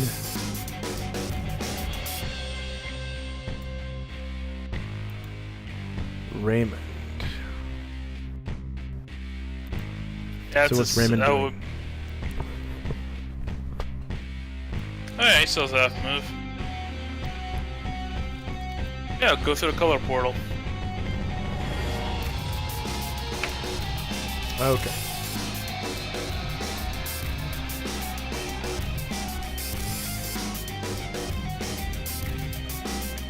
He goes through the color pool to the west wing.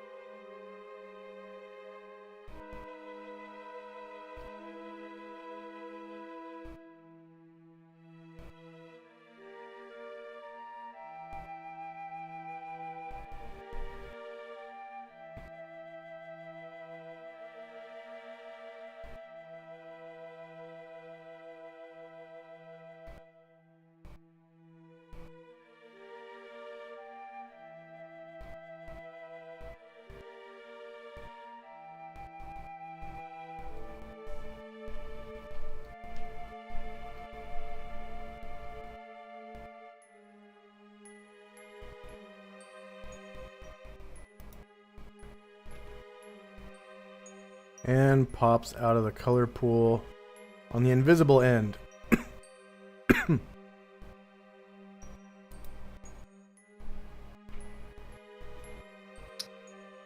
Yep, and Kalmar's mother is right there.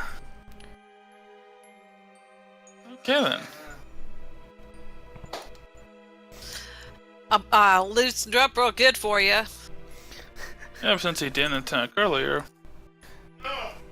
Front, short melee, same elevation. Plus 4 You to get hit. a... Okay, go ahead. Plus 1 damage. And negative 11 for 8 points. You get an inexplicable -2 to hit, but that still hits because you hit -9 and her AC is -6. So go ahead and describe. Oh, she's her. Go ahead and describe how you take out Kalamar's mother with a long spear. Yep. Yes. Raymond steps through. Yep. Raymond steps through the pool, looks at her, takes up his long spear, and just chucks it at her, catches her right in the chest. As Raymond walks closer and takes his spear back, Kalmar, you are now an orphan. You have my condolences. Thank you, Raymond. I wanted to kill her so much, and now she's gone. I don't know what to do. Oh wait, we should probably finish fighting these guys, huh? Okay. Yes, yes.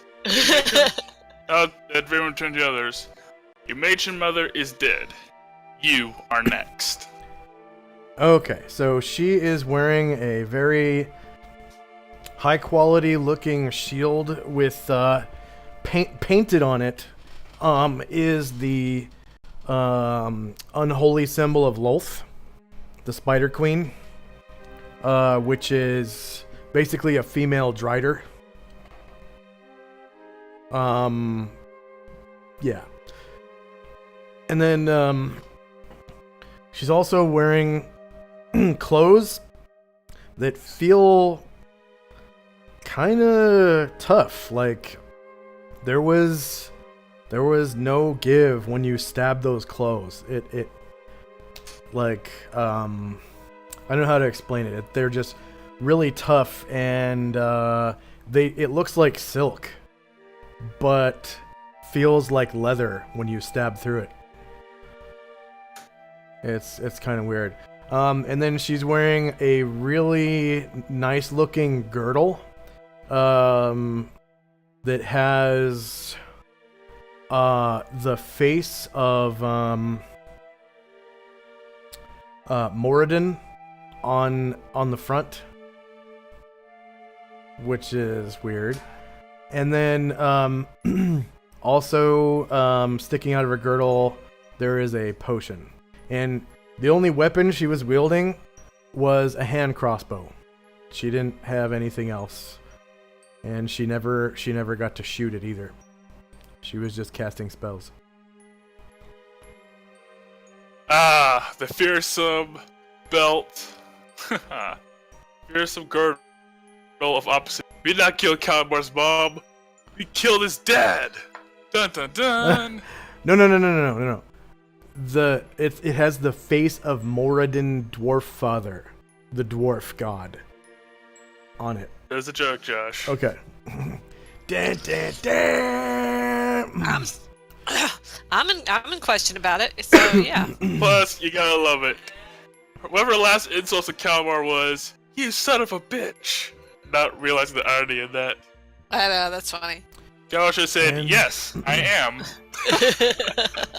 And you hear a duel taking place slightly to the right. He's fine. It's a duel instead of anything else, and that's no danger. They're just gonna fight to the death, and come on, after that, it's pretty easy. Okay, so end of round. Everyone roll initiative. And actually, before we roll initiative, let's take our last fiver. Sounds good. And we'll come back and resolve our last round. Could you be on the west map before you leave real quick? Because I'm gonna be in there for a while.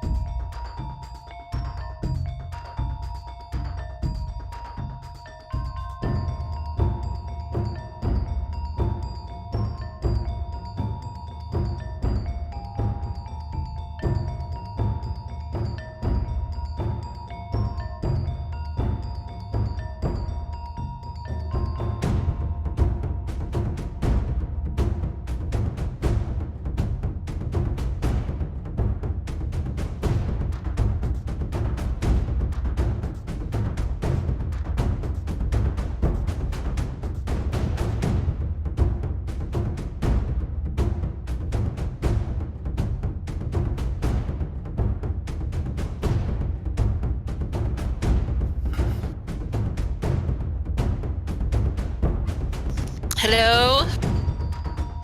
Yep. Hello. Alright. You killed Calamar's mother. You kill stealer. Yeah, let's be real. If I didn't kill her, she'd probably kill you with a new spell anyway. No, hey, it's good. She's dead. I don't care. I mean, I didn't overkill her. She might be on death's door or something. You just,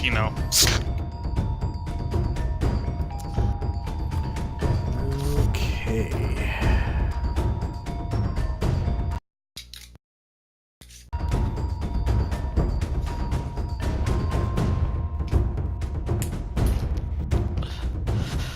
Can I be on the west map, please? Sure.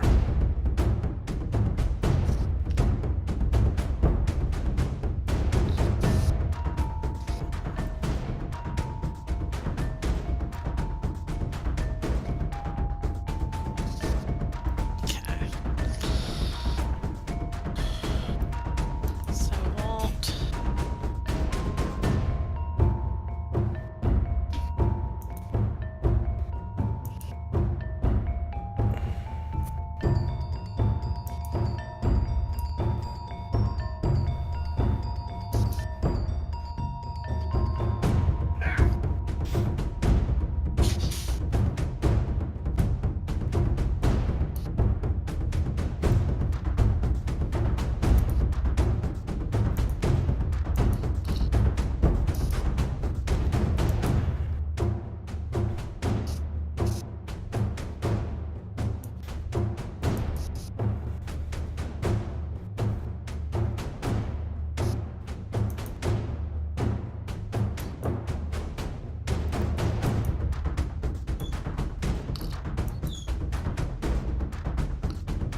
What's wrong, Shirley? Yeah. May I now see the east map? Sure.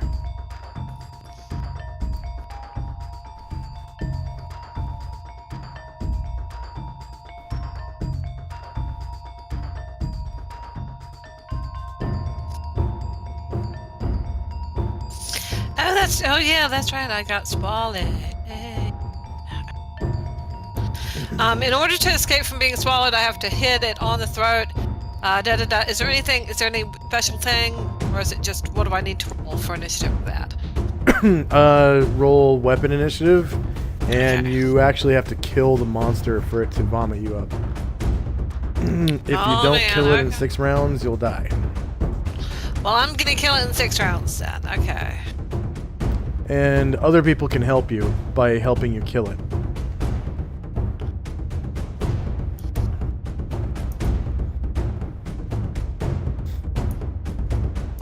But it's gonna take a while.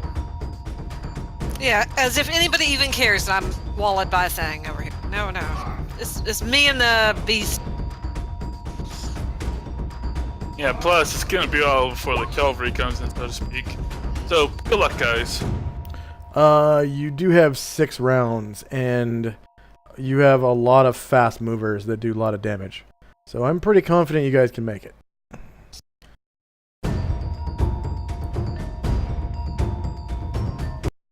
It's only 1 purple Just worm. need to know where it is. Yeah. I'm Josh down. says, it's only 1 purple worm, guys. Because, Oh no, I'm not. I have. Okay, I forgot some. Can I get up to We're the? not on the field of vision here. Can I get on the plane and get yeah, the Josh, last one? hey, I Josh, forgot about yeah, it. the time, can you take me back to the astral plane so I can roll for literally everybody else? Yeah.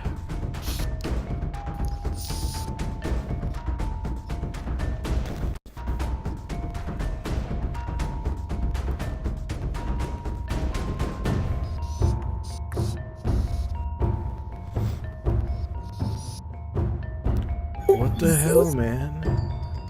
So regarding the initiative, Can I roll movement and attack and just forego the attack if there's no target to do it on?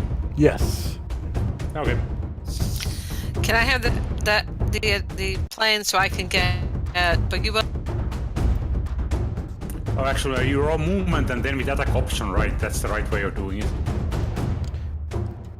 If you want a chance to possibly attack, you're gonna need to roll for your bite. Light. Bite. Bite, yeah, okay, Bite. got it. If you don't, then you cannot attack. Yep, got it. Or if you have your breath weapon ready, but it's been maybe I 2 believe rounds. it has been enough rounds, actually. That will actually speed I you was up. one up here, one down there without breathing.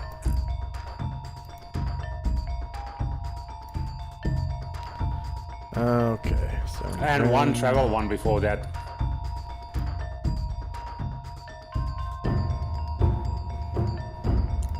But I use bite for now.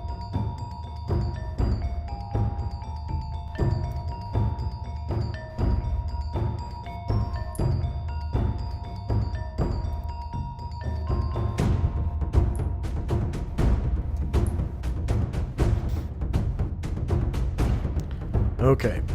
Is there anyone who is not ready? I need to finish Morgan and then go to the other. Okay, Velcane East. Yeah, I can go over to the other map. Okay, West Wing or entrance? Middle Okay. entrance.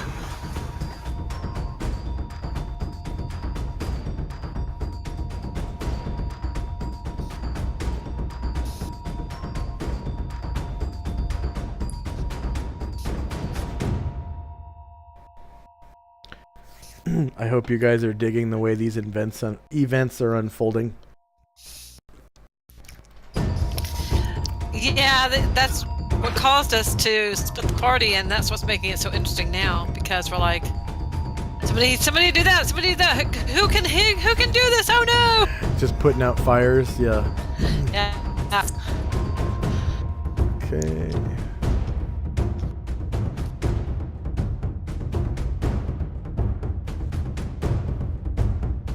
Is there anyone who is not finished? Not Okay, done here we yet. go. Oh, you're not done yet? Nope. Okay. Got a lot of dudes to roll initiative for. Yeah. Oh, fun. Just gotta.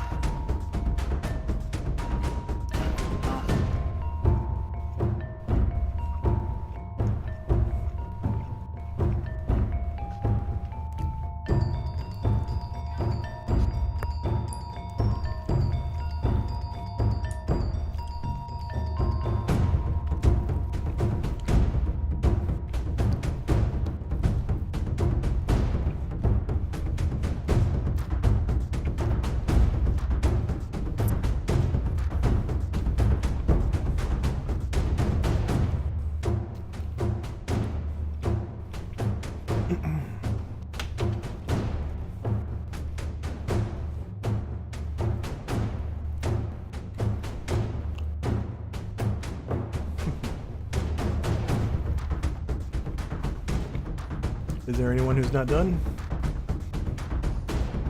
Almost. Just need to roll initiative. I'm not rolling for Gromnar. I just reduced him down to 4 more rounds. Hey, give him credit. Give him credit. He's kicking his character in the nuts for play purposes. That's why if Jesse dies, blame Gromnar. We're gonna have to come up with a positive for your character's mental illness or whatever it is that's causing him to do this. I think eventually it'll go away. It's new world, new experience.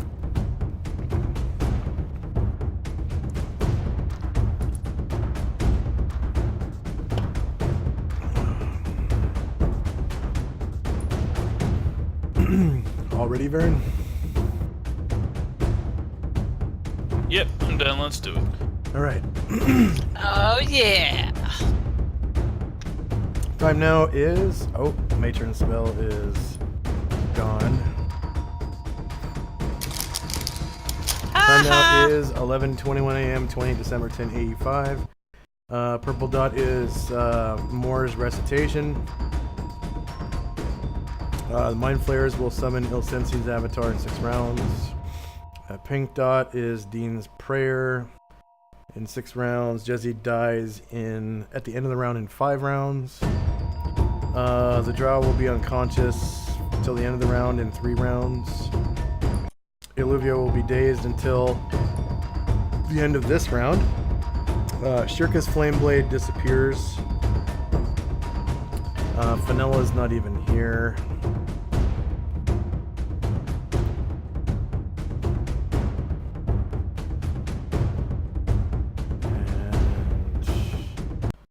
And the drow, that's the drow that ran away. So first up is in the astral plane.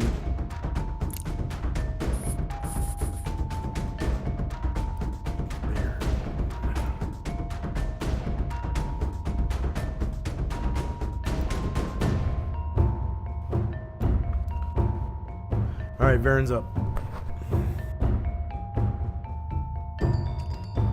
Into the color pool. Okay.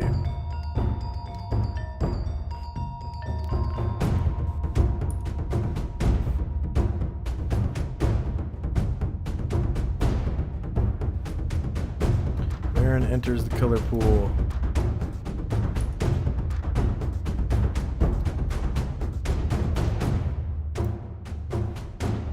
He comes out in the West Wing.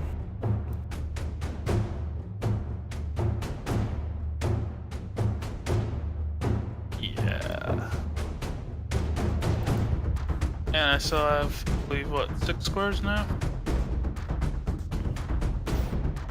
Yeah.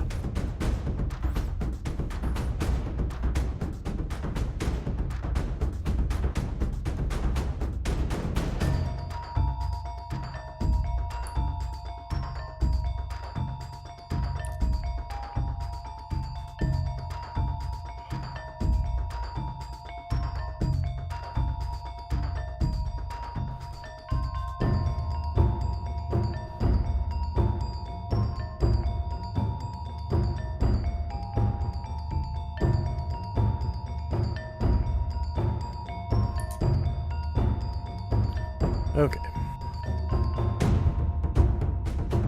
So Varen, boop, pops out of. Come on. Varen pops. Varen.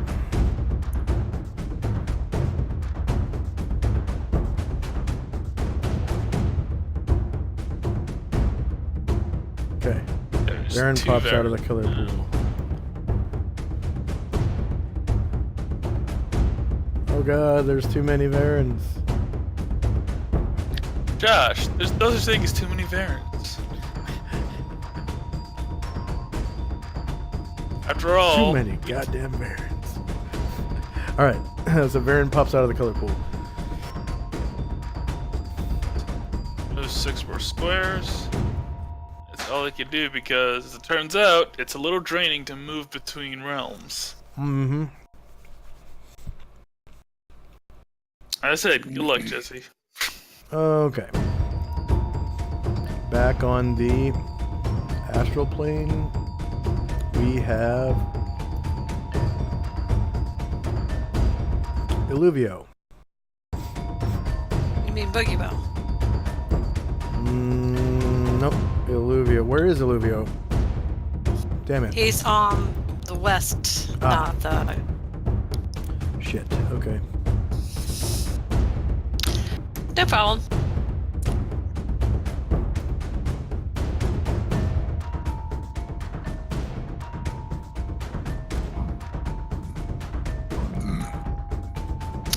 Okay. There we go. He's Olivia. He goes. He goes a step. Like that. Big. No. The end. And you get experience. Okay. Next up is Leifon Show, who is dueling Limpopo. I have a question. I'm doing the chokehold, so do I continue to maintain that, or how does that work? You should continue to So maintain roll it that. again? No, you're just doing it, and then he has to try to break out of it by making an attack roll at -2, I think, versus your AC. Yes. So he can do that on his turn. And then Okay. if he fails, he gets 3 attempts too. If he fails, he will go unconscious for 1 round. And Okay. you basically will have won the duel. Okay, next up is on the astral plane, Boogie Will. Boogie Will. Boogie Will wants to jump in the pool, and then he'll head back to the west map.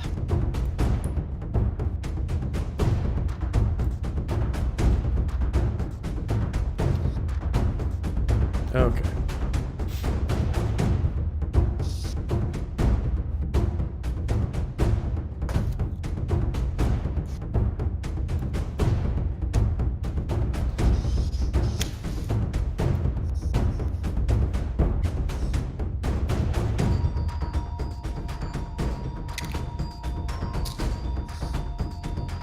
Okay.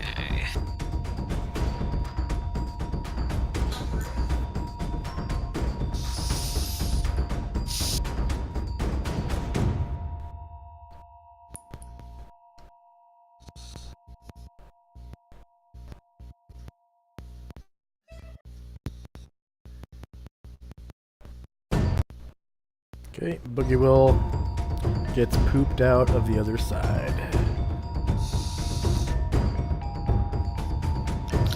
Bloop. It goes up to the matron, and he She's goes like around bleeding out on the floor.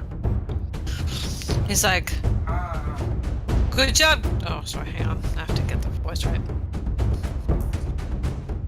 Good job, Calamar. You done good. You real done good. And I will reach into the. I'll start looting, I guess. Okay. Seeing what she has. All right. So she has this really. Secretary. Huh? I'm making sure the secretary can write it down. Oh, okay. Yeah. Okay. So she has this really nice looking medium shield that has the unholy symbol of Loth on it. Her clothes feel hard like leather. And she's wearing this girdle that has Morden Dwarffather's face on it. Kind of like it's a pro wrestler belt with like a brass plate on the front, you know, for like a trophy belt or whatever. But it's Morden Dwarffather's face. Not so much his holy symbol, but his face. Swing it as a belt. A girdle. Was a girdle. It's a leather girdle that barbarians wear to gird their belly. Yeah. You know, it's Yeah. basically a big belt that covers up your belly and it buckles in the back. And it's meant as clothing and a status symbol, basically. This one has obviously dwarven stuff about it. It has. You guys have all seen, Moradin Dwarf Father's face engraved on. Or not all of you, but most of you have seen his face engraved in the temple where you first met Dean Dorvo. This girdle has that face on it, that dwarven face. On like a brass plate. There's a potion sticking out from behind the girdle, and that's about it. Well, this will be a bit embarrassing. We're about to strip Calamar's dead mother naked. How nice. Yeah. Yeah. He doesn't care. Yeah, he doesn't that's care healthy. at all. No, it's that's just her flesh. That's nothing. He's gonna take the girdle and the potion. Okay, you can take one thing per round, basically per character. Okay, then I'll take the girdle. Okay. So I have a girdle. Yeah, it takes some time to undo the girdle, and you finally get it off of her. It was outside of her clothes, and a little potion goes tink tink tink on the ground as you take away the girdle. Okay. But I don't have enough time to pick it up, so no. All right. Whoops. Oh look, potion. Potion is good for drinking.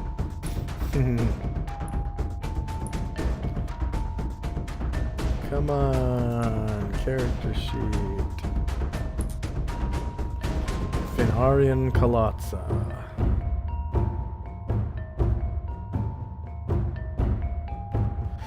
Yeah, it seems like the stuff inside the potion container is oily.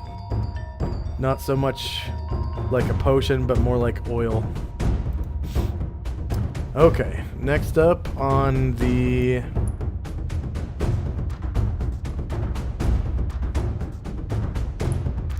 astral plane map is Dean Dorvo.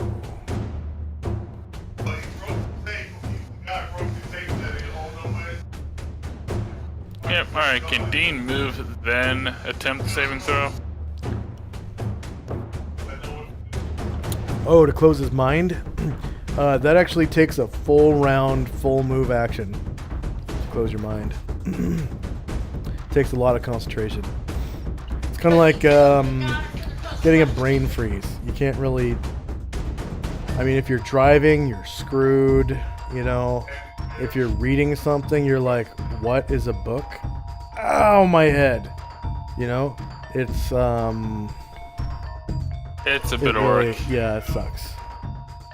And then he'll do the important thing right now, which is getting his mule back. Okie doke. I guess he'd remount or... yeah, you can grab like onto him horses with have your like legs, I guess. Yep. When you tow him, you move at half your movement rate. Yeah, that's fine.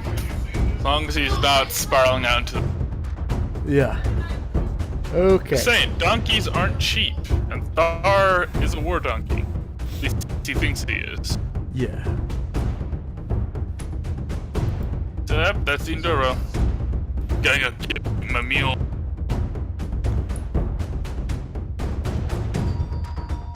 Okay, next up is Lazarus.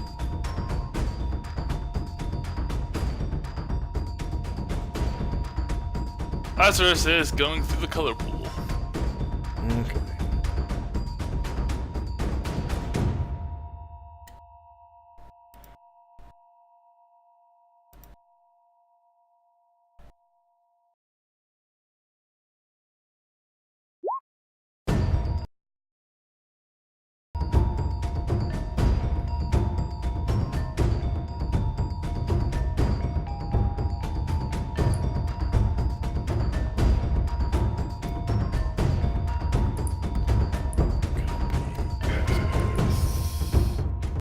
Maps.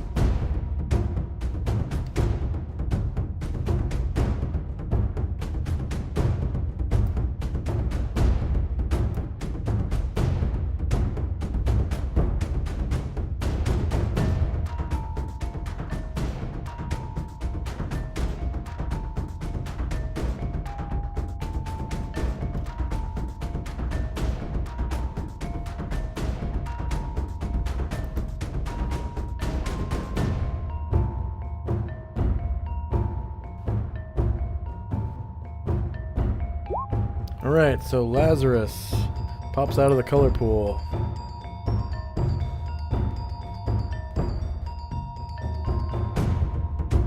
And moves his 6 squares, stepping over the corpse. Okay, next up is Walt. Oh, as you step over the corpse, you notice she has a really, really nice medium shield on her left arm. There's a potion right next to her. I think I just pick up the shield then.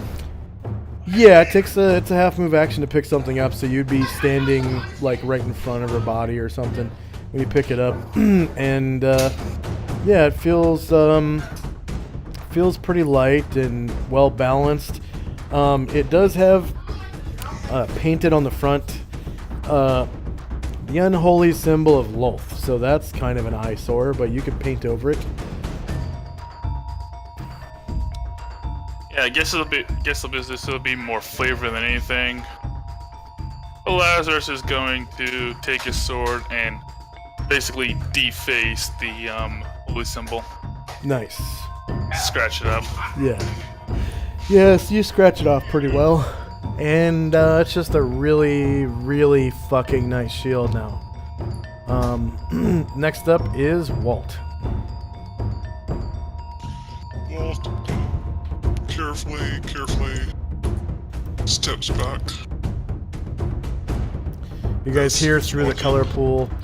Hee-haw, hee-haw. Walt carefully steps back. He's very careful. He's pulling Olivia to a safe distance, and then he's, guard him and stuff. But he doesn't like all this fighting and stuff.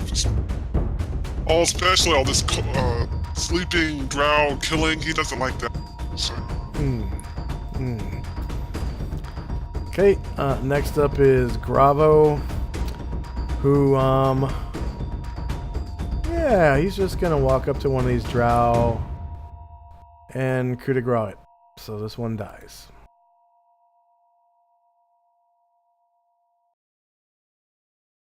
Actually, there's still combat going on this map, so never mind, he can't do that.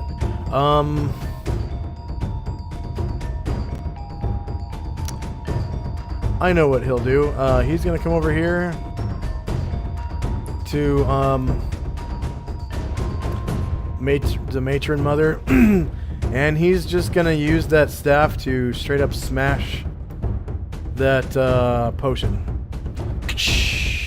Gone. Potion gone. Oil, that is. It was an oil. Spoilers. Oh, that was wasteful. Thanks. I guess, yeah, thanks. A lot stuff. And he just says, "Oh yes, don't mention it. I'm just going to destroy the rest of the stuff if you guys don't mind." We probably want the dress.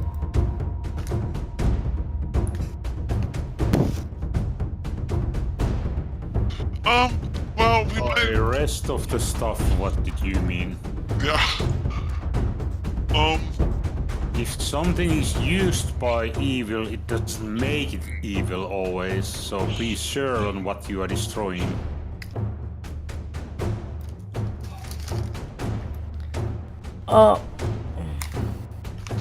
Oh, I don't know. I thought maybe I would just set fire to her corpse. Maybe using that oil there and, fry her insides and just completely destroy her. Like the evil piece of shit she is. Stuff like that. Burn her shit. Lazar says, you can do that after we take that robe of hers. It's pretty hard. And check if she's holding any of the good aligned items. You don't want those to become collateral damage, do you? Oh, I guess that's a good point. Well, I could check next round, like in a minute or so, after I rest. And back on the east map. Meanwhile, where Morgan is, let's see, we've got Belkane back on the east wing map. Okay, so it's Morgan's turn. What does he hear from where he's at? Alright, so you can hear the grinding noise of the mandibles of those Umber Hulks as they approach. They're getting closer and closer and closer. You can hear the sliminess of, purple worms approaching pretty quickly. And then also like the grinding slate sound of some sort of earthy, rocky things approaching from the east. Okay, well, he just having regained his have his mind open. He's just gonna book it out of there because he knows that's a lot of nasty stuff coming, and he can't deal with all of that by himself. So he's just gonna run as far as he can.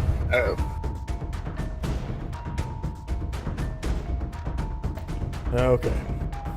So he gets there to the edge of the map at 8.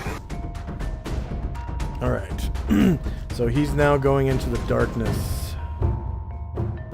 He needs to roll a dexterity check. Okay.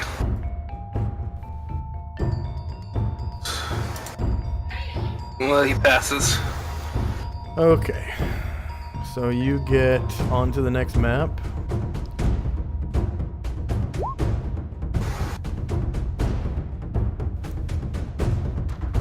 Copy backspace. Maps. Entrance.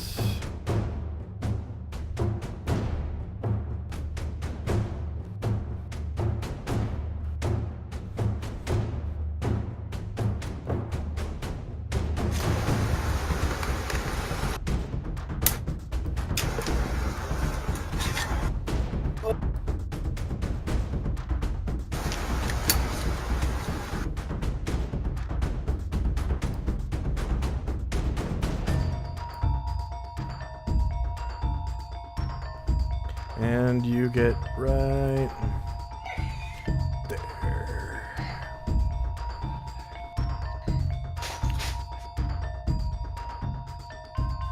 What?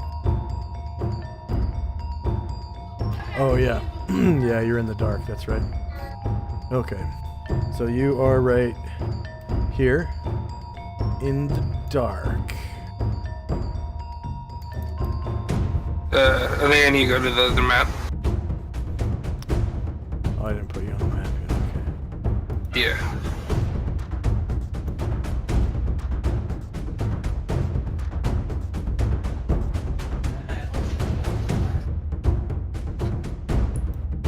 And I give you 1 foot of light radius. There we go.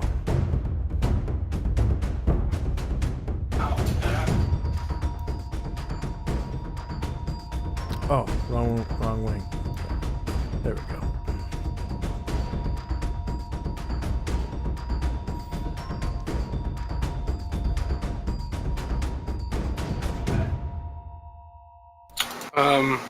Are these things emitting light? It looks like.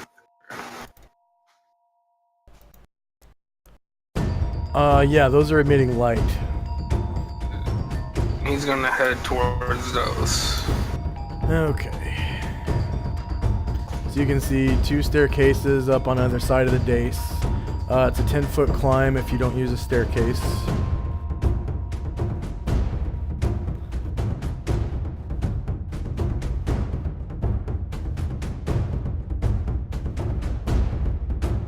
He gets there. Okay. And you make another check. Or is he good from the first one? You're good for the first one. It's still the same round. Yeah, he gets there and uses a bold movement. Okay. He's struggling to find somebody. The rest of the people. Yeah. You can hear the sound of eating. Big creature eating something right over here. Okay. Okay. So next up is back on the East Wing map.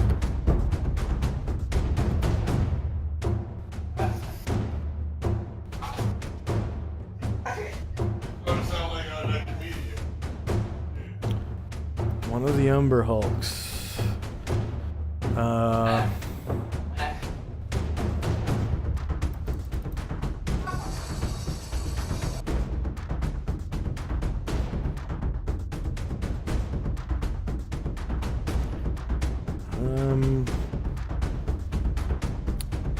Yeah, it is going to move along here.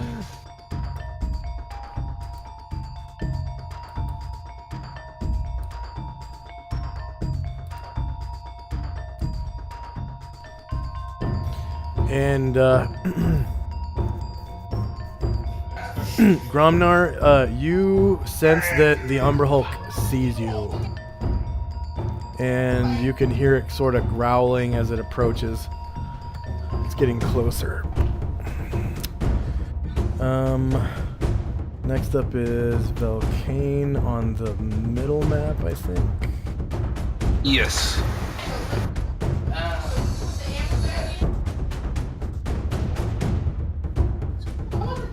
Okay, you reach the edge of the middle map, going towards the north.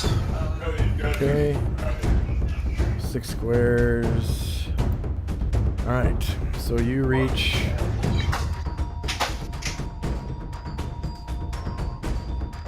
You reach the sanctuary.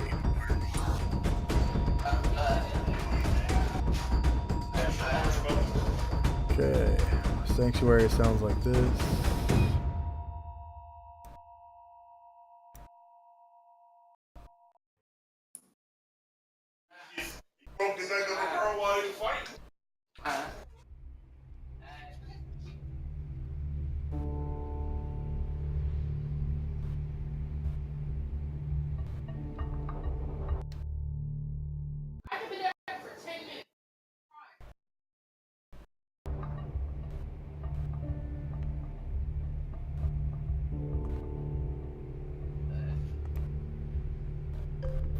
Alright. So ahead of you, you see 2 drow. One's holding javelins, and the other one is actually 4 drow. 2 males in the front. Oh, you see a bunch of them actually. Alright.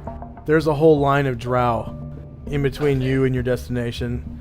And the male in front that seems to be holding javelins, in Drowish, or in the Drow, in Elvish, with the Drow accent, he says, "Turn around, go the other way." And I ask him, what's going on over here in Drow?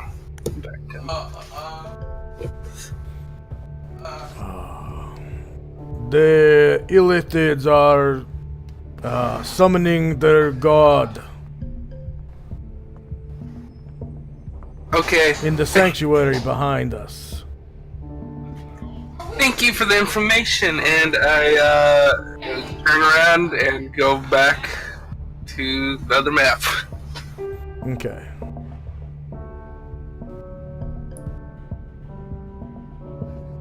I am not prepared to fight those guys.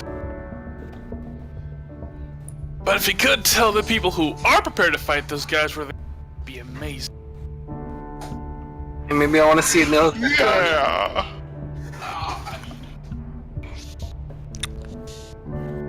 Turn around, go the other way. The Illithids are summoning their god behind us. I love how he just told me their evil plan. Didn't even ask who I was. Yeah, you just look like a drow to them. You look like a drow to them. Yeah, it's... that's the kind of neat little information you can get by looking like the right race. If you're the right race, in the right place at the right time, you get good information like that. That's why Calamar's two main followers are drow spies. Like that's how they got you all that dope ass information on what's happening and when. I think they told us which part of the map there's something else sensing in. That'd be amazing. Well, now you know. Okay. So now back at the East Wing.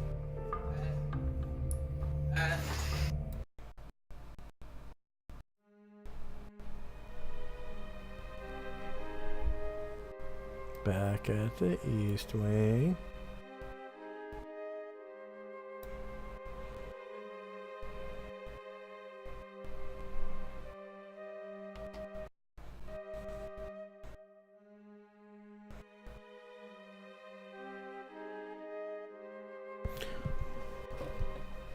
Okay.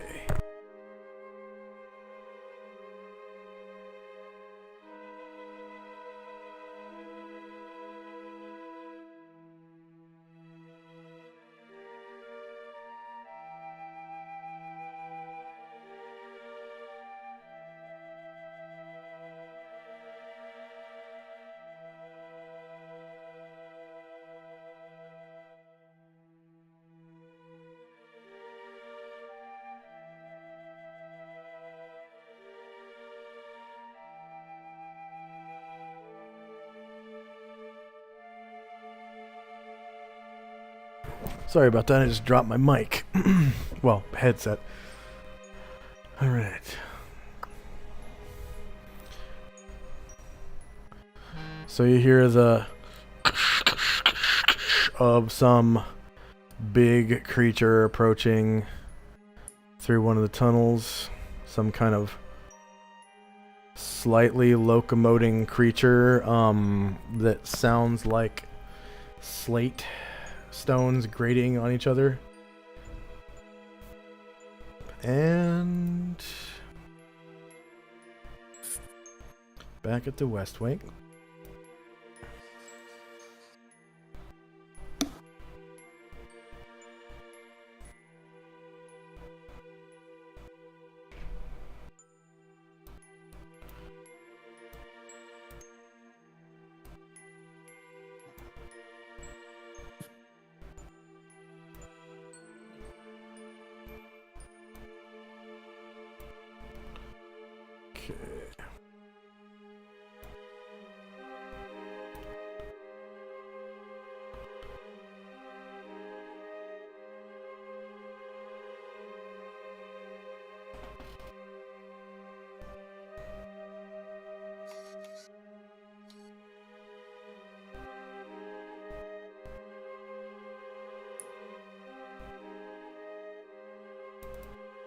Okay, back at the West Wing. Limpopo.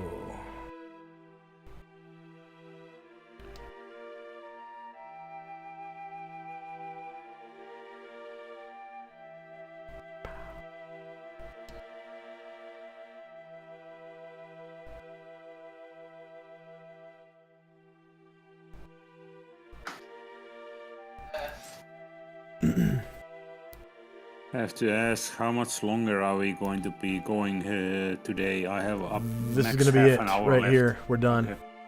All right. So, before I do this action, I'm gonna give you guys the XP for those two illicids. Let's see.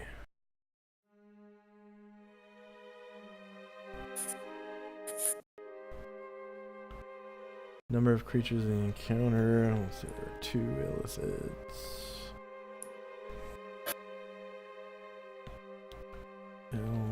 Okay, I'm back.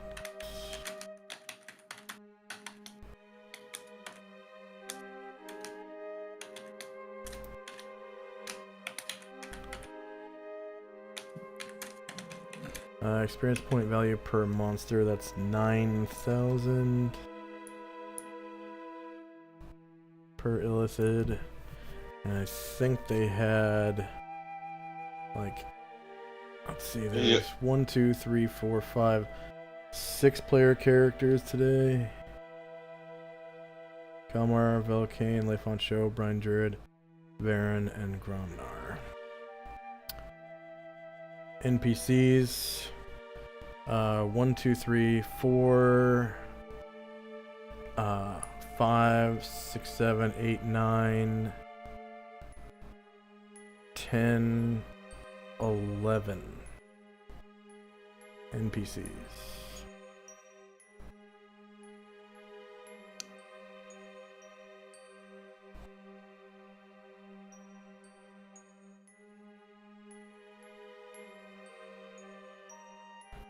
And creatures defeated, both of them were killed. And then Illithids have how many hit dice?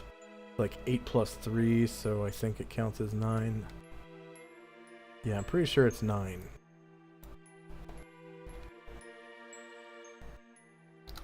Enter.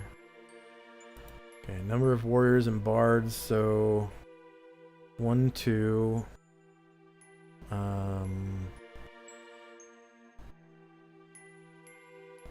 Yeah. Let's see. 1, 2, 3, 4, 5, 6, 7, 8, 9, 10, 11 warriors and bards.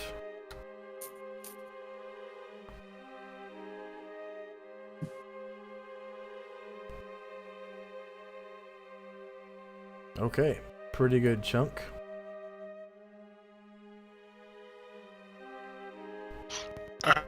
Oh yeah.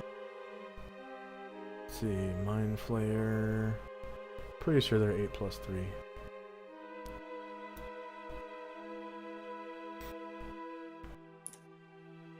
And we'll end right here on Limpopo's turn. He is going to use Sumo. XP. Yep. 1564 for PC with 1 class.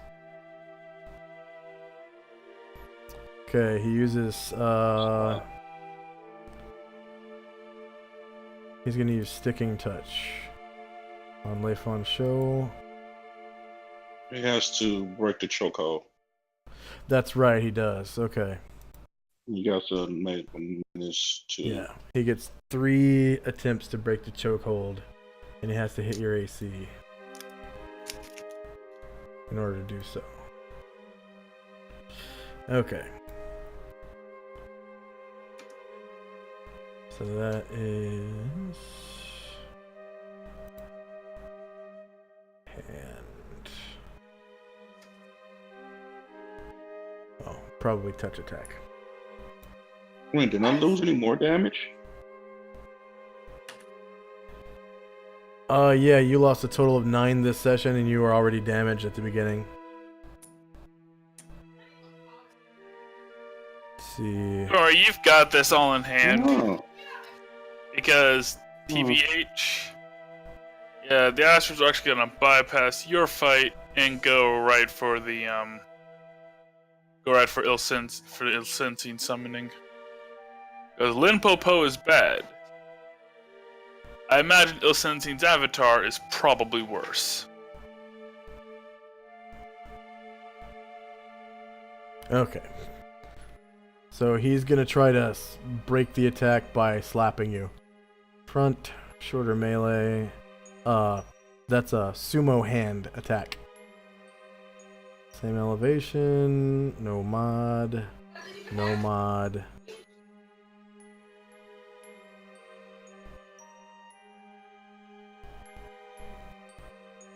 AC 0 hits. So he breaks the grip, the chokehold you have on his throat. It doesn't cause you any damage. And then he still has 2 attacks. Let's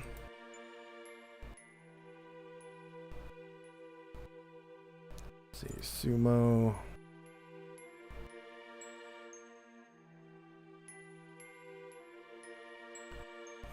He is going to do... he's going to try to hurl you.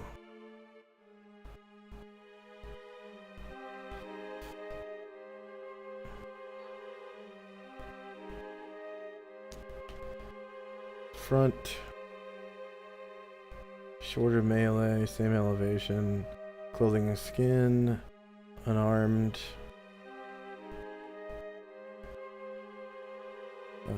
Sumo. No damage roll mod.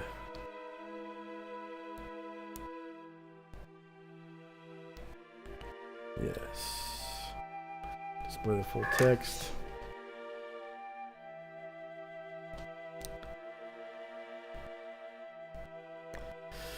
This type of throw relies a great deal on strength and less on leverage. The martial artist can attempt to pick up an opponent and throw him to the ground 3 feet away.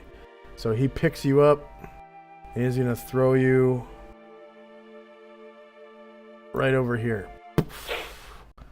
The attack adds 1d4 HP to the basic damage of the martial arts style. The attacker must make a successful attack roll for the hurl maneuver to work.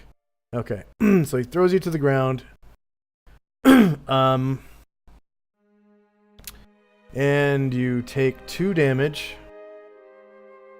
And now he is going to try to use that push attack against you again.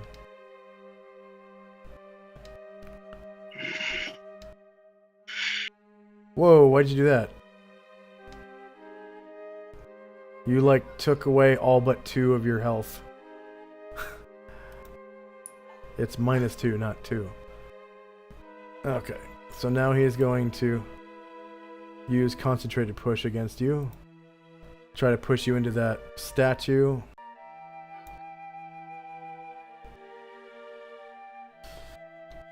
Front. Shorter melee. Same elevation. Clothing and skin. Unarmed. Since you're on the ground, he will get a +4 to push you, I guess.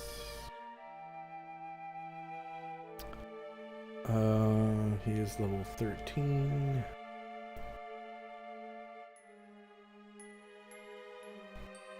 And you can take off your grapple symbol. He throws you, or he pushes you 3 combat squares. Let's see, 1, 2, into the statue, well, into the wall there. And yeah, go ahead and roll tumbling to see if you can keep yourself, like, basically land on the wall on your feet.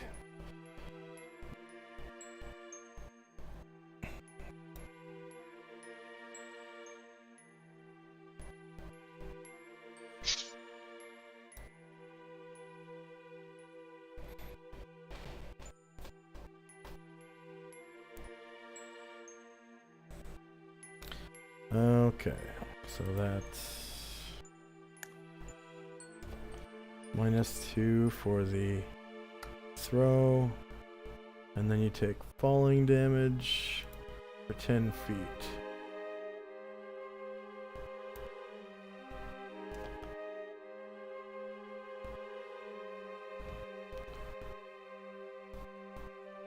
Okay, you take 1 more damage from falling 10 feet.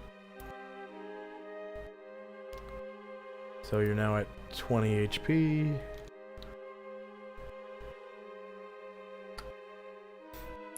And we'll end it there. The next person is Brian Druid. All right. Next time. Yep. All right. I'm not sure if I missed it, but did you give the experience for the Matron Mother? Not yet, no. Okay. I will actually do that right now. Oh.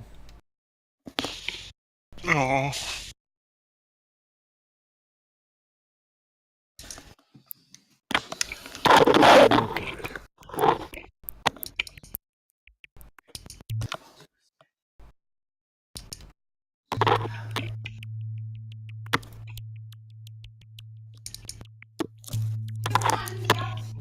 Let's see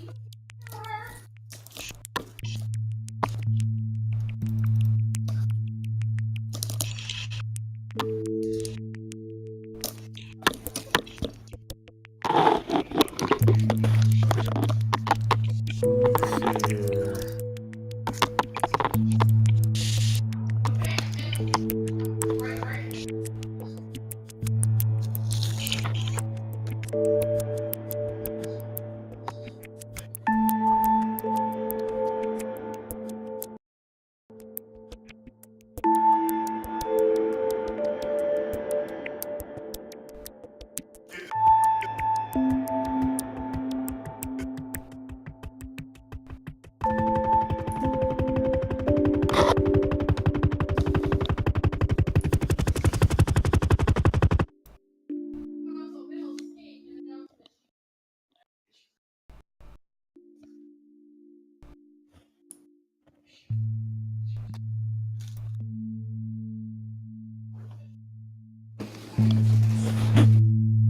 All right.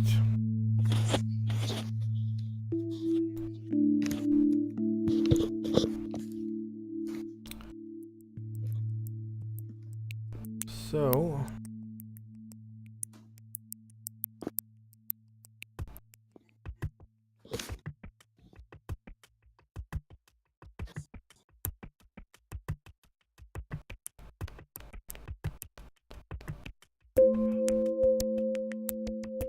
okay, Google Chrome's not responding right now. So, any business? Did anyone gain a level? I'll have to calculate the experience outside of the stream. Did anyone gain a level? Okay, so nobody leveled, and any business before we shut down the stream? Any suggestions for me or feedback? No. Okay. For our viewers, thanks for watching. Please like, share, and subscribe if you're watching us live on Twitch. Up at the top of the screen, there's a button that looks like a little heart. If you click on it, you'll be able to subscribe to this channel. And if you accept notifications, if you're on a mobile device, you'll get notifications every time we go live. I play a Friday night game of 2nd edition AD&D. I DM AD&D 2nd edition on Saturdays, and then I do world building streams during the week, other than Friday nights.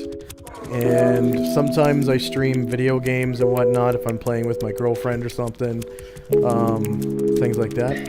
And if you like who we are and like what we do, we have links to our Patreon and PayPal. The PayPal is for one-time small donations. The Patreon is for monthly pledges as little as $1. And each tier on the Patreon gets you cumulative benefits with each tier before.